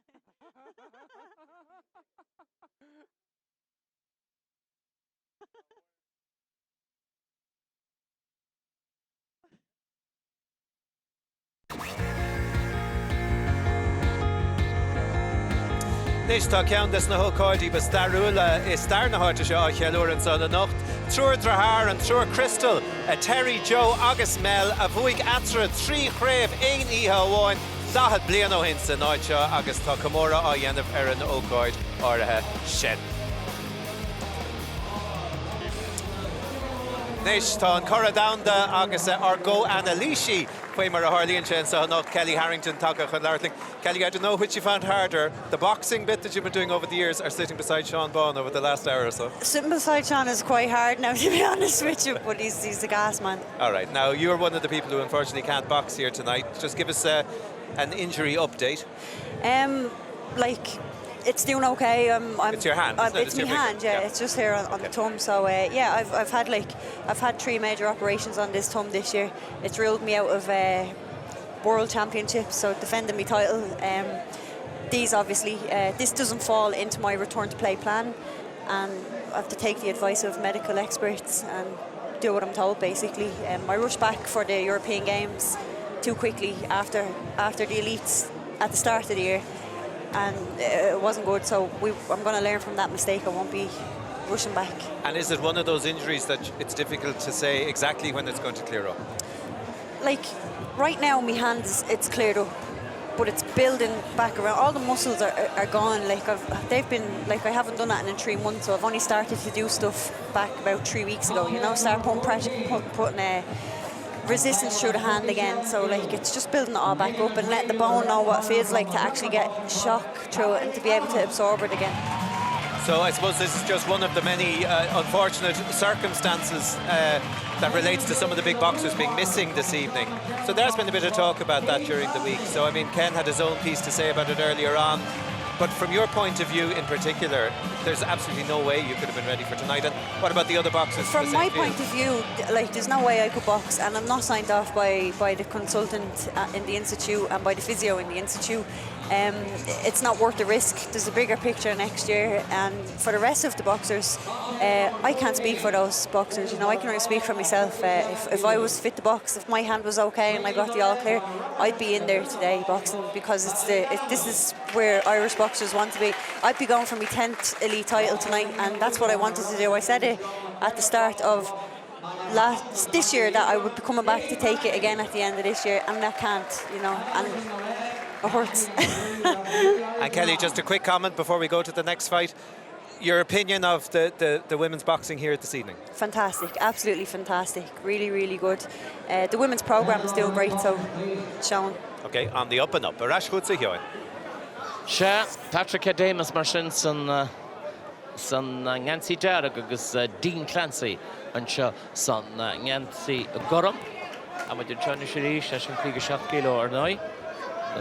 Agus ní tred níl an clit bech an featherweight ní bhín sé seo táisias ná clufií Olympiciacha chudá táisias na clufií Olympiciacha hílmen nach ra an iscéal faoi sin, so tá go leorad a bra ar seo réanos an fear dearlach Patrick Adamus Lorchan Heen no Lauren Anya a siad le chéile an deascatin sin ag Adamus Jagrín Clancy in Moran the Marshall to force a gate the second afton for Jarrag Adamus in the year Kira Cunha in space Clancy the Cunha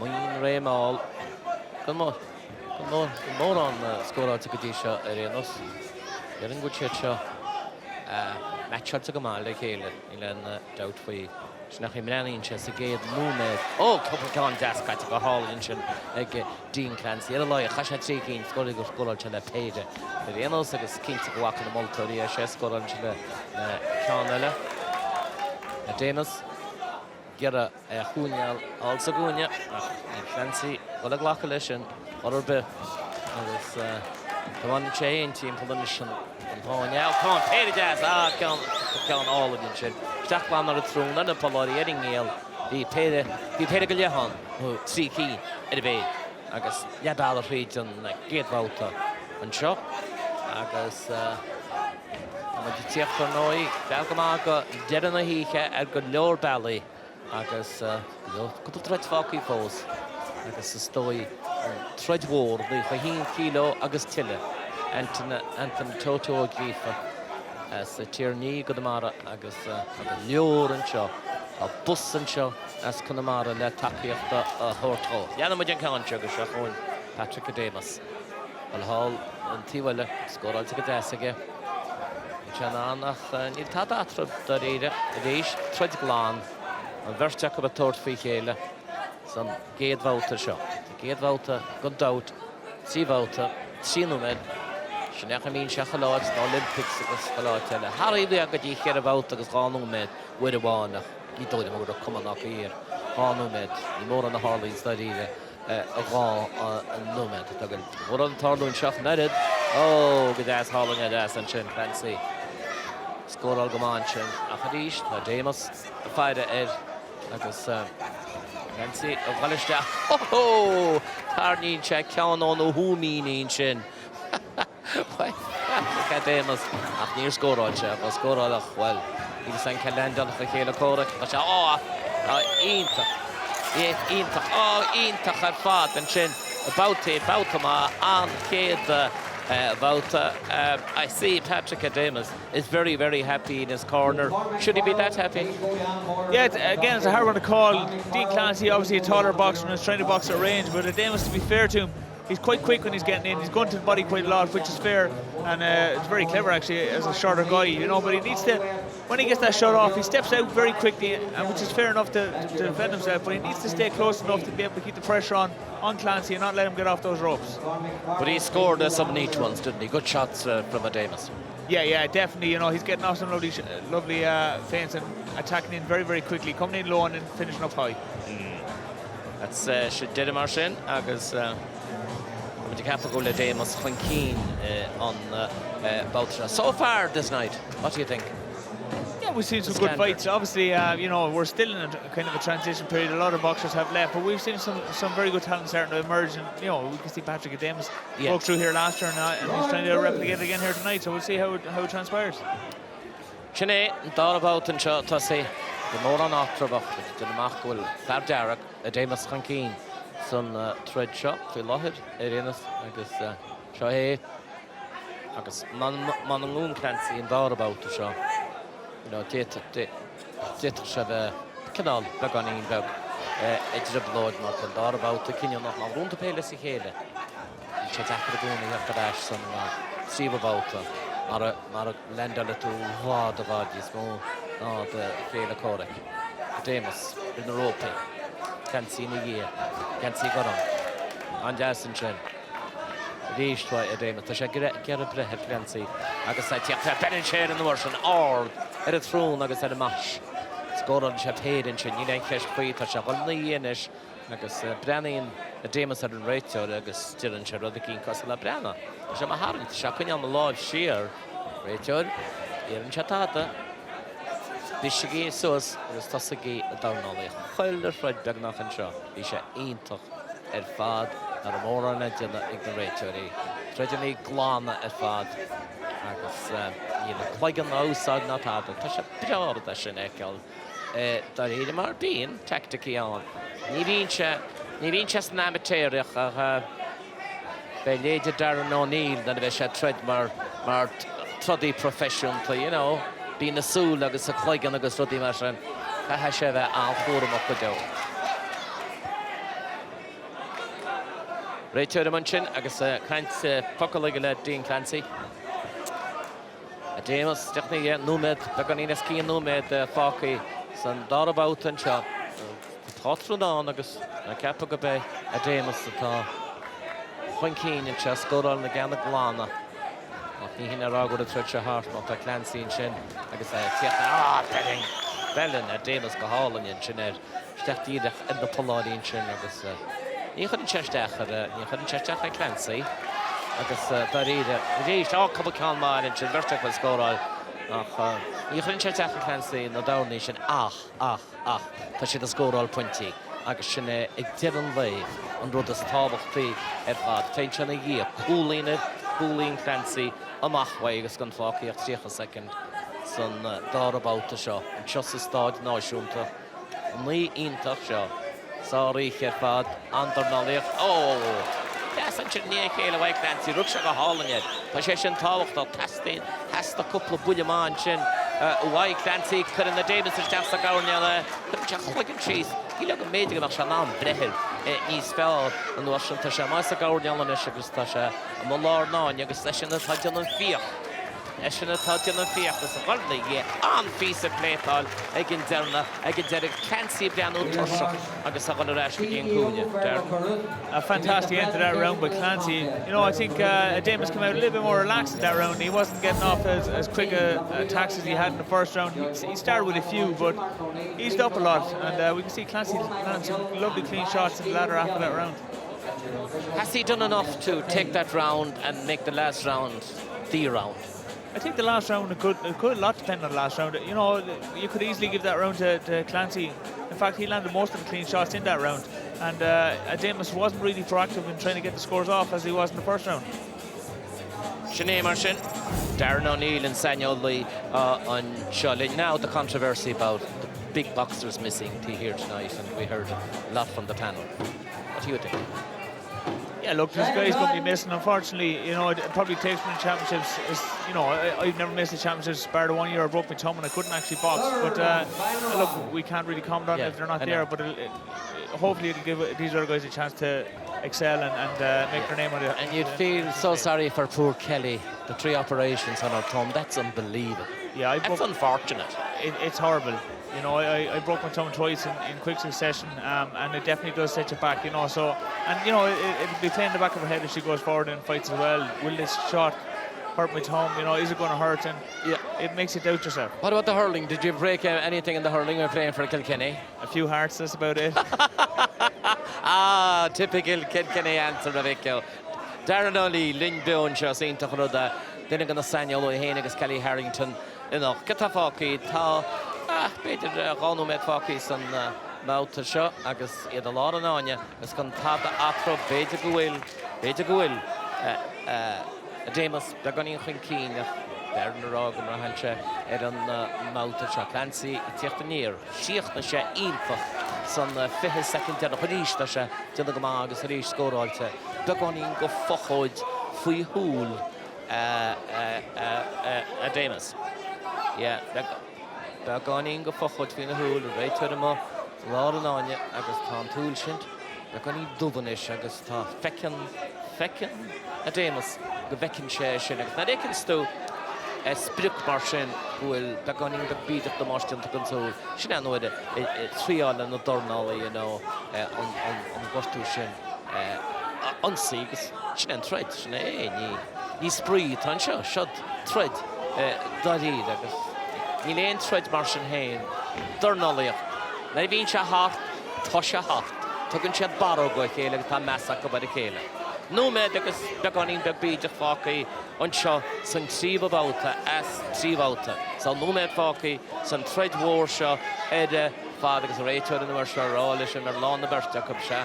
Na bhí strachalt, na bhí tablanta me geara dornálaíochta eceil, treid corún go má, ché scórála san nó méid dearnach.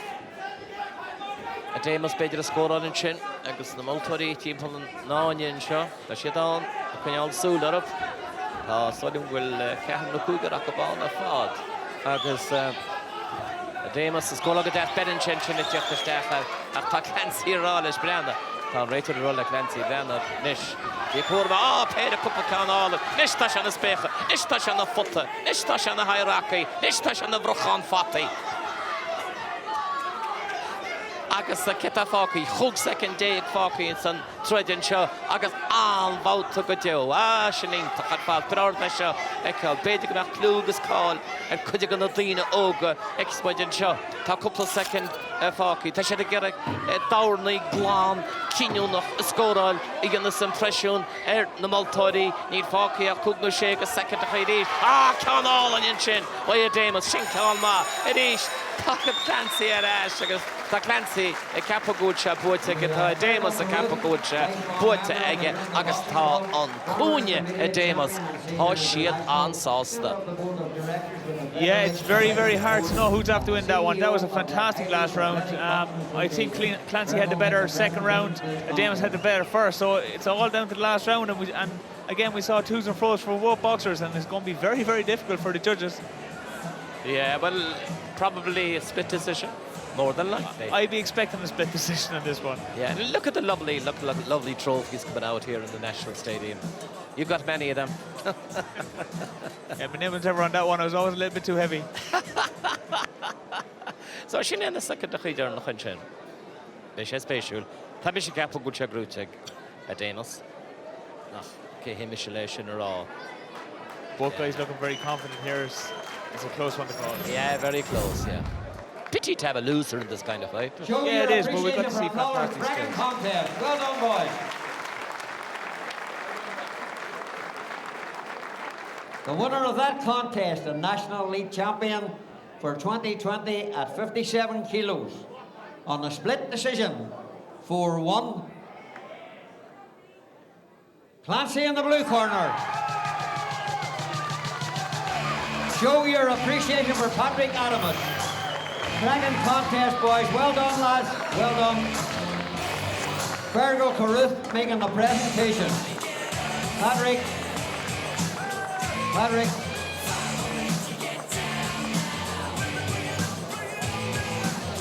So Far Liggy an a hosta go Joe agus beag na takeóirí ó Sligoch agus Fergal Carruth an son an príomhaimeach den IABA a brunna an choran Dean Clancy agus bhí me caintle Far an son is Sligoch Éamon Cunningham cúpla ího hen dúirte buigh Dean Clancy an sonocht agus bhí an ceart glanige. So cóhardachas leisiúd agus é Harabeh sásta agus bhí trid maithí Patrick comach afar a rá ach an cinenne tuga the Dean Clancy.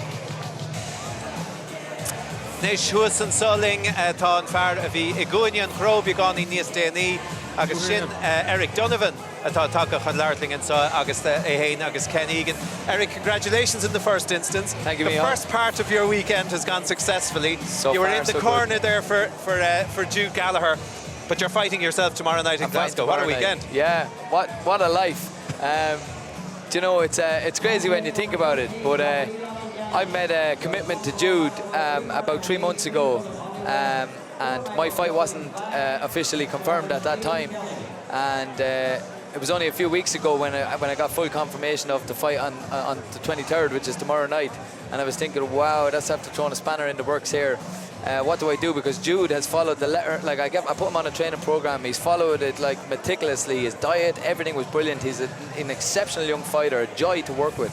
And I didn't want to abandon him at the final hurdle, so I made a special little arrangement with the promoter over in Scotland that I can weigh in tomorrow on the day that I'm going to fight, as opposed to the day before, which is normal practice. So they've allowed me to do that, and I'm very grateful for that. But Jude came up trumps tonight. What a talent! Only 18 years of age. Brilliant. And it was a great fight, wasn't it? It was a closely contested race. It was a fantastic fight, and the fans are the real winners here. Like, you know, Regan Buckley is, as we know, a world-class fighter. 14, he's coming up from the light flyweight division, and he's probably just a little bit too light at the moment. Probably take him another 6 months to a year to fully develop into that weight category. You could see the sheer size between Jude and Regan. But let's take nothing away from Jude's performance. I thought he followed the tactics spot on, and he stuck to his game plan, and he had to perform in there, because if he didn't, Regan was there for the scalp. And no, he's very chuffed now. He's had 3 really tough fights in less than a week against last year's elite champion Adam Heshian and Sean Kavanagh, the senior champion from a couple of weeks ago. So these are very what would you say, proven elite fighters, proven men, and Jude is 18, stepping up his debut year in elite boxing, and he takes the crown. I hope he gets a shot at Olympic qualifiers. He deserves it. Okay, well, we'll see about that. That's throwing an argument, isn't it?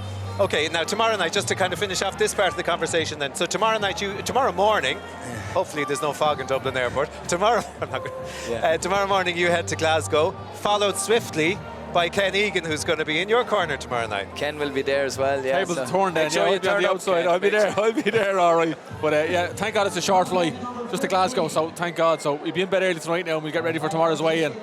But, you know, we're okay, we're in good shape. Eric's been training very hard over the last couple of months, waiting on a date. He's got a date now, and he's going to go out now and just execute the plan. Just get that fight out of the way, then we can move on to the new year. And I think next year is going to be Eric's year. Things will need to start happening next year for him to move on up the rankings, you know. So it's all to play for. And you're 10-0 so far. What's tomorrow's opponent like? Tomorrow's opponent is strong Nicaraguan, but I'm confident that I'll beat him. I want to finish the year the way I started, undefeated, and finish it, on a winning note. And I hope 2020 is a breakout year for me. My first fight is already confirmed for 2020. On the 1st of February, I'm going to fight a very good Spaniard called Christian Montilla. He had a draw with the European champion, so he's the type of caliber I want to be in with. That's a great measuring stick, and I hope once I get him, doors will start opening for me. Okay, and the best of luck and good luck with the coaching career. Tonight was your first night at a senior final as a coach. Yes. And it went well. So, I mean, continued success and good luck tomorrow Thank you, night. Micheál. All right, Arash good to see you.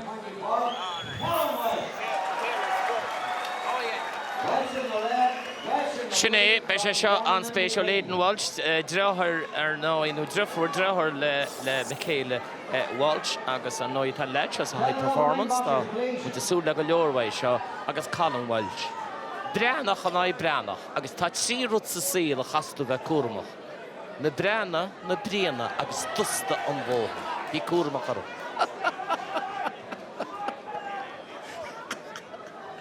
Ba lá an áine tá sé réid an réitú réid agus seachúniad lá an áine agus well stóí go bhéh tírá go bheith Aidan Walsh beidir an rana cotíanta san treid seo. Tá an bhirt chomór céine lechéad a sé bre mór láidir 6 kilo agus tá snámannaí tá sní me go bharsta go bhína dofaí. Beidir sním díos fearr deirtalm ag an bhar goram Hallam breanach sinna ar náid Colin Walsh sinna an gansí goram. Ní chéile sa géad tíocha second gon treid se sa stáid náisiúnta ihí de híanaan seo íhór a réal gan dáta bheith. Beidir go chuideag na réalta nasna ach tá an treideanna fecín seo agus chuideag na daine darna. Agus tá treid mhór i techt na dhé seo Christina Desmond agus an na dhé sin Anthony Toto Grífar bála. Christina Desmond go leor is súla go leor bhain gáilín seo. Méis ar an eite lá go Tokyo na go leor daine i cepa go mbeidh ceamáin sin agus tá Colin Walsh síos ar a rugadin sin ach bhaid sin canvas ach ní chúra sé sin ní dána bhí an se chaise sa bhealacha dá riide agus tána bhaid an fáteach ar a bhaintir chin amach ar fad. Tá barísteach do tí tábhairne agus na títhe agus siad a súl go mór le Christina Desmond san bháine i chéad cheann eile. Líocha second caiite sa géan Bolton seo agus an bhirt an dád annach two Walshes ní chéile Adam Walsh, Darragh agus Colin Walsh in ceann in Gadsí goram.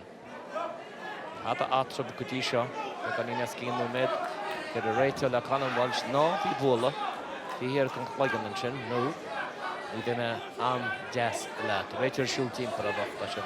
Timppla a chéad tá Colin Walsh gur Adam Walsh a chúneáil dá ná benin séir farsin cáil gascóráil aige stechan sin ar ngéal agus i gaidrú an chloigean sin agus a rís tá sé bolla ar a chloigean ba gan íon siar ach scuúil moltó leisin ó sin mar ní raon teanna, ní raon gangud, ní raon hada an láidirach san dána so scuma leis scuúil se leis a gahan sin. Is cín tíocha second fácaí san géad bhálta an seo agus 6 kilo Aidan Walsh and Colin Walsh. Artois, Michaela, a grú an treid, driffer, Adam, Aidan, Rúsí an treid, níos túis cin treidiúáin is stoppú go dtí seo agus ar náid is dornála ínta fí Michaela. Is ínta chochláán iad seo iad a fad i dornála is go hála Colin Walsh bedin sin Aidan Walsh agus tá siad tucha i chéile an mór an dána Orlando, the battle of the Walshes, yeah, Aidan Walsh agus Colin Walsh, Darren, first round. Yeah, tough one again. Aidan Walsh obviously is very long and rangy. You know, he's very, very hard to pin down, and Colin was finding it hard to get off clean shots. But similarly, I suppose Aidan isn't landing massively clean shots. He's poking out that jab, he's poking out the right hand. You know, is there enough strength in it to be scoring shots? We're not sure, but it's an exciting fight so far. Great family for the boxing, the Walshes. Yeah, fantastic. You know, obviously Aidan is after coming into himself in the last 2 years, breaking through into senior. Michaela has been there for quite a while now, and she's obviously doing very, very well in the senior level, and we'll expect to see her do well and potentially qualify for Tokyo. Wouldn't it be wonderful, wouldn't it? It'd be fantastic. Imagine having a brother and sister in the Olympics. Carclore, Darren O'Neill and Shaw, agus Kelly, the Kelly at Ashton, Kerry Harrington above, Champagne and Down, agus Van Bocht. Steve Uprod, Lord and Shania, Oscota, and Troyam. Loud of Metilin, with the Hubrod, the ball to she, Gargamaham and Chagasi Goily. She got on salsa, Edinley, he shot Queen, give it a head with a trail. What could you? Hanahan, on Ruchneck, on Steve Schnecker contest and Dalton Aidan Walsh, Neil and Doubtful, the Hall and Fat. Pedrick Tiki, Kediki, Dish, and Justin Chin, why Colin Walsh? I should have brand the shot and I hail it. I guess I should come all on Ellen Chin. Well, Tasha, the score on the Sandor round shot, Nice Power Session, Colin Walsh, and Doubtful score on John Kong with you and Chin, is she lodged, is she gone? Agus score on she. Sued in the Malto, Thomas had a score on she had closest boss and not again. She had green, she had fair alta. Yeah, she had fair alta near in your enos, near she had royal alta Rio or no, yeah, since scale that. Tassulam go back Tokyo what you saw. But not going to can all interesting. Stacharish, Colin Walsh on the Stach Sagunia, Aidan Walsh, Sony, Stinchinega Pagan, Aidan Marker, Raytud, the Stiati was Canama scored on Callum. Some thought about the shot better than Aidan Walsh, and the check the staff, which shot Fugo in the shed. I could say, check the staff, the law of he's again, guard the he's again. I guess I speed him off, Downey, I guess Bacon, a scored on person. Isula na Maltorian. Neither second hockey, some Malta shot, and the shot or no, Malta a dole on shot. And Tata did a better shot. Aidan Walsh against 20 the Nords. Was an iron Jim. Aidan Walsh against Colin Walsh. We'll look at Cleela. She the Wado Cleela contest good also. Colin Walsh against one Stefan Chin. No like Aidan Walsh, Bedinche and Colin. Colin Ernero team of bolts are in the show. Costin team to Michelle Lord, team to King Money, Kayla Kodak, Tasha the Law and the Age to this Tasha Leche, the Ketafaki. Wad for no med Faki, some Dara, Bauta Shogus, Bishop Jacket, every function, but on in full up, Colin Walsh, but on in the middle of the home, edit the feed, the Coco down. Yeah, and they did him la Siobhan Gorham, and I call him Walsh. I was need a hard new Cheffy one Jarrocks and Maiden, Shin Aidan Walsh, and Jarrocks and Maiden, and Carly Allen Shirak, Palamadash, come on, Shin. I guess Feckin Aidan and Nil. I guess annoying the next 2 men, Shin got off the book on Jasco Rodson, Shin, a column and all the staff, Aaron Unsay, a Hajish with a one and the beam on Sweat Jonathan Rachel, and shot a van with a throne, Shin, or no. Push a sherbet in Cowan, and stuff to shed Neil and Nil, each reach. Good done, Lesha, can't rate your brand over the I guess Gran on Doctor, some good. Column gone back there with a bloody nose, darling. Yeah, I mean, look, he's trying his best, but Aidan Walsh is obviously proved to be very, very difficult to catch from. Aidan take a little bit more control in that round. You know, he did take a few shots himself, but he's keeping his jab and his right hand out, and he's slipping out the side. You know, that Southpaw Orthodox kind of stand off. If the Orthodox gets his lead foot on the outside, he kind of throws the Southpaw off balance, and we're seeing that on a few occasions. Close enough. Yeah, you know, Colin Walsh, as I say, is trying his very best, and he's getting some good shots in, but Aidan Walsh is just, you know, he'd be a nightmare to box. He's just so awkward and so long, and so rangy, and very, very hard to get a clean shot off, and it can be quite frustrating. Quite frustrating, and then Darren O'Neill, like about the Darren O'Neill, I guess Timothy in the mark go with Aidan Walsh. A high keen, good back on, better than go on. The second, Skinter, the man in check, a beta score on the Gamaglana, the Shen, the Gamaglana, the Darnay. Cream Flam, Shinner, the camera full. Out the Denmark, see them at Marshin, Keves in a Hampeen, and Shaw Sheskin, Lee, Kilo, Aidan Walsh, no Colin Walsh. Aidan Walsh, Thaw, on the Gansi Darabed, round the Kutchen have gone out. I guess with the Laura on Yugus and Rachel in Chinera, Aidan Walsh, Curva, Bern Colin with Jassim John Jassim Shin. Did a plan at a tool. Did a plan at a tool. Very good Shaheen together.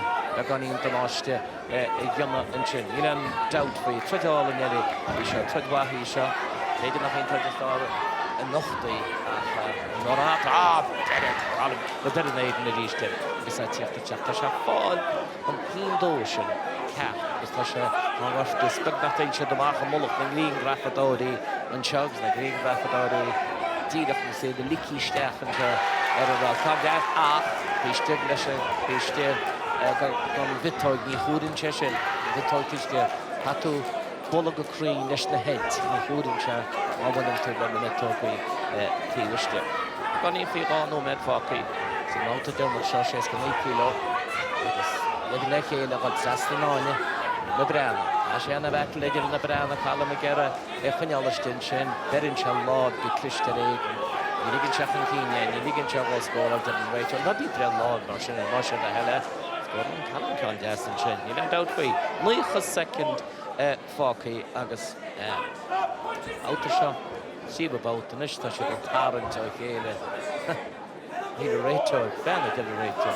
But you try to that, see, McGarra, maar als je begint met een carrière, dan kan je nooit een tellen. Renos, maar Laura Noy, ik zie niet zo'n noemen die nog contractje, de wekkemodje aan spiegel. Als je een spiegel, scoort, bugna gemaakt de mollig was het, met heen. Als Darren O'Neill, als Kelly Harrington, daar nog wel, en als wie je de Noord in de mollig. Bij de dag, bugna in de bieden.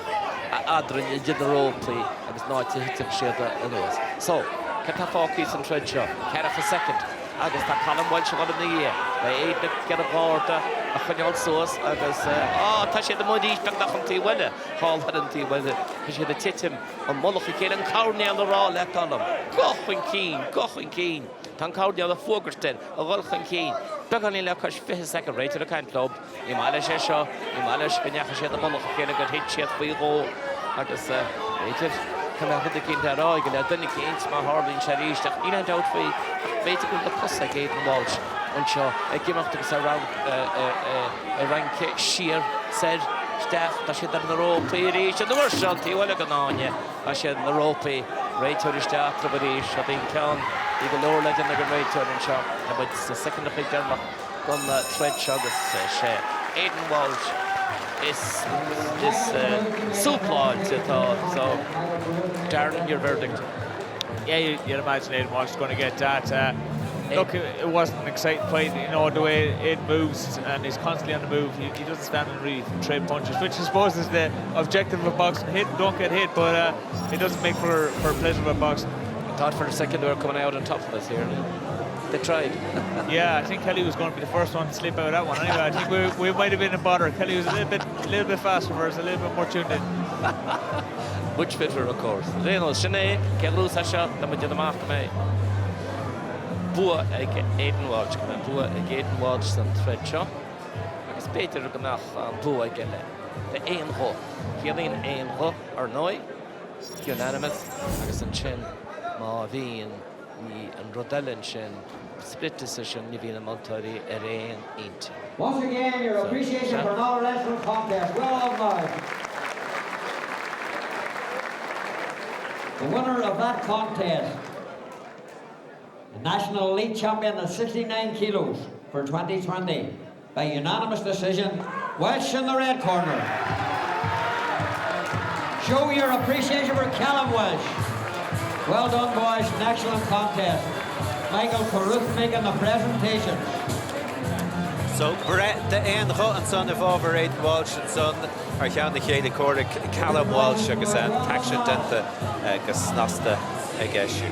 Right? Michael Carruth and Thier Lech Elimbach o Barcelona nedig no Gado, a hugan and a crochan and bound more Heimpeler, agus a hugan lesh on Curran. So, Brisha Ella Nisha going, agus McBand the Goethe to Christina Desmond, agus Chiana Chara, Ronja Walsh, Tresha Brisha, Fanny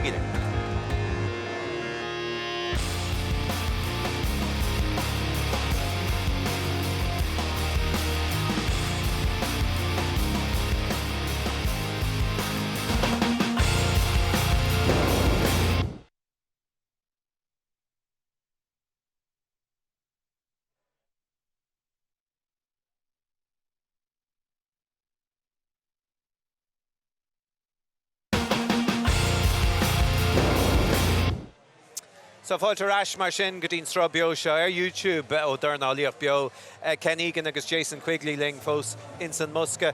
Your reading on that particular fight? It was a great fight. It was one of the few weights that we had the former champion in it.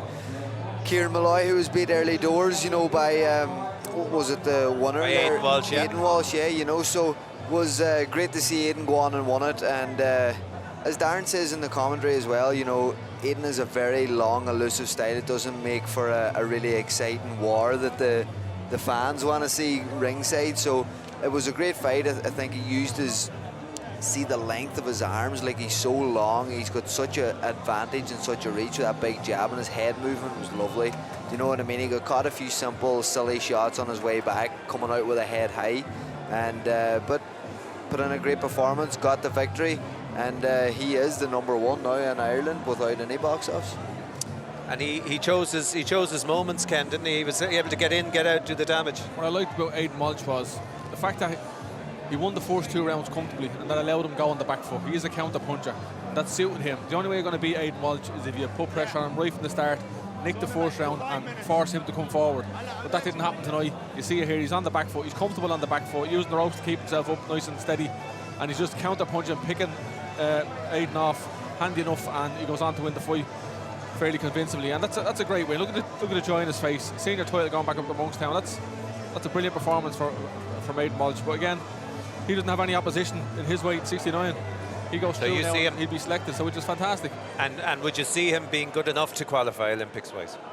Olympic qualifiers are very funny. Anything can happen, as Jason knows. You know, I've been to many of them, and you get a good draw, you perform on the day, you can book yourself onto a plane to Olympic Games. So that's his first step there, winning that first title, the senior title. So he'll go off now to the qualifiers. You get to the camp with the rest of the team. If he performs on the day out at the qualifiers in London or in Paris, he could sneak in. Is he talented enough? Yeah, he is. He's a really good counter puncher. Now, I suppose the way it's gone now, amateur boxing, the way they're looking for aggression and you know, forceful boxing and people going forward, and you know, it mightn't suit his style, but he might have to adjust that. But again, the only way he wins fights is he gets the early lead and he counter punches all day long. The only way you're going to beat him is the opposite way. Push him back and force him to come forward. You know. Okay. All right. Let me the rash liver again second. Nucho.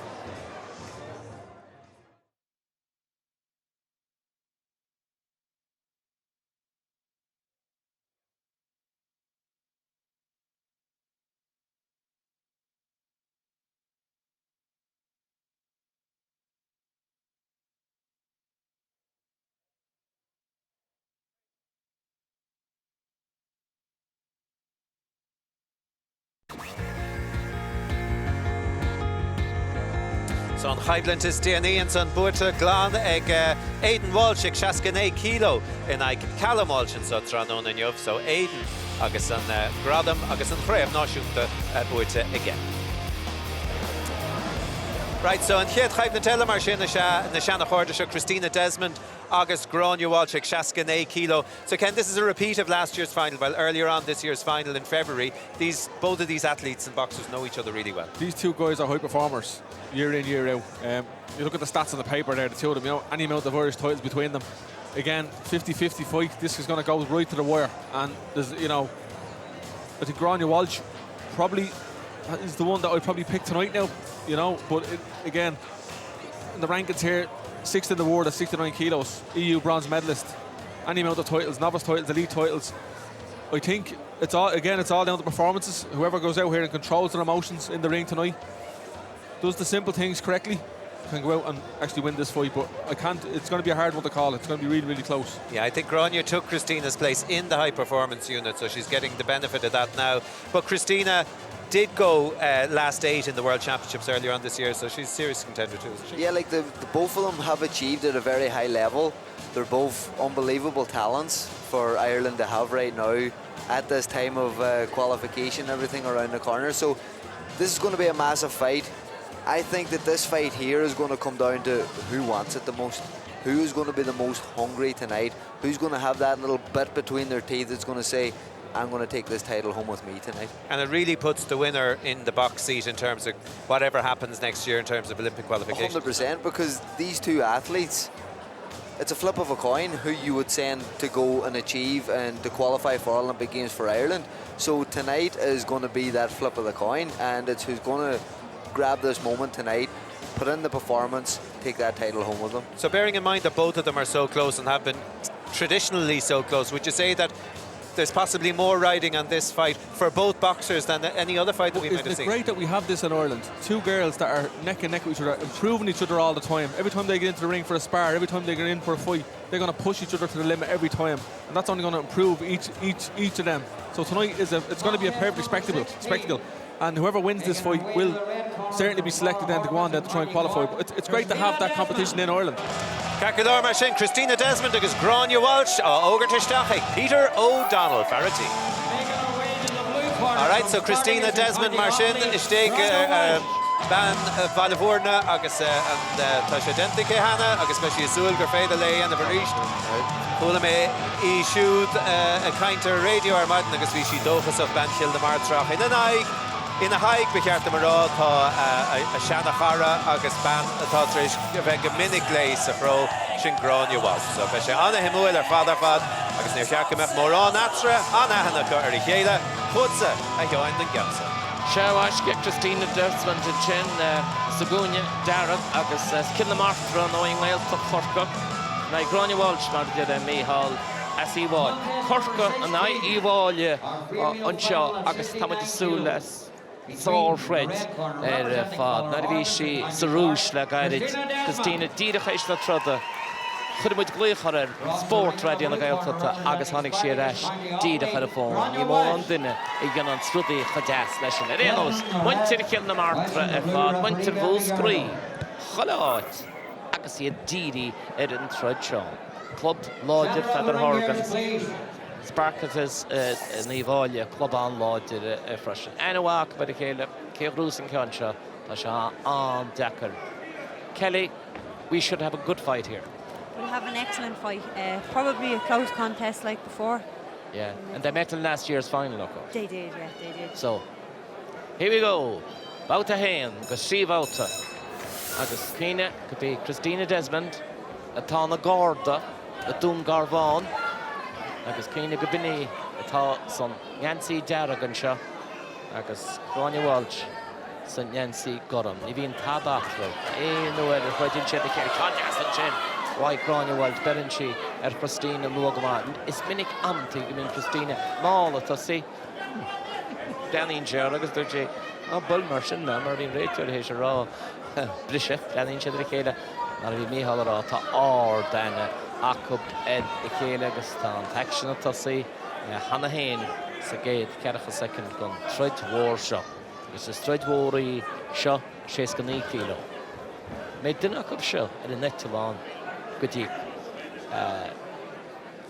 Cliffy Olympic of Tokyo.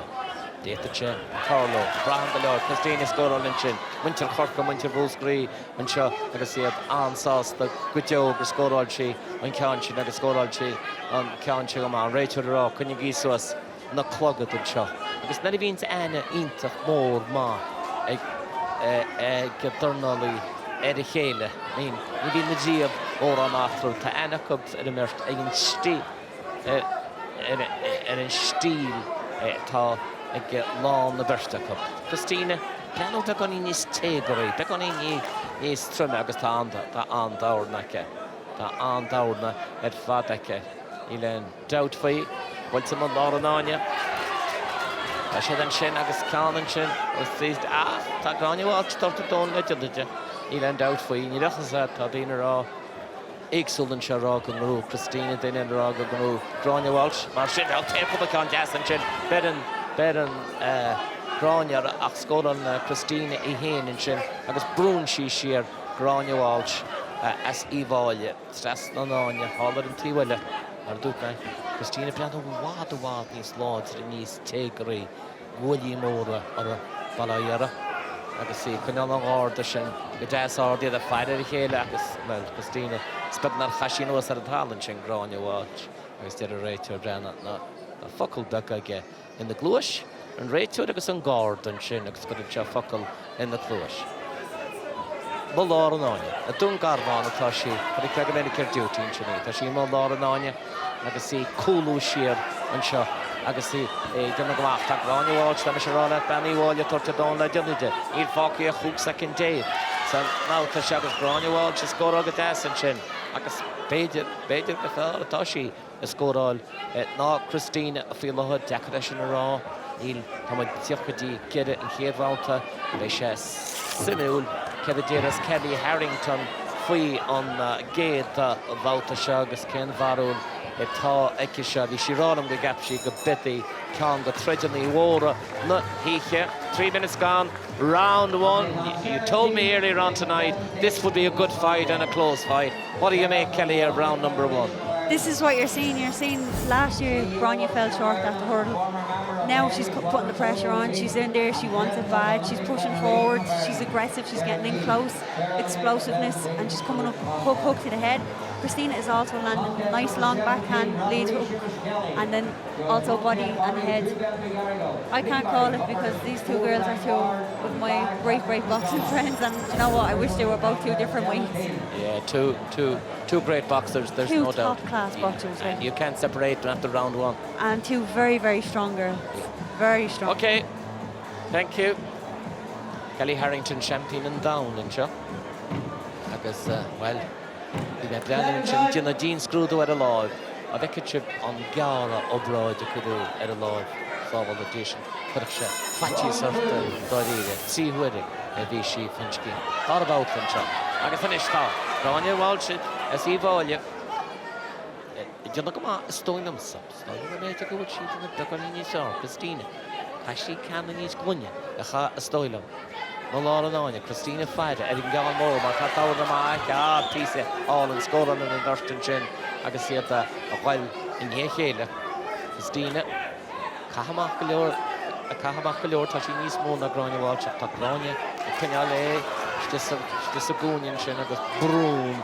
Ban killed the mark to Brún sí machi le teán sprecha Sastanáine sheer Latinish Gráinne Walsh did in Rachel in seo sa stáid náisiún tar an nui íon tak seo Berin Christina go hálan ar an náisiún rís Berin siara agus sí ag teachtaiste cháú méid fácaí san dára báta íar Kelly nánaí the scarúnt sa géad báta an dára báta beidir go scéal an rís scóráil siad an dúirta scóráil ach beidir níos fearr Why Christina Desmond in sin agus sí obrúisiir dá dearach sinné dahanana chorca éanos ní lena dáte a faoi agus sí a brú agus a brúis in hada ein cheo gascóráil tá chlogad gurm ar bhenaí bháile agus barbeg dearaga fersin began gan dearach agus gan bán an chin fersin gur an teantas ar am nach a dá bháile tá thuas on sin Seachan Christina can fada can des scóráil sputna scóráil si le cáín ta fin sin a chfuil téach tá Gráinne seo an visceráil tar chalabhela núna fi his second fácaí sa dára bátan seo críomh na héir an na gist Rú Christina críomh se na Gráinne Walsh sin nora ach Kelly rá go méidir brúsáid Gráinne Walsh na tacticí a méceart an sin agus Christina agus a bheiste go bhanis a putti chéile tá fáin ceanna sáirta se an dechar go deóta. Gráinne Walsh good puntí in the chéile agus Christina díana í dóinm go scóráil sí leis an gceann sin. Í dóile mai a sé a cucáil le chéile scóráil sí gceann sin ceap go leor ar a glúis tá Gráinne Walsh an scipaí. Dionan sí ansaí agus sin imíonn sí agus sin tá sí ar a ráthir agus tagann sí ar eis uadháin eile. Tá siad leis úscear céir. 3 second san dára báta is seo tá an chlogad a tite nuas agus tá an dearagus a bán a bhail san éir tá grúig sin an fáisce an grúige agus scéir gapin réitear a bhreanú ar a bháisce an grúige sin má hagan na grúig sin nuas ar nói chafar an treidir stoppa go guftar fáisce an cheartar is fóid. Gráinne Walsh ag duna go má lár an áine san couple second dear nach an dára bháta seo agus can deascóráil te Gráinne Walsh. Te Christina leis an lá lé. Inis sé ríis, Berin Christina ar a teachsteach. Tá Gráinne Walsh ar eis imíonn Christina Desmond a bhó. Tugann siad, builinn siad lába faoin na chéile. Spáinn siad gur cáirde allmhór an bhirsteach an seo. Round 2. Very hard now to separate them, is it? It's still very, very close. You see there towards the end of the round, Christina Stark utilising her spin-off hook there. Grania still pushing forward, working body, and then some big overhand hooks. Very, very close fight. Very hard to call for me, anyways. Does it depend on the last round? More than likely. I think so, yeah. I think the last round now you have to have someone needs to win the round clearly to decide a winner. Okay. We'll say Trinomad, Idir, Winter Chorca, Kilomartra, agus Moscree, Vec Kilura, no Winter Iwal, agus an Ishtan, Ruig, Corragart, Stachana Horta, Cat, Willora Braha, On, Mauta Shaw, Bullinshed, Law, Naikele, Tanadanak, Verikin, Tamasakum, Ed Ichele, agus is all on Rodashin, after the Tashet Sawanya, Tashet agus Tan Ruig Gericht, Tan Ruig and Shin. Tony Taylor Tiachtamach. You just have a custle macha. Agus Caffar and Tony Taylor Shin a chud in a cart. Agus ta Gruigad Kelly Harrington agus in Merale. But Kerstin Gruigad Shin Vera. You're not gonna cut it now. I was just gonna say, just cut it off. Just give me the scissors. Here we are. Tachalahort Cartarish agus on Gruigan Shin cart. Kelly's Christina scored on campaign to Jess and Yale in Chin. Agus she Sagunian shot Didach Machas a goal. Agus Tana Gordy or no, you don't Garvan, Agus the Temple Moor. Not to be Hulagan the Homor, like Christina, that if she train all live in the guard, because Hulagan the Sul, Gurushi and Fred shot. Hulagan and the Walia, the Antakiak like Benny Walia, and Chuck Ronya Walsh, scored on the Christina Dish, scored on the Shirish, Tashish Disagunia, Berin Sheik Ronya Walsh, Nichi Gera was scored on the Ronya Walsh Tatatish, the Christina Wadro Lodger, the Stin Chin, Tashi the Tarrant, Agus the Tarrant, the Stoppigi, Essen Rater, Stoppigi. Gotchiach the Stinchin, Achalar Nani Focal Bagag Glush, Christina, Rater the Cantish and Arda, Shnahimincha, Shan Sail, and the finish, Braham de Leon, Ed and Da, Mumet, the Sea Carosha, Fokis and Trecha, Nil Tadan, Darida, Grania Walsh, Chachinkini, Blackout, Christina, Rater is there, Can Rater either Anna Tapio, Haha, Bookshi, the Hall and each other, Can Jess and Shin, why Christina Desmond, will she? Would she at Harrod Twankeen, the Vagadi, Bugdijach, and Shaw? It's on Dakara. No mid for his second Falky. Neil doubt for a Kuchi Wadu audience lodge, Augusta, she's a Maltor, Toshi Kunyal live, Nietzsche Liganum, internal Lechta Yana, Berenchi Rishtera, well, Christina and Van Lodger, Skin the Martrick, Tiachnuni Star and Shaw. Scoring Kanchi Khan and a live play. He scored on the Chi, scored on the Grania Walsh, that got a push, well, and she and the worst, I she had the East and Shin got Focky, Ach, no matter one in Shaw, Kanga Tragedy Mora, Nahiche, Agus Bemaja Fogert in Sharawata, Kehi, Ban of Thornall in Nahiche, well, Besha Jacket. Michaela Walsh Charas, Achtan Trutcha Gamar Fersen, Besha Special, Kedajeras, the Rauno Horin, and Dina Tarauno, Ban Trotach on Bua, Kane Durnally Ban, and Lee Hesha. See a second Falky incha. Couple of Kong Lananish, White Ronya, no Christina, Date Sharon, Feckin Dina, Gary, and the Esther Kaidachi, Stati Hegs, the Tea Tower, Keeper Kim Martha, Scoranchi Kalmanche, the Kirkechincha, in a chassis sauce, August Ian, Ebeko, Tashi Tiakin, Berenchirish, Tagrani Watch, Alcan, Temple of Winnie in Chin. Why, Christina, because when you take the fear, Yeda, no, Trotta, and Shaw, Tashadaka, for Kayla, can score on this limit. I can't ask for Christina, count on the way, Grania Watch, Beren Grania Watch, and a Figo, and you can stack at the throne. Shinny, isn't that just wonderful to see, Kelly? They embrace, they know each other so well. There was a battle in there, but at the end of the day, they're the best of friends. And they'll get out of the ring, and that's exactly what they'll be, is friends again. But I tell you one thing, this here is what you call world-class boxing. These two are world-class boxers, and this is, everybody's getting world-class boxing here tonight with these two. So, you have to stick your neck out. No, I'm not doing it. It's very, very close. I can see Darren O'Neill pointing towards the red corner a little, is he? I think he is. I think he might be. But there she is, Christina. She's a member of the Garda Síochána Dungarvan. Native Irish speaker, Kelly, lovely girl. She is. She's fantastic. The two of them are absolutely fantastic. Yeah. Like I said, Pete, they're both the same weight. Here we go. The winner of that contest, a national elite female champion at 69 kilos for 2020 on a split decision. 4-1. Desmond in the red corner. Show your appreciation for Grania Welch. An excellent contest. Well done, girls. Well done. Shara Keane making the presentation. Get your prizes before you leave the ring, girls.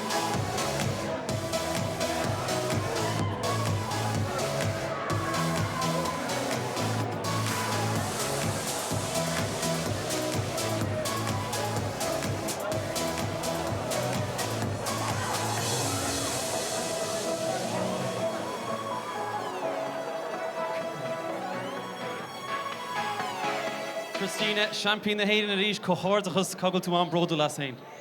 Tá man sásta bhí blind in scogum agus ní raibh méid trínálam blind chicata an seo. So chuig mé raig agus fuig mé craibh na here in the fiora agus top 8 in Europe, top 8 in the world. And now national champion again. Ní féidirlum ein rud eile rá Tom. Ínta bheith cogal se dá sásta an brodú las a gil na mart agus a dún arvan chumá. Huge hello to the lads at Dungarvan at Ty Gubber. Agus Martina Ty Gubber dumsa nocht. So Gurmila Magav agus just tá sé rous agus tá Tom Power agus Mickey Parma train all and show so tá sé just a rous. Ínta bheith Christine Desmond Champagne na héidir cohordachas leat. Thanks, Park.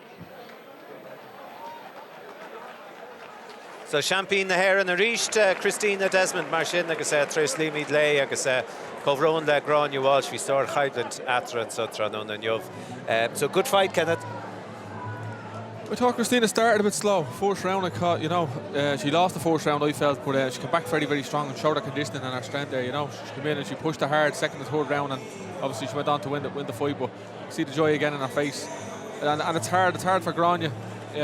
She's been around as well. The two of them are neck and neck all the time in camp and in various competitions, so that's sport, unfortunately. There has to be a winner, there has to be a loser. But look, fair play to Grania for going on and doing the business. Exactly as Kenneth said, and before the fight even happened, we were saying like this is going to come down to the wire because these two opponents here, they've been top class, and any one of them can go out and achieve and qualify for Olympic Games. They're both Ireland's top women's boxers in their division right now at the minute, and you're seeing here now like Christina's getting caught with little small, simple, silly shots, no real power, no real nothing on them. It was a very touch and go fight, you know what I mean? The clips here that we're seeing is actually Grania landing everything here, do you know what I mean? Christina's not landing too much now, but it was always going to be a neck and neck fight, and Christina's come out on top, and she's going to go away now with the #1 spot, and no wonder she looks so happy, because there's a big prize, isn't there, at the end of all this? And this is the thing, this is what makes the title so exciting and what makes it so proud for them is when they are in the division with the best and they're with them, and they know whenever they won it that they are the top of the tree. Well, that's a fair point what Jason's saying there, These two girls are putting her all on the line here now. Neck and neck, whoever wins is going to take all the marbles. That's what's happened tonight now. Christina has gone in there, she took the risk, entered the senior championships and come out winner. And that's what boxing's about there. Yeah. The best fight, the best. That's what makes it so special. Yeah. That's why there's an extra bit of buzz there with her. As long as neither of them start losing their marbles. It was in a fight where both boxers know each other so well. Is that difficult when you almost expect the move from the opposition? Sometimes, even in my own experience, when I'm fighting lads in the senior championships that I come up against, it's easier to fight people that are new, that you never fought before. It's the lads that are learning from you all the time that always pose an extra test. So these girls are in the ring regular, I'd say, skill sparring, technical stuff. So they know each other's weaknesses and strengths. And it's just a matter of putting a plan together on the night that the other girl doesn't know about and try and catch her out. You have to be sneaky in boxing sometimes. That's probably what happened tonight, It's just about inches at that level. The two of them are neck and neck and you can't really split them. But if one comes up with a better plan and just nicks it on the night, that's what happens. Okay, and Jason, I suppose I'd ask you the same question. Would you prefer to box somebody you don't know, as opposed to that you've done your bit of research on, or somebody that thinks they know your game as much as you know theirs? It depends. Sometimes it depends. If you're coming up against, it depends on the individual, it depends on the fighter. If you're coming up against somebody that has beat you before, you've nothing to lose. You're going in there and all the pressure's on them. They're expected to win because they beat you last year or in a previous tournament. So it depends on the situation going into the fight. If a lot of pressure on you, if you had to beat her last year and you're coming back in this year having to do it all over again, because these girls here in this fight, for instance, are so tight, are so neck and neck, that it puts all the pressure on it, because everybody that thinks, oh, she beat her last year, then oh, she should win again, mounts pressure on. But split decisions, or touch and go, anything can happen. Okay, so we are, Tommy the Bugger, Dro Darren Nahiha, we are moving towards the latter stages of the evening. We've had 13 fights up until now, we've 4 to go. Ken, overall impression so far? The standards have been very good, I have to say now. You know at the start of the show we were complaining about absentees and all that type of stuff, but what turned up tonight was very, very good. A lot of fights were fairly 50-50, and that shows that there's not a wide gap between certain fighters. They're all in around the same gauge, in around the same area. And that's a good thing for Irish sport, Irish boxing. Some good standouts there. There was a couple of great fights, and it is good for Irish boxing that we have big entries again in the senior championships. Apart from the elite, I suppose, but good numbers in each way. It's great that the girls and the men are fighting on the same night. It's given coverage for both sections, which is fantastic. I really enjoyed that.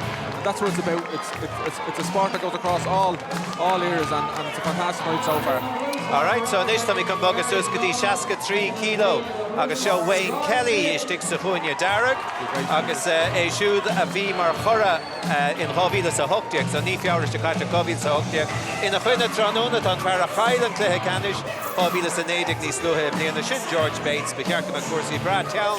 Atra. Wimara Ilamid. Gashon Bon. At our Haven Naja. Shayan Bauta Canish is good see kilo and show. Wayne Kelly.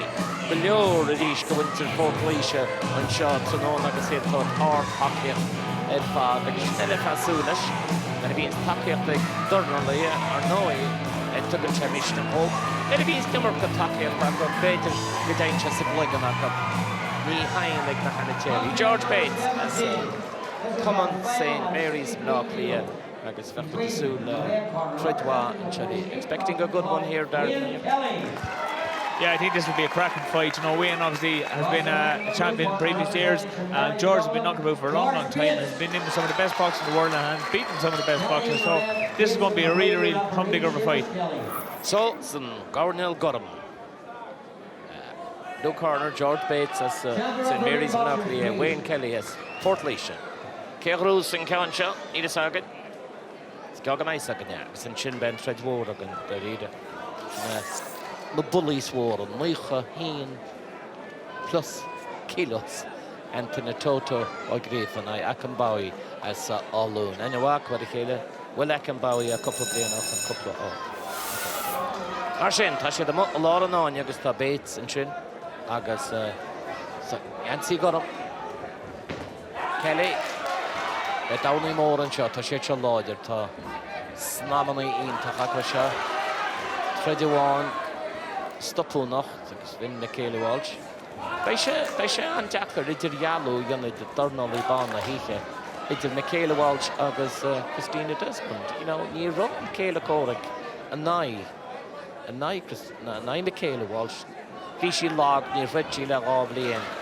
So, Stoilum, education, the rare Nadu, Gumai, Yawanga Macreed, the Hayden, and Cartering the Durnley Ban, the Hiche, Christina Desmond. Shnemo Warudson, Imisha Tarauno, Imisha and Multoid. Fabine Wadney's call Ramisha, a German Kinisha. Ono Melfoki, son Treadshaw. Segate Vautag on Treadshaw, with Shin, Wayne Kelly, Port Leisha, Nancy Darragh. It was Contado Jerahin, it was George Bates. Oh, and it's Hala Hainshed in the Horanshin. Wait to the Rog, a Tago Contala. Shekel in the mid-togi. That's just not that a gun was. Yamach and Duffer, Kahan and Rater, in the mid-togi of Lana, and Sean Tower to produce. Get in Rudimity, Michelin Shin, Gun, Tate of a Kalini, clipped Hair clip on Rui, get the Chadon, Rut the bit, get the Golioti, Vesh, Stimchins, or Kashibra, Ahud Mokado. Labala, treating here about some Fredshire, the Fredwaga fall, George Bates, score Algama, Hamilton Moore, Roger Stern, to An Tahi, Egginshaw, Elan, Doubt Free, Afanchin, Beren Wayne Kelly at the Dasla, Count August Pay, August. Kinsa Nick the Multodi, Yetchin Carmanchin, a score out of the Dasig, George Bates, and Janstach, at a bush, they did a whoosh as a gill, at a broad entry, broad gay. But Focky Agan, see Karen O'Nuna, so like a sharp couple of comments score out to the Merskins, and the Dassa, and the Steel all and Durnall, Hanaro, the Banyan, and Steel Chin Lamatai, George Bates, the Shan Wi-Fi, on Steel at Fadike, Maxamach, the scorer in Chintier and the Mater, or for Bates, Staff Con Man Yichterchin, Bader the scorer, Chatsicha second Focky. Shida Moloch Kayla reached, and tried to can the shot.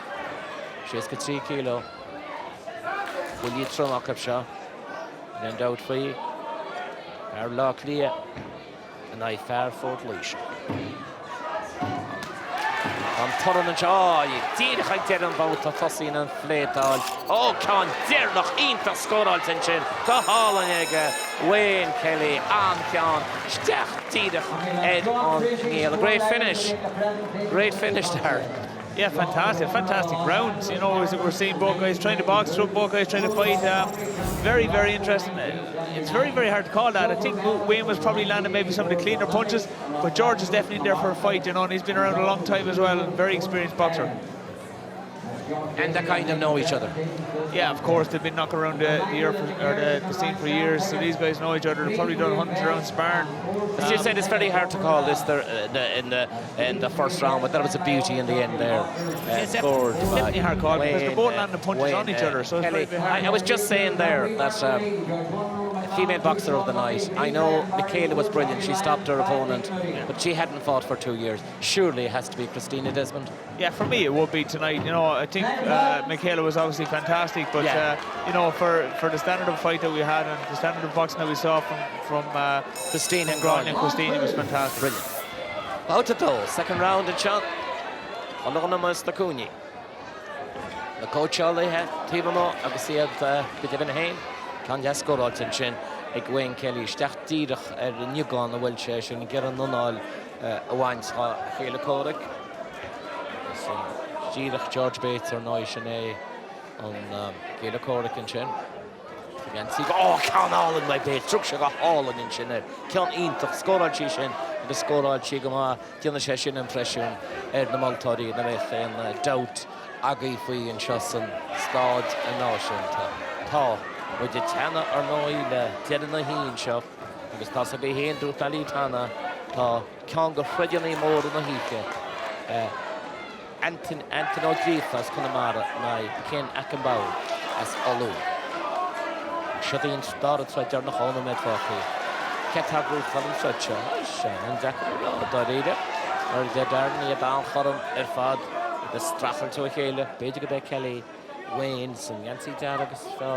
It'll score Darnay Glana, George Bates, like I say, Diaraki Mach, and Diarak will edit the feeling to go full through the lash.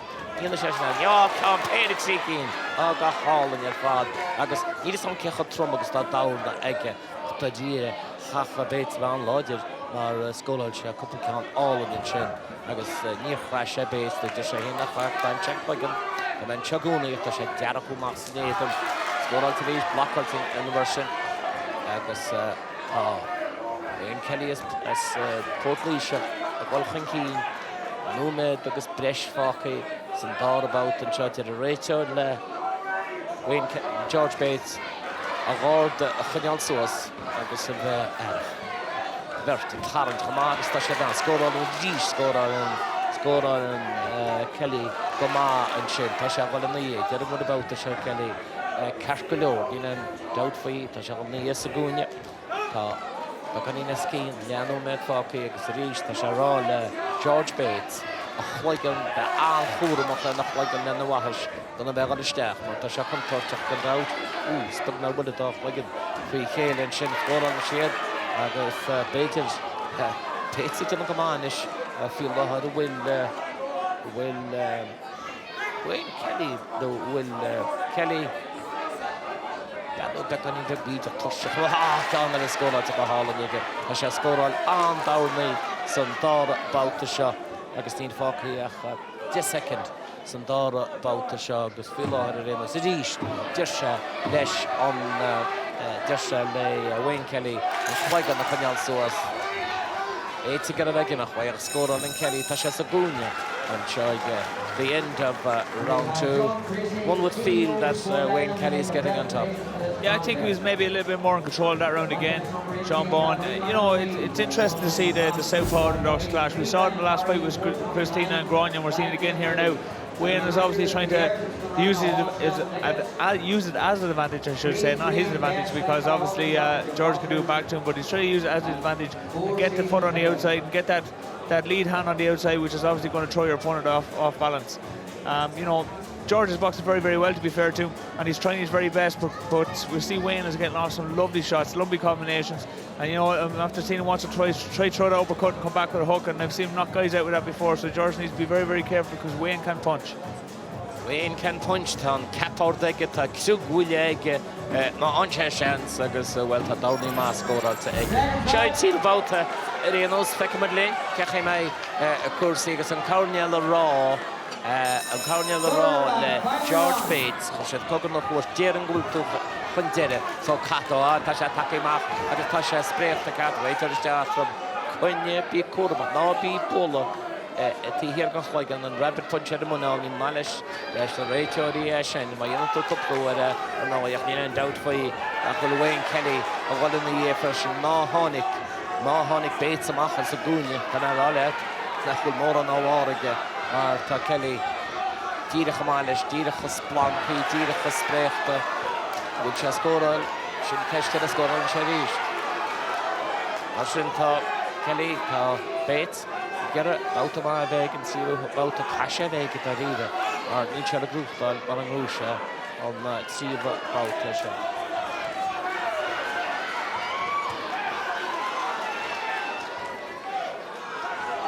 Garabek Gorum, Ta Washkata, Garabek Gorum, as keen to Wayne Fuller at the Wahish. Now, the Honic session, why Kelly,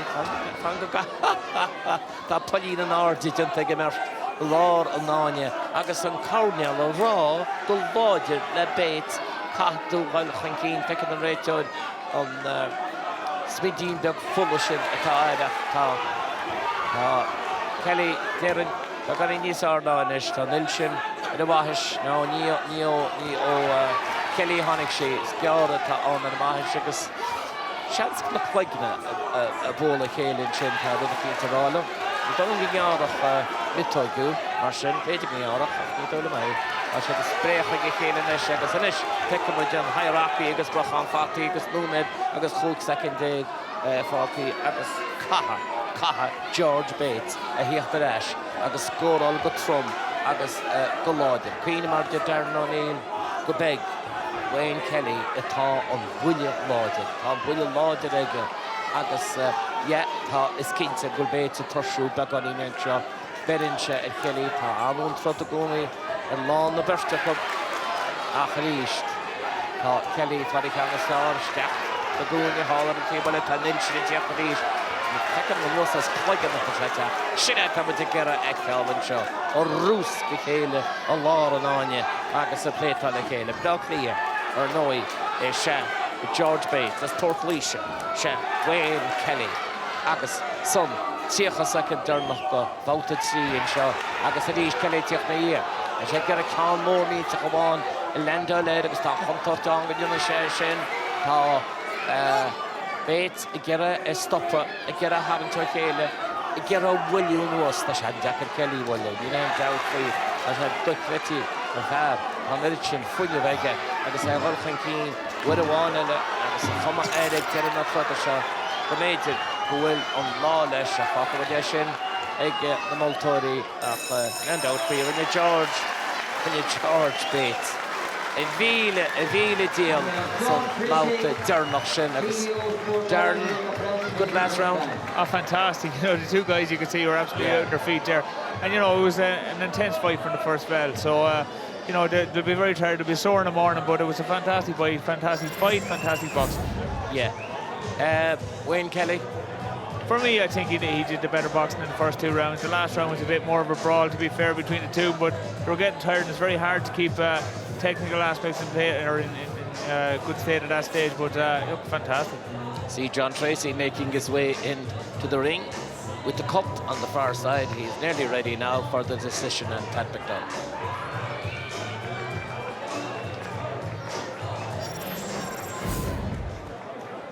You're appreciated for a cracking contest. Well done, boys. The winner of that contest, the National League champion at 63 kilos for 2020. On a split decision, 4-1, Bates in the blue corner. Show your appreciation for Wayne Kelly. Well done, boys. Well done. We have John Tracy here making the presentation. So Brett Vorev and son split decision if over George Bates and Wayne Kelly agus well Sinead mar sin tá canchin buitige agus cohordachas leis agus countess na Caidlintí Deranacha then Ihe John Tracy and son von an gradam a brunna Three Caidlin de la fós le dach ach tá comórtas a rachtála going I gorla O'Neill sa háiarfán do gachi €20 an ceann fáil agus an ceistetá going díobh ná cámeid na cluichí Olympacha siúl an bblion se buing fethe. Seolaisteach an freagra Twitter ag Sport TG Cahar, riamh sport ag tgcahar.ie nó lorigigi sin Facebook sin Sport TG Cahar. So ha goibh go dtín 7 an chéadaín cá nimrófer na cámeid na cluichí Olympacha siúl fethe. Brise agus be mi arás leis lads móra Anton O'Griafa agus Kenneth Ockham Boa tréis na bhógraí fannig ide.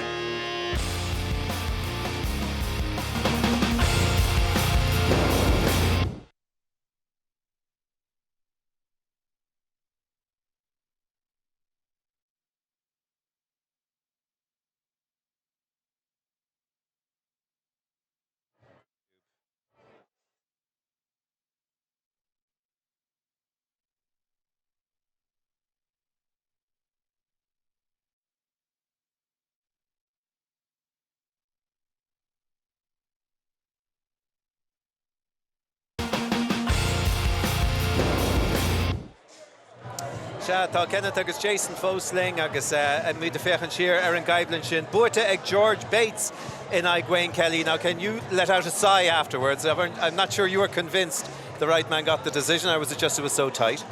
It was very tight, but in fairness, I like George Bates. I've known him for a long time, and he puts in an immense amount of work, and that was just a really tight contest, and either one of them guys could have got their hands raised tonight. George Bates, he's put in plenty of work. He's a really good technical fighter, nice stance, orthodox fighter, and he's clever enough when he's in there too. Again, in against the southpaw, again, there's that left hand of the body there from Wayne Kelly, very sneaky shot. But I think a lot of head work came from George Bates. Scored good, clean scoring shots. A lot of clashes of heads there. He got cut bad in the third round there. You'll have to get that looked at. But very close fight. Both lads were landing some lovely shots right through the contest. But I just think he got the rub of the green tonight, and he's come away senior champion. Well done to George Bates. Split decision, I suppose, was very tight, very attritional, wasn't it? Both lads, as Darren said, will be pretty sore after that. But how did you see the fight unfold? I actually was very impressed with George Bates tonight. I think his backhand straight down the middle was a very clear punch and would have stood out in the judges' eyes very clearly. You know, George Bates was beaten the final in the last Elite Championships by James McGirvin on a 3-2 split decision, and I'm sure when he heard a split decision tonight again, he was saying, oh, not this time again. But, you know, as Kenny said earlier, coming through the ranks, George Bates has been there up and in and out of the Irish high performance team, even when I was there myself. And, you know, to see him still at it and to clink it now tonight on such a special year for becoming champion of Ireland. I think it's very well deserved for George Bates. Very well deserved indeed. George Bates and son on Buitor in Aig. Wayne Kelly tá brisha by me the Rasher Eastliv Saravad TG Car.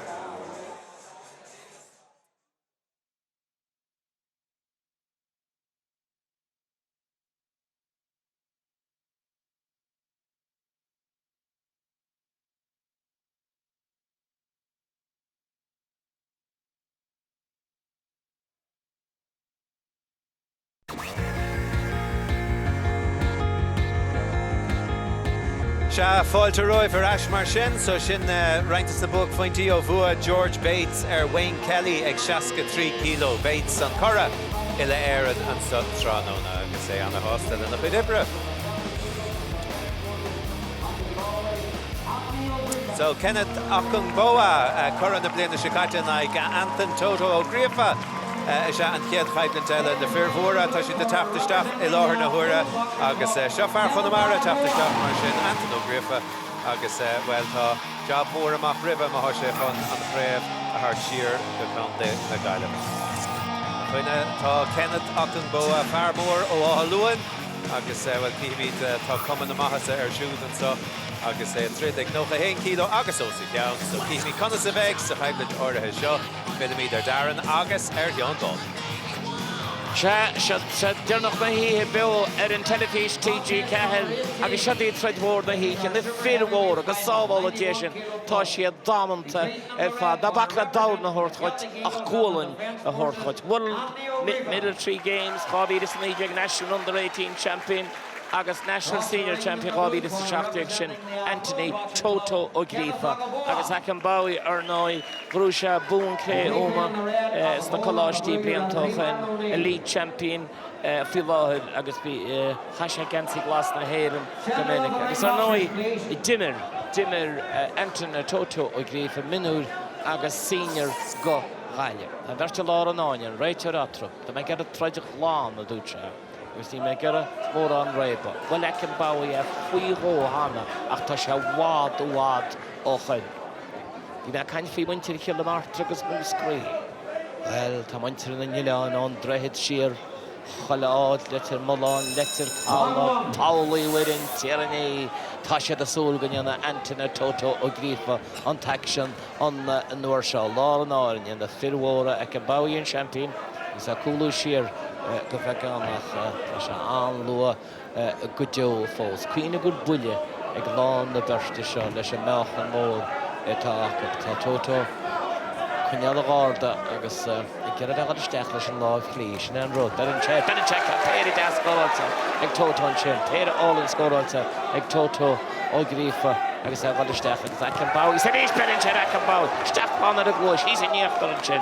Cuppa dawr na álann isúla na maltóirí déireann scóráilta agus an tústinta ag Anthony O'Griefa an seo sa stáid a náisiú. Tá sé dearnach sa muoiche achas cuma ar nói béise ancheúra má brún Toto an ceann seo. Tá sé díreach amachchas ba fóris go fá fogamann seo agus sámach an láimh clí. Chudig bheith fáil cúla bhaid Darren O'Neill níos túisce tá sé ag ceanún de chéin agus bhí sé tá cúla róid atá gan chóla sin beisaneach go pásanta sin. Is dói, bhín darnalaí caintra chéin agus aíonn siad an stíl agus cá péire an sin bhaid Toto Anthony O'Griefa agus cúpla ceann máin sin tús má éidiranta de firhóra se ar nói brahan se cé heasas an fód I trí an fáta. Ó rís ceann álann bedinse go hálann ar Akinbawi an sin. Tá faoi láthir a réandas tá Toto beáí bebíach nó mór ní nóríach níos smartailte ag go bhar as álónach. Bhí go bheith Akinbawi an champion. Bhí go antíocht a níran an taíige a sé gansaí na héireann Dominic ar nói ní tehád bhí Toto a threid bhd óháile hall stoidir kid hall sa tíine bhí sé threid. Dar éir mé tá sé náram ar nói agus tá se go dtíon báta le cheanna sin agus rúd darnalaí má tromdachan an cumáta sin le blianta fada an rúiseach a bhí na hempína fehád ar nói ceann achab sin isteachan sin a rééis de pléisca I chéile ceachab a scóráilinn sin cearchan nóméid fápaí san géadhváta agus Akinbawi ar na rópaí agus bhrú ar a dúirt réitear na Toto. Náidir na sin. Stinchen is exactly about he's going to change on more a cat both Toto technique is a brown love yes aha can't not play going is out better than the gas and Toto couldn't share Kalmash hit on more trum the score like and Bowie's and out the shot at Toto Govru Govurva shall wad these lords the far ashter more asgraf a far Honamara. Here second Focky, some game about Shaw the East. I can Bowie Vader score all in China Toto. Fanach then hands a rate to Rogers can you source the Downey can you source on Clygon is East better in Toto. The end of round one, I'd say Toto O'Grieff could be fairly happy with himself. Yeah, I'd say he is someone he had a very good start, first minute in particular, and getting off some lovely shots. Now Oakabo at this stage is starting to find his distance a little bit better, so Anthony's starting to miss with that right hand, but he needs to bring his feet in. You know, we spoke about the feet already tonight. He needs to bring his feet in a little bit closer to get that distance, to get that right hand off. But a good start so far for him. Yeah. So, Damage Thornton, Kid, Bauta Shin, got Anthony Toto, O'Grieff, Tasha Wadoch, and Tasha Pushtek. They fought a long time ago, and Akabao beat him. That's about 5 or 6 years ago, but that has no relevance at the moment. No, at this stage, it's finals night. Anything can happen. You know, and finals are there to be won. We've said it before.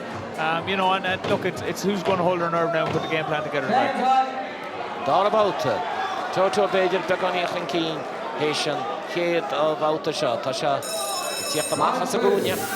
I guess the on two seconds again. No matter couple can gas and should score also. I can bow it the Toto. Here Sagunia with Colin Shea, he thought it scored and Shea. And Shin Tasha, the Mullah Kid, Strachel Joe, shut down Balach, Grudden, the Fid, Moore show. I can bow get a score all Tivishte, right on the Shastrier, Toto. That's about the tradition. And that's on the main leap, a Toto O'Grieff. He had an Anthony of Toto. Chulle out. Sonarum, a board, Telegaralia, agus Chulle Hort, Ekenbowie. And it's a dish, turn right to the roll, Lesh, Shassashir, Beganin, Tasha, Toast. Fulgur Begul on the birthday. Toto, sing and see Derek score on the chest, score on Lack and Bowie here. Ishtash the talent, Erikele, Kanamash, Dinchin of Stacker in the mat. Toto Beta Grucht, Altish Dinchin, Agus Comeback Jazz, Sus Fui in Chin, Stach Fini of Toto, of Rue, Stach and Chin, Agus, well, you've had a Atrop, need Focky, Achano Med. They're going to need Sluna, Achano Med, Unshaw. Agus Toto Gerra and Creevesha of Ruchtal and Noi Nisha had Keen and Shaw so Gomartus Shincher we Obil Agus Shachteg near Elite to be on the Noi in Moranatra the morning show Ahmed Agus Elise I can bow with Jack and Keen we get a school on the Connie's Fair one of the Focky the Thread War and Thread there look at that bill TG card on Telefish back off right there at those Agus Bishishin Lefekal Agus Carach and Trochter at YouTube. Marshin Holder and Tibble Gonan Agus Pagani Ski Numed Fokis and Kate Woutish and Toto Garachel River Garabeth score on Tiwish de Akambawi Tarrant Hain Can Rachel Galata and Chino Can Gas was and Chin by Toto. Oh, stuck the score like a boy. I can't. But Toto, she's in Lennox Ligan. There's a Rachel Roy. Toto Ligan the final. Suas Creek second Focky. Son Dora about the Shin. Toto Paganin Tarrant. Oh, stuck the score like a gas and Chin. Toto Achtal. Second good of Vish that we made to Paganin and Akambawi. Agus gwyn Toto Jarach I leid yn ys ys edrych ni check out no tad yn bel ysgli bag o'n i'n bygga I dde'n bel ysgli ag yn baw tension spag na'r sgwylcha yn chynni Toto fion gymalis yn gion chyn ni'r on ach awlwch yn ach ni'r ffrysi o'n sbryg bag o'n i'n acwysdi second focus yn dor bawt y shot am eisiau capog Gombrahasher fad on Sibu Bauta, Yam with Twiddly Darren Vision, Adoi got re-guided and Sprack Toto, Hunyal Shira, Bajan the Bajan, Huchasko of Hamad, Sadisha, Sagay, Numagal, Danny, Akambo, Gumi here to function, and better round for Akinbowie. Yeah, a lot better round for Ken Rockenbaugh in that round. You know, he came out like a bullet to start the second round, and you know, he tried to, I suppose, impose himself on Anthony, and he has done a little bit, you know. And as I said, he's starting to find his distance a little bit more. As Anthony attacks, he's just getting out of range, and he's getting back in quickly himself. So, you know, a lot of work to do. I think it's all going to come down to this last round. Why is he out of range so much with those haymakers? Is it tiredness or what is it? Yeah, but, yeah. I suppose it's his footwork. You know, I've said it numerous times tonight. You know, sometimes he leaves the feet behind him and he's falling over himself a little bit. But if you can bring in that double jab, he get that right hand off. You know, and that's what was working for him in the first round. Okunboh in the same way. You know, sometimes when he comes forward, they kind of run forward. You know, you need to bring your feet with you, or else you're off balance and you're losing power. Okay. Darren O'Neill. Allah féisteachta ghróga minic in Chasastad náisiúnta leis na bliath. Tá báta deanna brahan chalahórta de se in gáte tótó deachtamach agus i gcead a curisteach na mátaí móra. Ní bheith mór an chalabe. Ní le na Doubtfee. Cés góla. Tá tótó scóla cúpla ceann an sin. Can réitiúr cheapin a gháil atrab Akinbowie. Héin a scóla ceann begusteach an sin. Isteach an trúnach tá tótó scuile. Le canna móra míte go bhfuil siad a scóráil dechar a rá an seach tá se bhaidí sláide chun an Akinbowie ride. Á ceann deasan sin ó Tótó rug se go hálainid. Tótó Anthony O'Grifa as Little Mullan híal 3,000 míle as Medica. Ná haintú sí an Little Mullan an chéadá teile Carson Beach. Á me feáin siar a snáil nó a gorach nó a metalán. No liner. Arénos, Akinbowie. Agus Tótó still sa gúine, ag Tótó teachtamach sa gúine. Tá sa gan nachan a náit. Mar tá sé dechar ó hain a chlasan. Siad an tíb báta. No méid fácaí. Gun táta idir lán na birte seo atrab. Akinbowie in Champagne. Anthony O'Grifa got a chríb a bhaint go. Scoil an Akinbowie go deasan sin. Éistin nid. A siad a fós. A putta chéile agus a ríis gan ein cheann mór. Dearan go dastach wai. Chestach the Goshen, Chinabolum, a Totuani, often Akinbowie, Darren Chanwashin, Campilor, Stach the throne at Akinbowie, Gaudy, he Toto Gaudy, and are all at Hollaberg, killing the Gaudishin, Bidulad. Come on, that Shinchin. Oh, Tony Akinbowie, oh, the Fumini, when she rudely got like a Toto O'Grifa, Toto Nish, Laura Nanya, Agus no bed for his second Focky, Tread Vore Mahican, 3 Turnochanchow. TG Cahary, léidir go íche darnálaíochta, béidir an a réalta mórán, béidir go leor nasna ach, ní le an Doubtfee ar a íche bhágan a réitir ar Akinbowie. Tá sé ráis an gáda sin a chuneal, an chuigeann sin agus an gáda sin a chuneal suas tá Tótó, á chuneal, á bhrú, agus a tríáil scóráil tíhaiste agus second fácaí. Colin Moore made Akinbowie score, Tótó score on the Virgin Chin score on the kid and Dakar Gjo, Eshallich in a Doubtfee, a bit Tótó, Torshu, Mal, Tasha Brew Akinbowie River, Tasha get a Colin Moore meet to come on, the score on and Shaw, Edit Bush, get a score on, here, he score on the Antoine Funtiel, he was still in Victor. Like I said, I went to the All-Oon in Shaw, I see the Tost, and Takicht Gjo, Akinbowie. His second Falky would couple of tread, would couple of Cal, Blan and Shaw, White Tótó, and on and Can Shaw Ruta, Scolan Chacan, Golan Chapade, Black Island, Akinbowie, he hit Can Ellen, and neither Opie, Tótó, get a Can more beat to score on this on the Homini. He Falky a couple of seconds of tread, into Shaw, Trump, I can't wait Tótó, Sark on the fall, Shach Tidach, and a male, Shach. Erin True, Nima Shin Diffie, the Multari Piano Merchant, the 19 took a score on Cheddar, Akinbowie, get it at Yakarasha, the score on Tótó, Bruce River, Agata Tótó, long the Vishna, long the Fred, on Shaw, so second day for Denver, Tótó, Halodin, and then a big of Fiona Aiden, Gaul McMorne, ain't the Natham, Shohei and Colon. Muil o masc yn plwa, Shin Denna leis yn Crenshaw, Saul, Fred, and Fod, Darren, I tell you, there ain't much in it. There's very little in that. A fantastic fight, you know, from start to finish. I think Tótó got the first round, I think Okunboh got the second round. So, you know, it's all down to how the judges scored in the last round, and, you know, it was exciting from start to finish, and that's what you want to see. You want to see two big guys standing toe-to-toe and have a good tear-up. As I said, they fought each other a few times, long time ago. You know Akinbowie very well. Yeah, definitely. I know him a little bit too well. We've had a few encounters. But yeah, I mean, look, I've been in the ring with both of these guys, and they're both fantastic, opponents. So, all the best to them. Okay, and Thoroughway Pat McDonald. Again, your appreciation for another very hard-fought contest. Well done, boys. The winner of that contest, the National League champion at 91 kilo plus for 2020, on a split decision, 4-1, Akaboa in the blue corner. Show your appreciation for Anton O'Griffin. Well done, boys. Carcalor, so Akamboa, Díreach Treish Galore, Yanov, Lishan Kina, Island Sotra, no, Nyov, August, Shine, Marshin, Dera, Anton O'Griffin, and so it's in style notion. Carcalor, Brisha, the Toga, Tanisha, Bemi the Rash, Rib, Yera the Hiha, the Hachumra, Yanov, Horsi, Treish Navogri, Vanigili.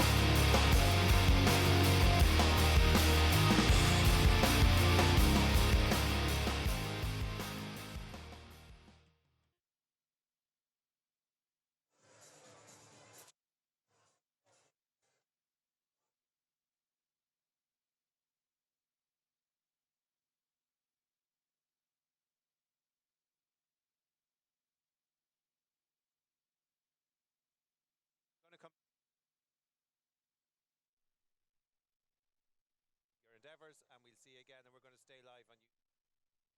You don't need to say.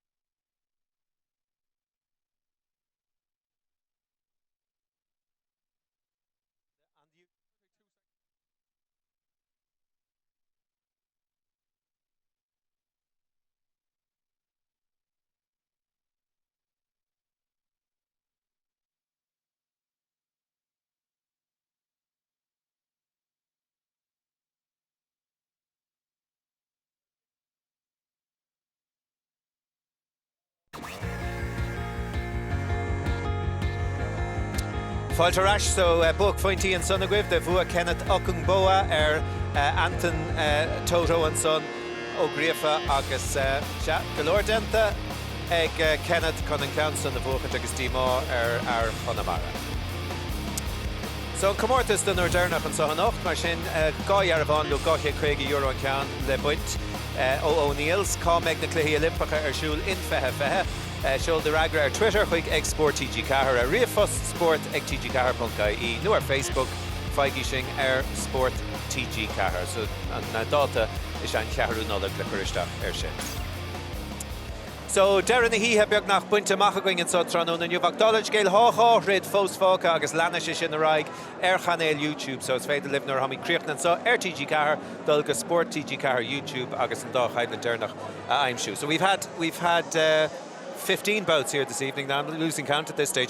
But I suppose if we were to look into the crystal ball now for next year, based on what we've seen tonight, based on what we know from the athletes and the boxers who are recovering, what do you think is in store for Ireland at Rio, or at Tokyo, I should say? Coming off the top of my head right now, and you know, looking at the past champions that we had, pushing into what they've done internationally, I think we're missing our two biggest chances here tonight, and then with Kurt Walker and Kelly Harrington.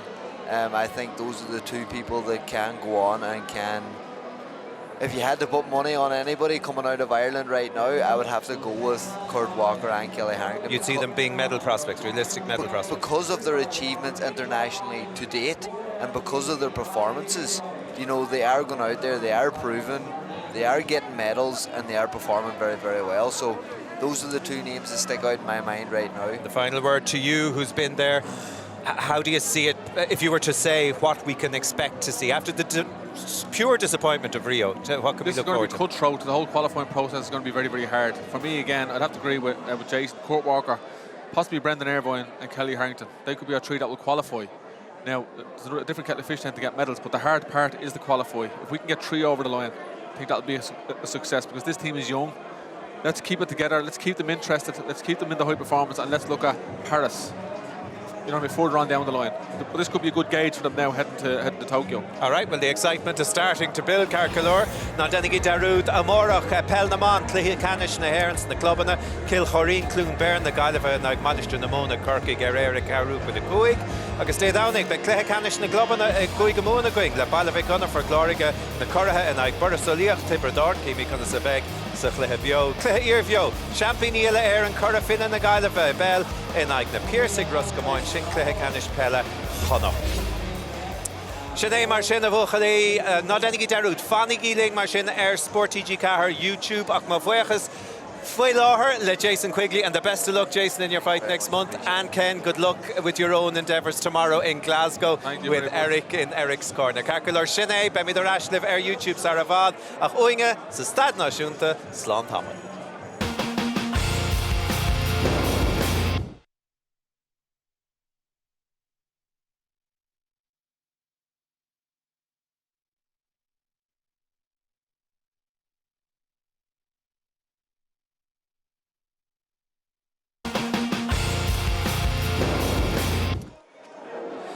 Carcalor mar sin tá fáilte roimh arás tá míad an idirlíon an tamsa don dá chaibh an deireanach den ihe a tacht Saravad tá Zara Breslin agus Sarah Hagigat sin ag 24 kilo na man an chaibh an deireanach ag na maná agus an chaibh an deireanach ar fáidir se na lads móra Kirill Afanasev agus Daniel O'Brien Shin in St. Gaidan no 1 kilo. And before we get on to either of those fights, I know you want to say hello to some of the... Just to say well done to Daniel O'Brien. He's fighting in the last bout of this evening. He won a medal at the games, the Army Games there recently. John Malloy, who was a coach there, and Adrian Watson were all together on that team. They went out and they represented the Army and come back with a couple of medals. So well done to them lads over the last couple of weeks. Thanks a million. Okay, now we were talking when we were on the linear program, we were talking a little bit about Tokyo. Now you said to me that you thought we might get 3 boxers to Tokyo. Yeah, and that's me being honest again, you know. But we had 8 in Rio. I know that, yeah, I'm well aware of that. And is it gone very competitive, or are we gone back? I think it comes down to experience. This is a young group of people here that we're working with. I'm looking at the list here: Kurt Walker, Brendan Irvine, Kelly Harrington. I suppose you've Dean Gardner, who's a little bit older, but he's up at super heavyweight. You know, it's hard to qualify for the games, and the fact that it's a new process now, and our first chances of March, it's going to be tricky. And it comes down to look at the draw. If we get a good draw, you might get 1 or 2 qualified in the first qualifier, but then it could go on, then you might get 1 or 2 in the next one. But I don't think next year we're going to have the numbers that we had in Rio. Now, saying that, if we get 2 or 3 qualified, I think that's going to be a good thing. As long as we're getting people on the plane, I don't care. Then it's open season. Whatever happens then with the draw out there, you might hopefully they can, hopefully they can, I suppose get a medal 1 or 2 over there. But this is going to be a tough challenge. This is a rebuilding process we're in here. The lads are young. they're getting all the experience they can get in European Games and World Championships, but the Olympic qualifiers are a different kettle of fish altogether, and it's going to be a real struggle for all these lads to get through. Okay, well maybe that's as good a reason as any why the high performance unit might be slightly minding boxers to make sure they recover fully from injury, because they have to take the chances as they present them. Okay, Nish Philimid Eric Romar sin agus Sean Bon and Dara Chaiblen Dernach Daniha. Oh, Chorach Kutsa. Shagamil Madavil agus when Mother to and Dara about the Dernach Daniha agus I'm the Suga Morlish agus Sigon Dara can tune Fekitzer agus Sagunya Gorum agus a Vertigo. Gira Prisha Hortzlob, Zara Breslin Zara agus Sarah Agahat Gorum. KG agus Kelly Harrington trying to mahima brand new gear at a vertical agus a vertical gira tugs on three of Hortlo. See that tossing shot is a vertical. Asla Kayla Sawanya. Togal Stager agus a gira Vesokushis Erdus. Mountain took a pose agus a 50-second cut in train. You started just in South Nashunta. Zara Gazi, the Bishti Zara Gorshoot. Sarah and Shintivan Agus, the Bishti Gorma. Or took a false on Tosh Lashameta Gentaka Gudisha. There's the gear button of big in the false. Or one yet taking to Sarah. There's the Tivelata Zara, was a vertical foot on Tosh their false, because a Gampotuna Kinse. She Sarah does it like a Volkan Keen. But the Das and Chinik Sarah, because he basically Kate Bullion shot, because Newman Katan the Mountain. Sarah as Canada, he posted La Faris, Nehiland, Magin to go shot D Mokabulu, Anthony Toto, Grifa, Carmolish, and Stefan Daily, a Habesha, Kinse, Branduern, a Canada, Brandon Shore, Sarah, the Suga machine on Bedron Buol, and shot Bullet Das and Chin, and Thompson, I guess Sarah. Sarah Kinse. Volkan Keen, because Gira Zara, Vrushirach Zara, the Gale with Das, and Fotlarga, Sarah Fos, Gunsu, Yoler Tahia Kisha to Noshlik Sarah, because she tossed Keen to Yisar, you have a second Falky Motihian, Banabru, Creve Canada, Ravilis Shachteg, because Galio Bauti, because Creve Orhama, Ravilis Chizeg, because Galio Butike, Gohidja Noshanta. Mansion because it counts as points in chin and Thompson Ashik Zara. Keen to beat Sarah top with Ganas Gadisha. Broogs a Brushear Zara because Sarah Gira a Gamshuk of the Pole. But the Das and Chin Zara and Thompson because he gave the Haish the Ashla Sarah Cup of all in chin the Das Hogan Thompson. See Brooklyn Keen and Jab one that the Yale scorer. Big second Falky Mount the Hian. The Hayden could get KG because I wanted Das and Chin Zara. Harish Sarah Keen to Brooklyn Keen could brew Zara because I paid in Tahish and take it. Good option to Spontan shots the start option to John Yaden. Sarah because the Vishti Goram or because in Festus Zara got Zara Breslin. Zara Fos, Garushir. Sarah Nisha Kupa can bullet all in the 50-second focus to get out to Sarah Brooklyn Keen. Lane Conch, Heilig Rock on all in the chin job, Douglas and Zasok. Tira Stas Smut and Thompson Zara because Rachel Rolling. Rolla Zara Gonovet, Pinel Green, or Sarah Risha Brooklyn Keen. A second focus, Sarah Rish is in the Gamag and Chin Feckin shoot. Sarah could brewer Zara and Chin to get both of her. Con all in Chintida and Clugging as well. Sarah Agazara long one and Kelly, I suppose Sarah had from Eden Derry, the Canadian, probably in charge at that round. Yeah, she's pushing forward with a nice high guard. Zara is on the back foot, she's very passive. I don't know now if she's going to be able to keep that pace and keep moving like that for the next two rounds. And Sarah is looking like she has the stronger shots here. For Zara, she needs to start thinking that jab out, but she needs to settle down on her feet a little bit more and start using her range against the shorter boxer. Sarah, I suppose, with her international experience as well, looks a bit more comfortable in there, whereas Zara, without that kind of experience, it is a bit tougher. Yeah, that's exactly it. I don't think Zara has a lot of international experience behind her, so yeah, Sarah is just walking her down high guard, and when anything comes, like a lot of straight shots are coming from Zara, and Sarah is just blocking them off, pushing them off, just taking that tiny little step back and just getting out of the way of those. Kelly Harrington, because he kept Beitigur and Kate Boltishin, Ban Canada Sarah, because Dermot Stefan Bailey ag Brandú in seo agus Brandú Canada is cin támat a Brandún ar Sport TG Card a YouTube agus súl go dtíir sí le críomh na hain. Sarah Díos de brúchan cín an tamsin. Zara má bhí Kelly Rá ggirh géalú be se dachar na cháúas chun dábáta. Díos go deasach Sarah an tamsin, Sarah Díos an clé agus deasach chun cín. Go leor taí má dermid ag Sarah agus Shantan seo agus Sean Spéidir críomh na hain a rótalach sí duna go mágadtí seo Zara ggirh i géalú tamsin buí álann sin ag Sarah an tamsin agus inistá Sarah go brú dámanta ar Banfordlá agus Sarah Ban Canada agus bhilta sí club ní bríd Banas Canada má dermid agus go brú dámanta sin Zara a bhil siar í brúta siar sa gáinna buile álann sin ag Sarah Díos agus í go brú tuigeann sin isciúil sí ganas háúmad fácaí mótadó críomh na hain an cúga kg buile álann sin ríiste ag Sarah agus í léirú a cumas agus bogad timppla agus í duna go deasan sin.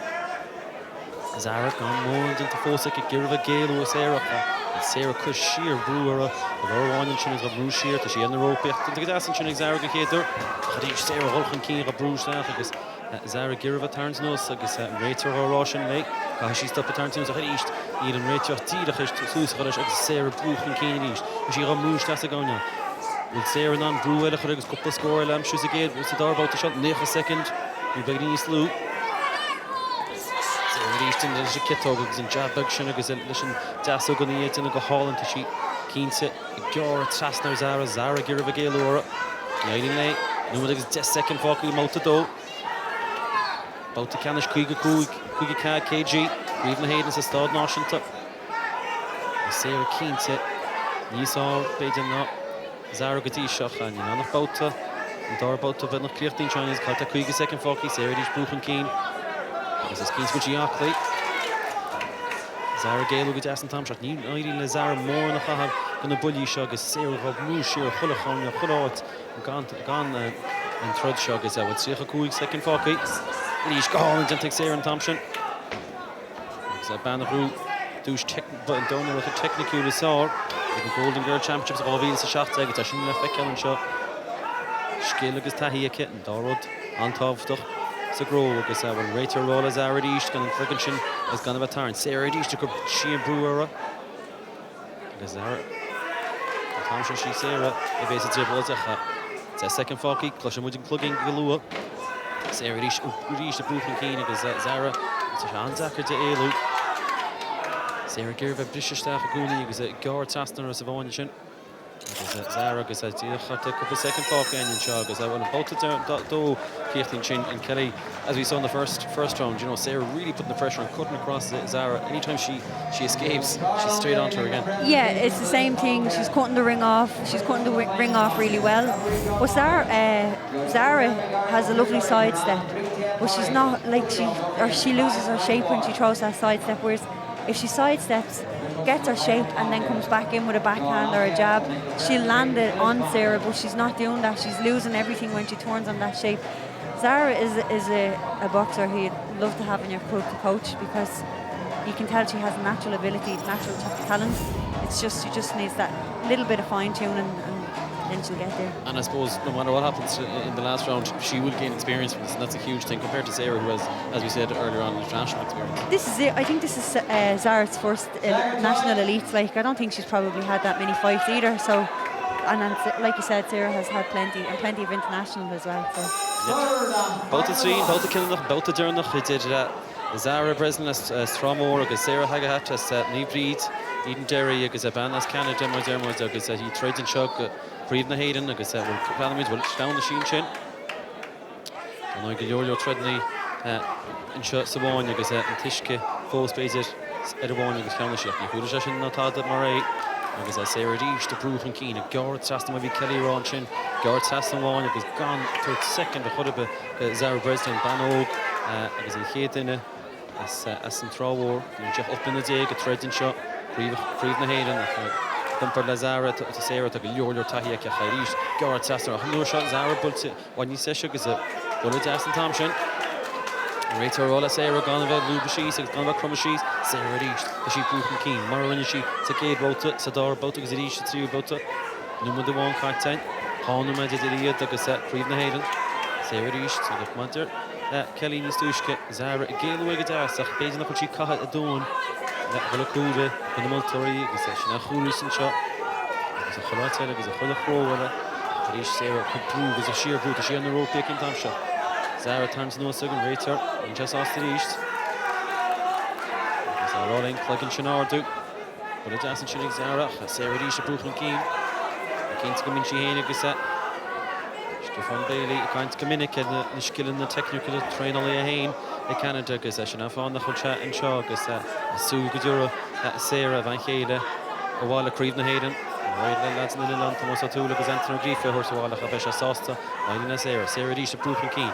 Numa the Gazette, who second day, beginning of the Hush Falcon Chug, Sarah Risha Cabru, Gazette, and Mount Guard to Team Machanchin, and Cousins Pale to Team Machanchin, Ozara, Gazette, Fresh and Aglana, Gazette Sarah, Tolgal Cordia, and Goonian Shug, Gazette, Sosta Magadi Shug, Tarn Tunnel, Feckin Chibuchin Zara, Gazette, Fankame, and Cousins Page and Glanta, and the coach Shally, Gazette, which he hated Tolgal, a couple of seconds to Hain, Gazette, Tom Ravelt, it was in Tom again, Sarah Reached, Giro, Holzator, a couple of Bulle, Baidan Mara, fucking shot, Cleartus and Red shot, Mark Mortus. Zara, Gale reached to her, reached Sarah didn't take a hole in Chinna Keg as reached, couple of jabs in the Kitto Golden, as she hoped to rule and chug a damanta. Sarah reached, he had cheated second, a Hodiga Bano, Cutloriga. Zara didn't take a Dassi, Shaylu, because in Slash game, because in Vertica finish, because that Tidich. They did 50 second and beginning of the Hush Falkey. Vertical below one, you should Sarah Dish, Zara, and Vertical Costa Hill. Tira Hudum at second day, Sarah and Cho, also goal and Chugga Mahane against champion down Kelly Harrington. Then we get Gare, Skilney's, Mother Street, Skilney, to take a vertical shot. Full all in Chinik Sarah, Tira Flex, to count all in each. If you have to Sheen Thread Shop, Agent and Cho, and the go hall in the Shitasso, get the Kitog and Thompson, against Shinhall, will go all in your father, all in her Sarah. Agus well, in 10 second, and plugging Shin Bult, agus Sarah Dish, the sheer Vrood Dish to Zara, agus well, Zara and Chad Ziploads, agus Sarah Bruchen Keen, both the Kirchnig, as a captain, the Maid, Kamechan Law, Sarah and Kelly. You know, Sarah again strong at the finish, and Zara would learn from that probably as an experience. Yeah, she'll take a lot out of this now today, and she'll come back stronger from this. Would you be surprised if Sarah doesn't get the verdict? Oh, Jeannie Mac, yeah, Sarah won every round. You know, she was the aggressor. She was coming forward. She was picking her shots very, very well. She was rolling, bobbing, weaving, moving. She just chased her for the whole fight, but she didn't actually rush. She just cut the ring off really, really well. And I suppose, as we said, the experience makes a huge difference. And she was aggressive. Obviously, her fitness level is huge. But she was pacey. She was pushing the pace all the time. Can you imagine now, like if she gets a couple of more fights under her belt, she already has a good fitness base there. Once again, your appreciation for next one contest. The winner of that contest, a National Elite Female Champion at 54 kilos for 2020, by unanimous decision, Hag Hyatt in the blue corner. Show your appreciation for Zara Breslin. Zara on there making the presentations, get the prizes scared.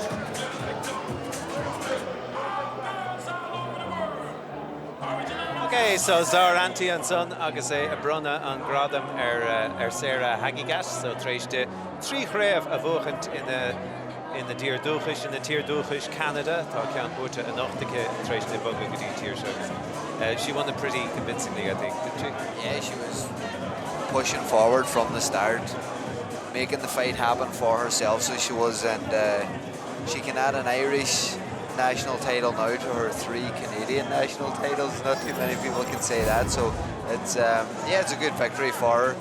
She looked to be in control the whole way through, and she was by far the stronger fighter. And she kind of managed the middle of the ring, didn't she? She kind of went after Zara from the very start. Yeah, that was it. You know, Zara's obviously a lot taller, a lot rangier, and she could have used it a wee bit more to her advantage, but it was just how strong Sarah was that she kept coming forward, kept putting the pressure on, and Zara just couldn't keep her off. And as an 18-year-old Zara, I mean, there was a good age gap between them and a good bit of experience kind of between them as well. But I mean, this is a great opportunity for Zara too, isn't it, to see under the lights and what it's like, and I suppose to go and learn and take away some lessons. She'll bring that home now, and she's down and she'll have to have a good think about this, because she's in against a smaller fighter. She's the taller of the two. She should be using her range an awful lot more, but she was letting the girl in right in, Sarah right in on top of her, you know, closed up the space every time, very, very fast off the mark, and holding her back there, walking her in the corner. But look, it's all a lesson, it's all a learning process for these girls. They're all young, they're going to move on now, and please God, she'll come back next year and she'll be 10 times better, you know.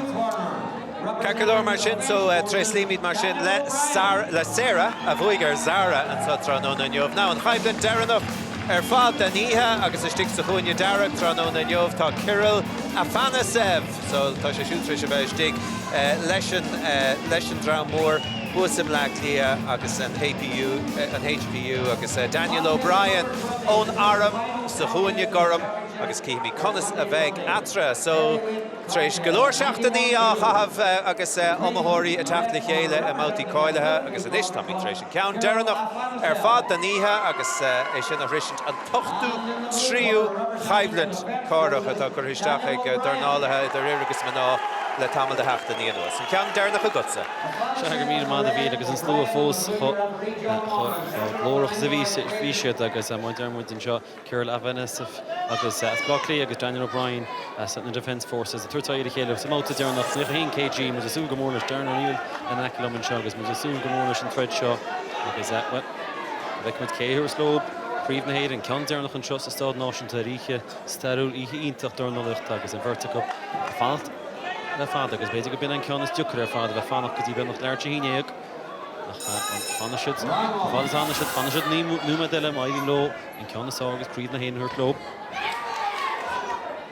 Fanisef Sidaro, because O'Brien and Orum.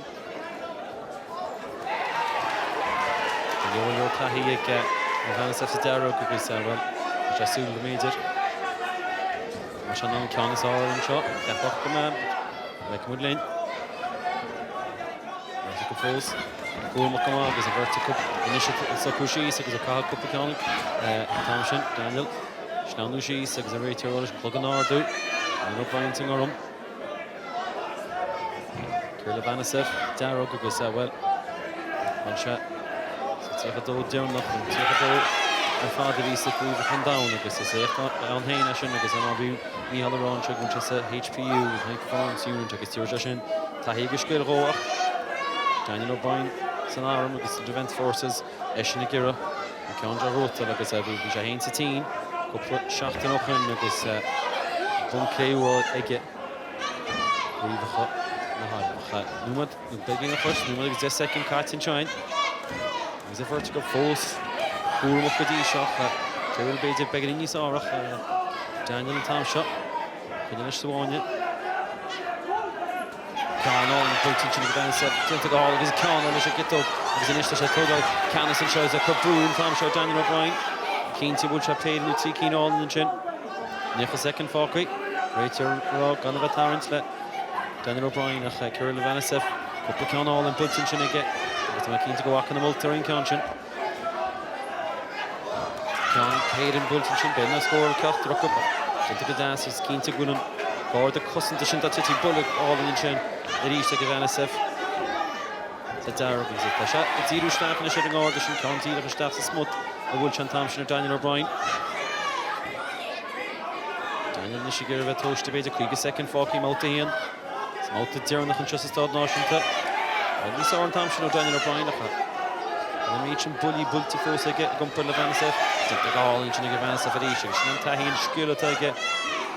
Because it's HPU, because Chiniga Euro in Chin. Let's see a second. Falky out to here on the vertical. Pagamat. The bully Das and Chin for take Daniel O'Brien for Ashton Kirill Levansev from all his rate to roll up. And the Tarrant is a Kayla. Right Mogadisha. More not true. 50 second, it's a Muja. Tell Mission Head Walter. Took up a Falcoya, go leor dín in shot at Tiny Staff. Post in shot sa stad náisiúnta agus mar tarnta. Erchingine, Bulla Jas in Shin time. Daniel O'Brien gira a Bulla, Harashta, Vanessa, agus a couple of John Gargan sneak in Shin Fátig agus an Bacade boat and Darren, I suppose Vanessa caught him 1 or 2 lovely shots, but do you think he won that round? Yeah, I mean, look, Danny O'Brien started very well. You know, he was putting good pressure on. He was doing well inside, and he started to smother himself a little bit. He was getting in a little bit too close and not getting the shots off. Whereas Krill, as we saw on a few occasions there, got some lovely clean shots off, some lovely clean scoring shots, which you'd imagine would probably nick that round for him. But, you know, O'Brien needs to get back out and get his distance, I suppose, sorted out and get his own shots off. We saw one of those clean shots there in the replays, and that will count for the judges, isn't it? Of course, you know, it's a clear shot, it's a powerful shot, you know, and you have to be careful. These are heavyweight boxers, you know, you can't afford to be getting hit with big shots like that because you can very easily end up in your ass. Yeah. Darren O'Neill agus tahiwáige ag meochan seo agus Brandon Clean, Brandon Vert seo agus Bedal Brainish agus na stúlí Tiny Staach agus Kira Vanessa sa Darug, fecha jobin sinna agus well da a húla a bhí sé sinna tíata Staach agus an tíbhile Daniel O'Brien gorum. Fuirte go Castle chéile sa bháinne ríis bouta dó.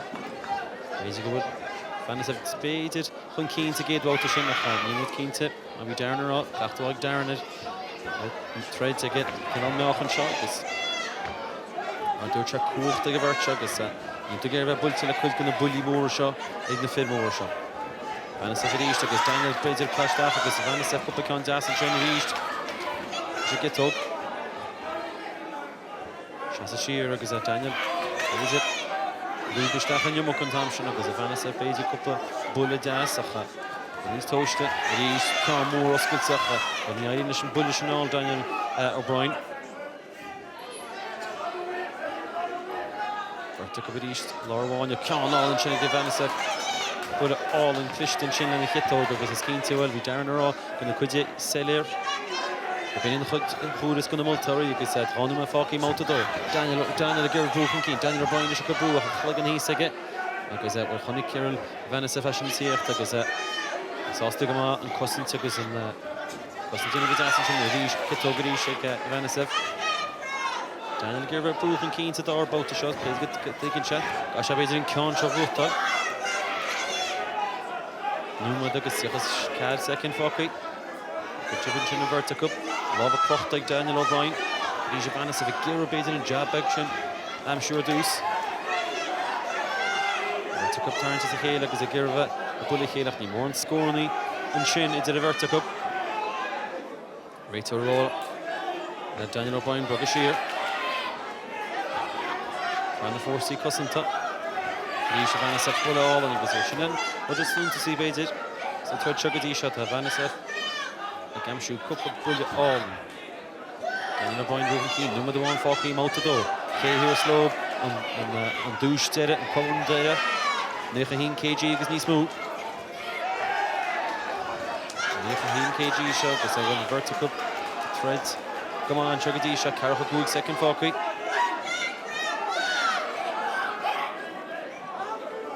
Réitear ríiste róla agus a dónáid. A bhí muidir á Kieran Vanessa sa high performance unit agus is meochan Olympach seo go a hálinn sin.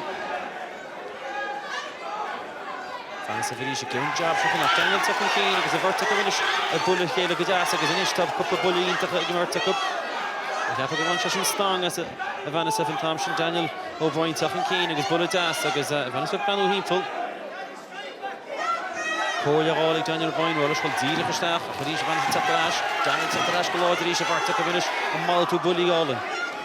Sa second is in muid agus an plugin agus deir bóta dó an bhirrta cup Daniel ríis tuchan cín agus a bant stang agus an réitear bhil sé bhirrta cup stop an sin and Darren a good end to the round definitely for Daniel O'Brien.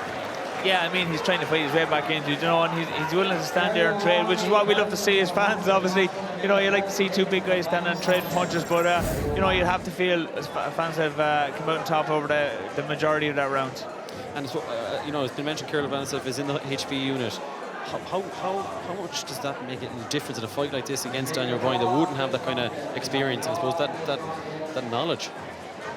Well, look, you can look at it from 2 points of view. I suppose from Krill's point, yes, of course, he's had the advantage of training in there, but it also puts added pressure on him because he's coming in here and people are looking at him saying he's expected to win. He's the high-performance boxer. He's odds on to win this. But Daniel Bryan's coming in here. It's not a care in the world. He's nothing to lose. He can go out and have a good show at it and a good going and attempt at trying to take his head off, which we're seeing him try to do. And you expect that in the third round he'll do the same? Because I think at this stage he's going to have to really go for it, and I think we'll see his gutsy and he's going to have a go. Into the fault, Darren O'Neill, agus a cantil sin faoi Daniel O'Brien agus a bhéidir gaise tuairt faoi Ciara Levanasef an seo agus bhfuil sin rinne se de bouta dó rinne se ríiste le tús bouta trí cínta go se tosaí mar sin. Second ar brú Ciara Levanasef siar sa gúne gorm. Dahanni Gorham ar Daniel O'Brien nach Ciara Géalún tam sin atá Ciara Levanasef agus beidir bin an táid a chuirla deas líise Daniel O'Brien. Cínta beidir go brú Ciara i chéad bouta ag ní mór idir sadar bouta agus nach leantain seo atá Daniel O'Brien agus tuairt ógiocht agus takeach go fearn na fórsaí cosanta. Ní sóthas se brúch an cín is gan go scaoil Levanasef Géalú é Tá nach chuineal suas cháúmad agus tíad 50 second fácaí Mouta 3 1 kg Príomh na Héireann Thuras duine don bhirte a bháil le tróna agus muide tarrant beag nach 55 chun na dóéag an tras stád ná sé bula álan sin ag Daniel O'Brien díadach Ciara Levanasef bhí sé gur bheith Géalú chumseach chuigeann agus bhfuil Daniel O'Brien go hálan díadach stas smóta. Bhirte go bine tuair fúb agus an bhirte go bhfuil tuair bulí fúb agus an bouta bhí dearma bhí se camfaí sin tá bhain locht féchan nach trodínta go seo. Thomas Hall cínta Mouta dós bouta 3. Daniel fós a brúch an cín. Ciara Levanasef a gira bheith Géalú, gira bheith dawd sa hípala. Slash céim bagáil níon seach ní rain leis Daniel O'Brien é a lú é. Bhfuil deas ríiste Daniel O'Brien agus os cínta. Má cheapéid Levanasef go sé seo hart. I sé chéad bouta ní ná é. Dula ínta ríiste Daniel O'Brien agus tá sé chun brúisnet. Númad agus 50 second fácaí Mouta 3. Ní cáidir a bhirt seo. Agus an slúna se gáir dúgus iad the béca fan ar a bhirt agus Sáfraid by Killinshine. Daniel Ríis the brúch an cín, ggéireach chud brúir. An le scóir mór an sin tamsin aige. Levanasef na spéidir go sé cúpla buile ó héin for se cúpla can siléir. Sa géad bótach níach muide le héideog le písa. Bádí sáin sin na Ciara Levanasef. Sa dearach. Daniel O'Brien ríiste tarás agus an feistis gorm sin aige agus carcha 6 second fácaí ar a glog. Tá bhirte tuairt cholathirt bhfuil acu. Chun Príomh na Héireann thuairt ló. Bhirte go tuairsúna is carcha second fácaí. An tálas a sileóib, an tuisce sileóib. Daniel fós orach an cín, Daniel O'Brien na fórsaí cosanta brúch an cín. Ciara Levanasef fós a gur bheith Géalú blochlí agus ríis Daniel O'Brien bula deas a ríist agus cínte.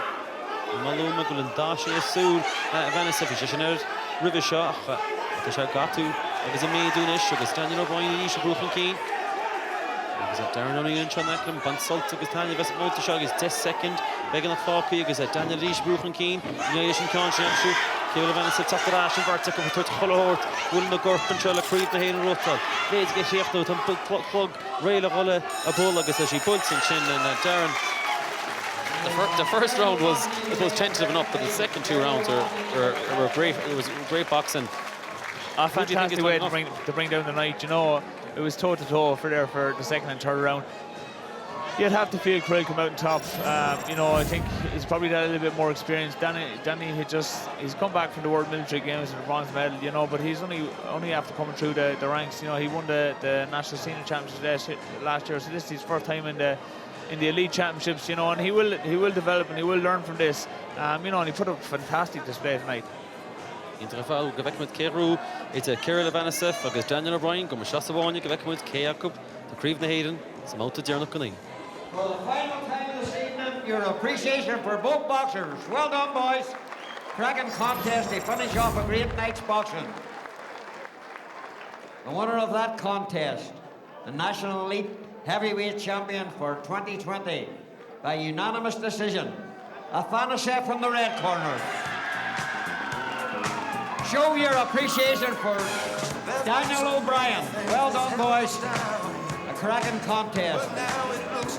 Thank you all very much for coming and a safe journey home.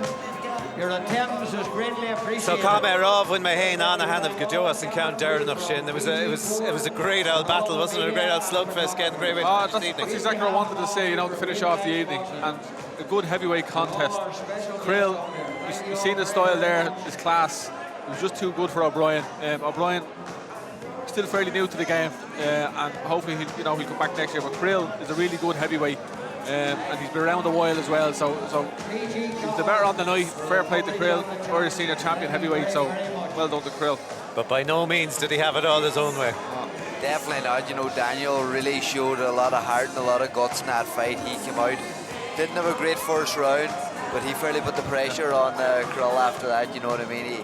He pushed the fight, landed some big shots, but as Kenny said, Krill's class just showed near the end, the cleaner shots, the better technique, everything like that. But Daniel has to be very proud of himself. He put up a great fight tonight against a great champion, and the future's bright for both of those lads. Carculor Marshin and Chaiblen Dernoch Dollage Gale O'Neill's Fos Daravon Luchache Craig Euro Rachanico Le Buchent Aaron Glor and Sotranona just Abrigi Lingens Hami Treshi the Luog Minicana Com Magna Clay Olympica Shulam Vlian Shaboing Twitter X Sport TG Kahar Sport X TG Kahar Punk IE Riafust New Facebook Sport TG Kahar so Hakupla Law Fos Gwif Le Kuristach Uncle Mortis. Okay, so we have now got 2 minutes of our 5.5, our little over. A song, will we? Okay, just maybe final comments, Ken, from the night and where we are now, and I suppose what we can look forward to in 2020. Yeah, look, Irish boxing it's in a good state. We're doing the right things. We're getting people interested in the sport first and foremost. We have good numbers in the senior championships this year. Some great fair scoring tonight, I have to add, because that's what we wanted to see. Good fair fights, some close fights as well, which was good. And let's just see what happens in the new year. It's going to be an interesting episode of what's going to happen now in the new year in amateur boxing, but we have Olympics next year. It's hard to believe it's come around again. The clock keeps ticking, but we have a great bunch of lads to pick from, and ladies. So hopefully the lads up on the top table will know what they're doing and give these lads rightfully their opportunity and a chance to represent Ireland at a qualifier, and then please go on to the Olympic Games. And Jason, for you, would you say that the wheel is turning back in favour of Irish boxing after, say, 2008, 2012 being so good, 2016 being a bit of a write-off in terms of Olympics? Is the graph more in our favour again? Yeah, well, we're in the process now of a transition. We have a lot of young fighters coming through. We have a lot of inexperienced fighters, but talented fighters coming through. And I think it's a matter now, as Kenny says, keeping them interested now, seeing the numbers coming in here tonight, keeping that vibe going and getting the situation together on the high performance team. Getting that situation together where a boxer can know that he's going to enter these championships, that he's going to go and he's preparing for the Olympic qualifiers. It can be very hazy for a lot of boxers because they're continuously fighting for their position, which is good also because it keeps them very competitive. But at this elite level, you need to be working on your individual self, your individual boxer, and aiming and planning and progressing him to those Olympic qualifiers and getting him to the Olympic Games, him or her. All right, well, that's a good positive note to finish the programme. So, Gurmagwif Shigaler as Velling, a fechant na Caiblen Tigaler, a Viewing and so Gurmagat le Sean Bond, agus le Corach a Via Montrochtrachta, le Darren O'Neill, agus le Kelly Harrington a Vi Mar Annalisa Hergwing, Gurmagat to Kenneth, agus Gurmagat to Jason, agus Ganari Levin. Thanks for taking time out from your training schedules to be with us here tonight. Sinead Deradenta le Darna Leif Bio, Gavekami de Hela Rish, Slán Thomas.